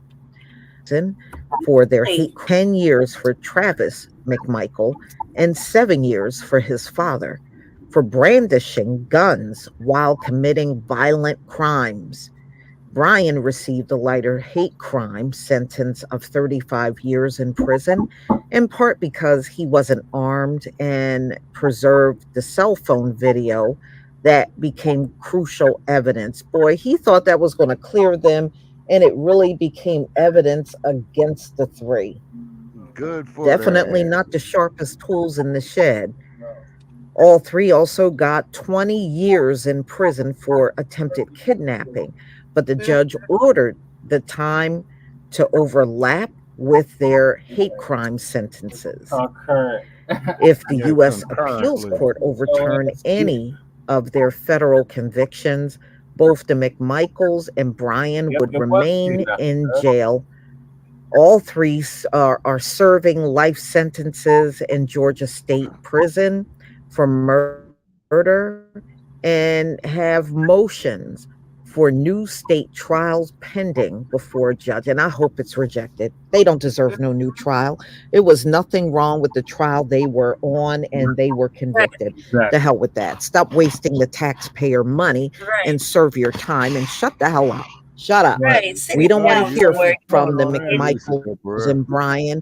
Shut up. Do your time and stop being a nuisance. All of these appeals are for naught. Y'all ain't getting out of there. Right. And nobody should overturn anything unless Ahmaud Arbery can come back from the dead. Nothing should be overturned. So y'all, please tell me what you think about this video. Please leave your comment and subscribe to Frontline Black News. Don't forget to hit on the notification bell, and I'll see you on the next video. Peace, family. What are you laughing about, Jesse? Cause they dumbasses. Oh man, dumbass Elmer Fudd, hillbilly, backward ass country fucks, man, fuck right. them. I remember last week they said what they was up to. They did not get out. I'm surprised they're moving around to have conversations. What happened to prison, like? Right. You know what I mean? So somebody be getting some light work and be like, what the fuck is going on? You know they in PC. You know they PC. Oh yeah, big time. There's some black shit going on, like. Yeah, they PC up big time. Then one we covered just like earlier in the year, last year, somebody put hands on one of the McMichaels. Remember? Oh yeah. I know somebody put hands on that motherfucking child, man. But it don't matter. Everybody the ones that put hands on them, they need a commuter sentence to time served. Right. No, you know. I'm surprised. Just like that motherfucker that sliced up Chauvin. He's going to trial. He said something. I had an update about that. He's going to trial. He wants special circumstance. Oh. For the trial. The dude that stabbed up Shawty. That man did the community a great service on Black Friday. Right. Yeah. Yeah. Why you want special? You want special what? Like accommodations for his trial. Court. Yeah, you should feed him and give him, a nice little suit to wear. Make sure, hey, make sure you eat good because you gotta go ahead and take this. You did this. You're welcome. You did that. Yeah, he did. He did. He said he did it in honor of solidarity. You could lie or whatever. It works.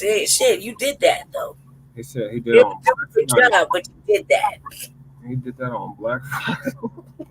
Yeah, you did. Perfect time. That out a little bit. Excellent time. He's not black. He's something else, right? But he did that.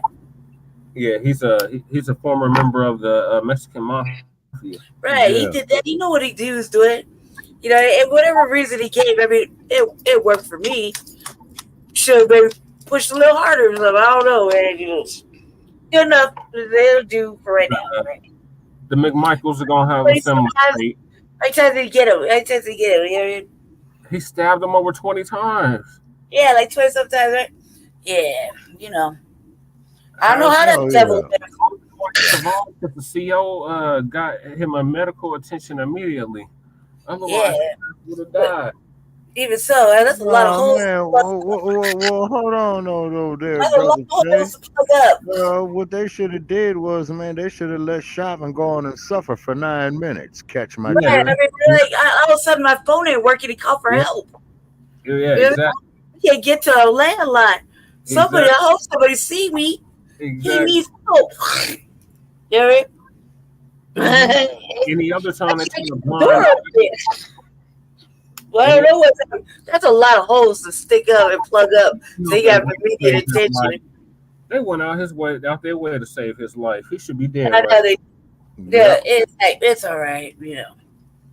I didn't think it taught him anything. No, get out talking about I need a mister. Yeah, but didn't have his mama write letters and shit? They didn't admit certain evidence. Didn't have his mama write letters? His son was in danger. Yeah. And he's lucky he was just in danger of that. I mean, like, 9 whole minutes. I mean, pray for your mama then, right? Talk about motherfuckers say like that never happened. Like, really have debates about that. I'm like, no, we watched that shit happen. We watched it numerous times. A lot. When it was happening then, now, like, well, it's like, where you go push this narrative? Like, we didn't see it. Like, come on, man. You can't make that up. Just like we didn't see the demolition with the Twin Towers. You didn't see that. No, I saw that. That didn't happen. I mean, that was like, I was young when that. I remember the day it happened. I was right. I was in my I didn't really know where that was, and I was moving around taking the bus. City.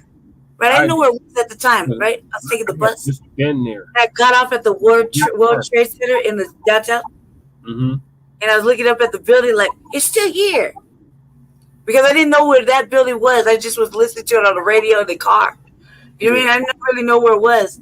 I just had a baby. I was like kind of just like moving around trying to get to one end of town to the other, and I got off right there. I was like, "It's a World Trade Center right here, downtown, Denver, right?" The Battery Park. Like looking at the sign, I was like, "Shit going on right here," because I didn't see it until I got to where I was going to pick up my baby. Right? Yeah. Pick up my baby, and it's on the news. I'm like, "Damn!" And she was like, "Oh." And it was going down. I was like, this is the shit I have nightmares about every motherfucking night before it actually happens. I have 5 nightmares about that type of shit for like 2 weeks before it happened. I was there a year prior to it happening. I had never been there. I didn't even know that was, because I just heard a piece of it. I didn't really, I move around. I didn't really have no phone or nothing like that. And radio. I just started it through, I'm just bumping around in the city. Yeah. At that time, And just, I didn't need all the no electronics. I had a beeper and a baby. Yeah, some other shit going on. That was it. I did add a beeper. I did a beeper real quick. You know, we still have mobile payphones in the city then. Yep. You know what I mean? So the girls so moving around like kind of old fashioned, quietly. Mm-hmm. I go pick up my baby all the way across town. You know, from like on the west side. Oh, okay. You know what I mean? My cousin she had lived over on the west side. In Manhattan. Was happening. Yeah, I had been moving around earlier in the evening. And I had to go pick up my baby a little after it started happening. I like by the time we got to the Pentagon, that's when I got to go pick up my baby. You know what I mean? He's like brand new baby, like little baby, you know. And I was like, damn, this is really going on, huh? Same thing with the Columbine thing. I was outside, didn't even know what was going on until I got somewhere with the TV. I was in school when that happened. Yeah, I was already. I remember when it happened on the news. I was in the system, so I wasn't stable nowhere. I had to go into like the home, foster home or whatever, and that's what's happening on the thing. As a matter of fact, I was in school when both of those things happened. Because I was in first period when the World Trade Centers went down of 9th grade. And then when Columbine happened, I was in the 6th grade. Yeah, I was in the 6th grade. I was like, Colorado get down like that? Right? Or California? Yes, it was. I was like, really? This really happened? Like, I was like, man, them white folk, man. Like, that's really what I was saying. I like, white folk. When I went out there recently, like before the pandemic, it was bad. Them crackers, they was trying to get me up out that neighborhood that's around Columbine. Yeah, I was like, that's a whole white school. I was like, them white kids is bad. Trying to get me out the neighborhood. I was in the neighborhood doing some work. Washing or something. Like where at? Like near Highlands Ranch? It was like off of Bowles and Platte Valley Road. Oh, that's way the fuck out there. Yeah, so it's like between that area? It was in Littleton. Oh, Littleton, yeah. Highlands Ranch is south of Littleton. I know this was another place that you don't want to go after sundown. Yes, those are all really think about that. Aurora's a sundown town. Littleton too. Loveland.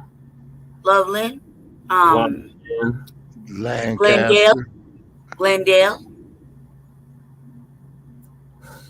Yeah, Lancaster. Glendale. Cherry Creek, Glendale. Yeah. Well, you know, I told you the history on Cherry Creek. That was a black indigenous settlement. I had a whole debate yesterday about Cherry Creek. I was like, oh my God. Found gold there. They did work. Yeah. We kicked all the black people out, and now it's like a Hollywood type. Right. I was like, why you gonna spend money over there in this area when you could be right there in that area? But we could go to school in that area because we were, I like to say gerrymandered. We were gentrified. We were area. We could have went to school in the white area. Literally, because we were separated by a block. You know what I mean? We would go to school there. They said we had to go to school over there. They called our school like trashy or whatever. They use other words I don't want to say out loud because I was like, what? Yeah, we went to school in Aurora, but we was literally in the district, like almost at the district to go to Cherry Creek schools. Me and Broja. Broja especially, she was right there, the cuts, like literally one sidewalk separated it. You hear me? Yeah. That was I mean, we ain't got no white school. We ain't got no white schools. We ain't got good grades. I got good grades. Colorado is not for black people. This is not the state for black people. Get the fuck out of Colorado if you black, because this is not the place for us. This is Ku Klux Klan Central. Still, dude, I realized, they instilled that shit in us early. You think about it. When they say no, you can't go to school right in the same neighborhood you live in, right? And all the kids that go to that school are white, but they don't live in your area, in your neighborhood. They got to come in through a bus, right? It's like, how the fuck is that possible? Literally, we're right across the street. We could walk there, but they busting in the white kids.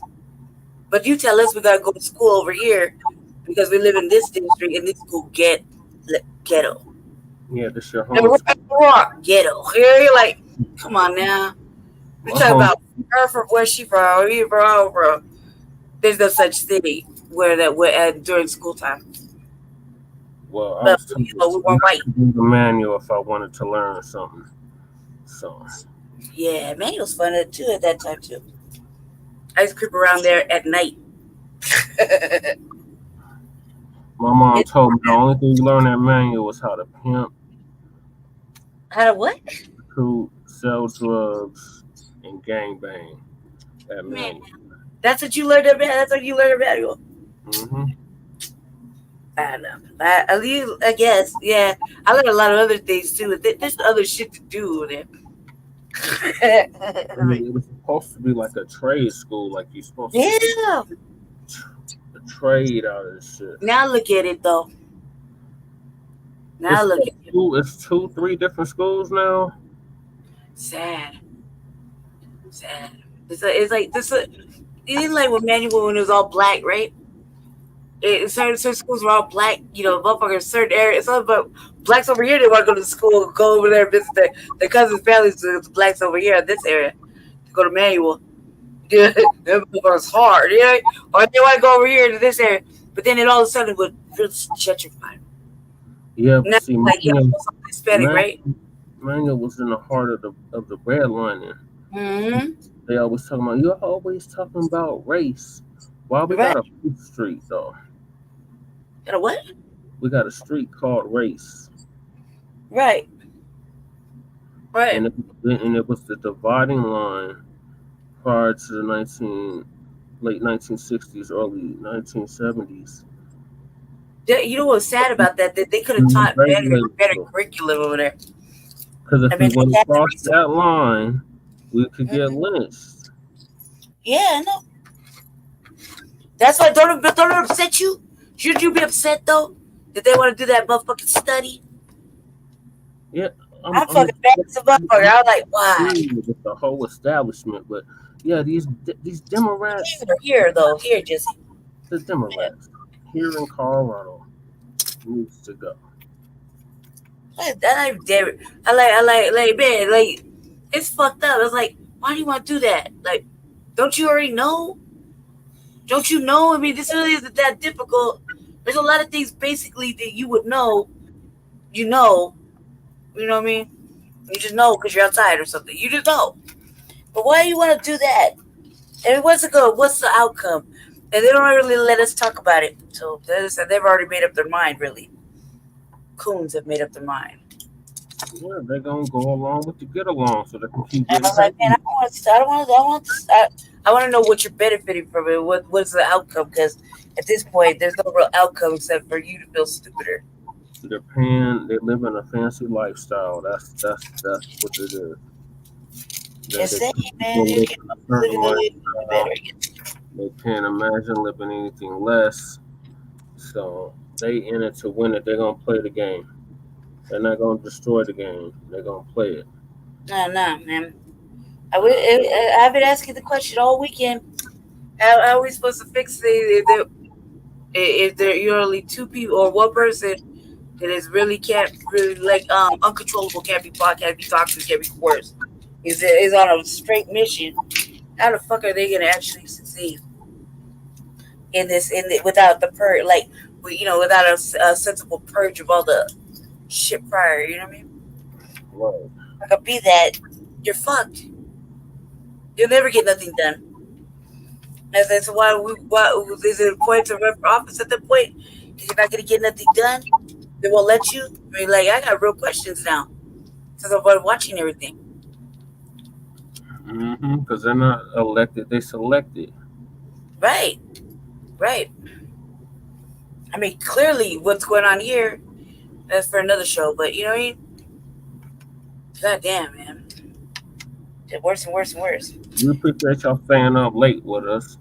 Shabaka, on your way out, do you want to give your closing statement and your response to what we just listened to?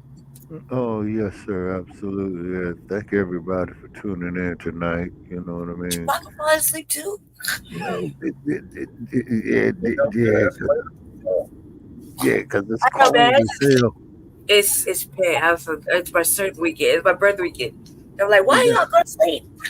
Yeah, and so what it is that basically, ladies and gentlemen, is what we're doing here at Frontline Black News is exposing hypocrisy in the biggest fucking way. You see what I mean? You know, these motherfuckers got all this money for these goddamn immigrants, but they don't want to cut the check for the fucking reparations. So the price tag on the reparations is $750 trillion for past atrocities, present atrocities, and future atrocities against us in the people. And then we get trolls coming in here on our podcast. We get trolls coming in here on it. And the only thing I want to say for all our haters out there, huh? It's not my fault. It's not my fault. Oh, and I was just going to tell our haters, you know, keep your cards and letters coming. And be sure to spread the link to our podcast and what we're doing here at Frontline Black News so we can get all your other hate mail out there as well, too. So we're giving all you haters out there who love the dump, as in human shit. And the black ones were calling for the black dumpster supporters. Oh, yes, sir. Yes, sir. Oh man, I don't know if we want to open the can of worms because they fight hard for this. I went through it yesterday. Hard for this mega shit. Well, they can come right along to get that smoke. At Shabaka's Black Experience Enhanced. And the number for them to call in is 516-418-5996. And I need to sit up here to be convinced of why I should get off my couch when I'll be sitting on my ass looking at this circus unfold the night of the election. Okay. Biden, he keeps shitting on himself. And the Trump is full of shit. Okay, so we got one who's full of shit and another one who keeps shitting on himself. Okay, and I hate this damn Biden regime because these motherfuckers now want you to pay taxes off of more than $600 you make in a year. So I'm going through all this paperwork and shit looking for every goddamn time I filled up my damn car for a bullshit ass job so I can see I can get a tax deduction. That's right. That's right. Yeah. And then reparations, we're all for it because all you other groups out there, you know, the feds is bringing you motherfuckers here, giving you goddamn money. Your motherfuckers are squatting goddamn houses, taking people's property, and our people built this goddamn country and we supposed to kiss your ass? Fuck all you motherfuckers out there who says that reparations is wrong. Oh, they say, oh, well, you know, nobody who is a slave is no longer alive. No, motherfucker, the goddamn work that they did, you sons of bitches are still cashing in off of it to this fucking day off the power of the parlay. So, for all you motherfuckers who's out there that's against reparations for descendant of slaves here in the United States, kiss my ass. Phone number for you to call on Tuesday night, 516-418-5996. Build you a profile there up there at Blog Talk Radio. You could do it for free. Please enter all your hate mail in our chat room. We love our haters. We really, really do. And good night from Sin City. That's your bugger. Yeah. Thank you. Oh, yeah. Oh, yeah. Y'all is welcome. Let me find some eyes right here so I can turn off my computer. All right. Good night, Shabaka. Night, Shabaka. Okay, so I'll talk to y'all in a few hours when I wake up, God willing. Okay. I got to feed myself before the food bank. Go ahead. Yeah, you are doing the Rise and Shine tomorrow. So be sure to share them. By the way, and I want to say it up here, where's that punk ass Mayor Mike Johnson of Denver? You know, when you out there doing that. Doing the most. Too busy taking trips to the Super Bowl. Taking trips to the goddamn Super Bowl. That's way past. That was a long time ago, Jesse. Yeah. Long time ago. Yeah, well, anyway, Mayor Mike Johnson of Denver, Colorado, fuck you too. All right. Okay, folks, I'm gonna bid you all a good night from Sin City. I'm out. Okay, Jay Militant. Yeah, get with us, brother. I hope everything is cool over there for you in Frisco, man. How's that weather over there, man, off the bay? Storming right about now. Yeah. So wishing Jay Militant the best up there. Cause I've been up there in those I storms. know They he's get so good loud. He was angry earlier. Yeah, Yeah, he was live. I saw him. He was mad for 2 minutes. Yeah, all right, okay, yeah. He said he's out too. All right, Jay Militant. All right. Talk to y'all later. Okay. I'm out. Okay. All right, I'm out too. Oh, good. It's my birthday weekend, so I guess I'll just sit here and pout. So I just get it. All right. Well, thanks for everybody. Talk to you whenever. You see me. You better join up now. Yeah, we got Paul on the way, Jay.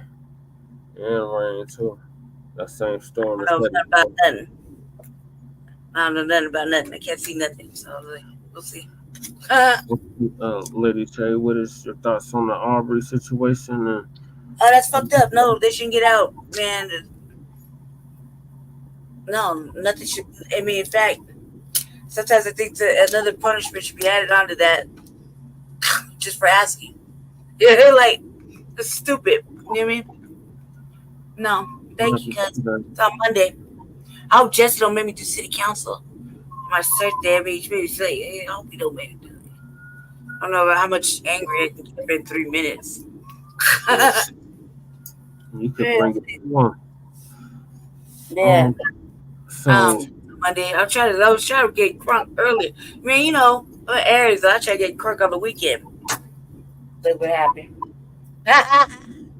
It's like, we'll call it. I didn't want to fuck with him though. So I couldn't get over. I couldn't get around. Like, it's like it all fell. Everything fell apart right before my birthday. In a matter of hours or 2 days, 3 days. Like all of a sudden, just everything, like defeated. I try to be funny right now, but yeah, it's really serious, y'all. She's covering up, but it's really serious. Really bad. Yeah, so see y'all later. I guess I'll talk to you after the food bank or whatever. Be safe. Okay. All right, thank y'all for tuning in to our season. I got it up for at least the show for a second. We're moving into our 4th season. Yeah. That's good. After the Lady Chase C-Day weekend. Yeah.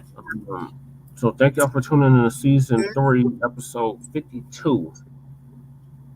Yep. Part 1 of the Frontline Black News on Lady Chase C-Day weekend. So, they gotta have something bad. It's been fucked up for days. Yeah, see y'all later. For part 2, I guess. I don't know how I got this going right here, but the universe, I guess. So we'll be thankful. So hopefully we'll see you tomorrow. Not tomorrow. And thank you, everybody. Sleep well. Talk to you tomorrow. Stay safe. Yeah. So make sure y'all like and subscribe to all of our platforms. Frontline Black News, The Revolutionary Agenda, and Shabaka's Black Experience Enhanced. And we still want you dumpster supporters, you black ones, to call us to Shabaka's Black Experience Enhanced on Tuesday and tell us why we even waste our time with the dump as a human shit. And we want to make that perfectly clear. America need to be great again. Oh my God. Be black again. I'll make sure of it. So that's the number. Call in, and we'll see y'all then. So peace, love, light.